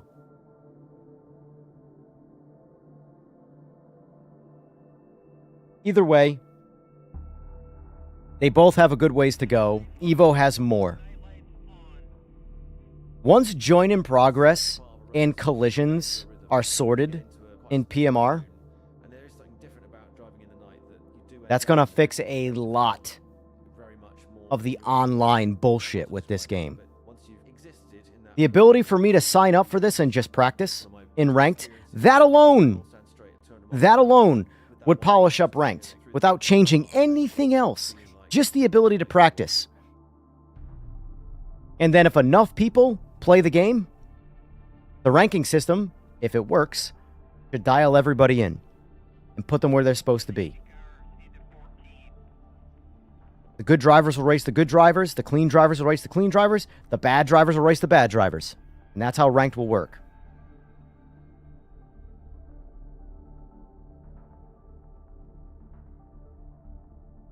It very much feels like the football analogy, but PMR's down by 6 points. They're at the 1 yard line and it's 4th down.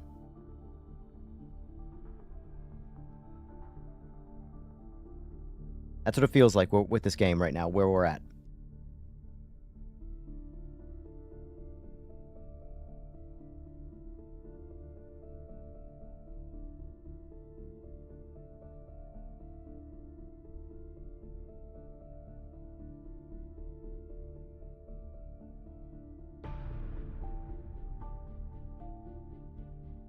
That's going to do it for me, folks.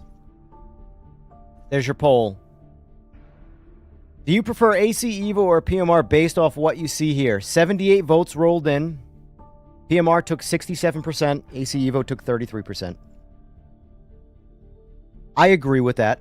I actually do agree with that poll based off my experience. Anyway. PMR is more complete, is what I would say. Vader. Wouldn't say it's better. More complete. Yes, you could argue that more complete means better, but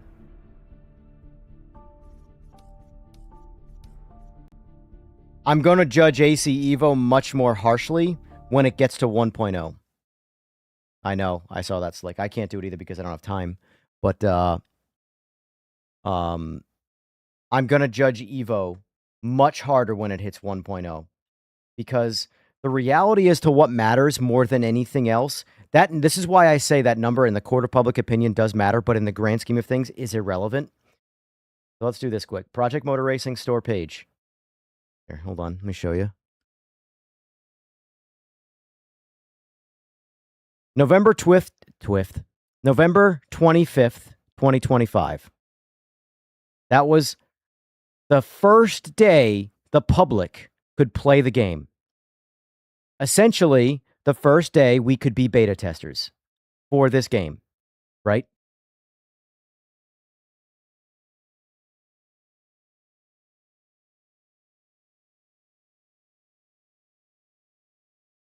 January 16th, 2025.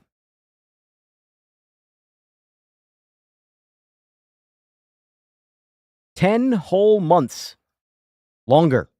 It's been in the public's hands. So regardless of this game being in 0.7 and PMR being in 2.005, this game has had a lot more time in the hands of people to get dialed in because the people are always beta testers. They're always, whether you want it to be the case or not, modern gaming, the customer base are the beta testers. So once the game gets released to the public, there you go. Swift is a good word, right? Anyway, point is, when this game hits 1.0, I'm going to be critical of this game. Very critical. And if it's good, I'm going to say that. But if it's got problems, I am going to shout them. But that being said, anyway, folks, this has been fun as usual. I'll be back here again tomorrow. So my plan tomorrow is, I don't know what we're going to do yet for gaming during the day, but we are going to watch the Aris thing in Discord. You know, we'll watch that. That way it'll be one more place for him to answer questions. And maybe I'll even ask some questions in the Discord too. I don't know. We'll see. I'd rather not. I asked a bunch of questions. I should shut the hell up and just watch. Either way, folks, tomorrow, usual time, usual place. Hope you all have a good rest of your day, and I'll see you then. Thanks for watching. Thanks for the subs. Thanks for the likes. Bye.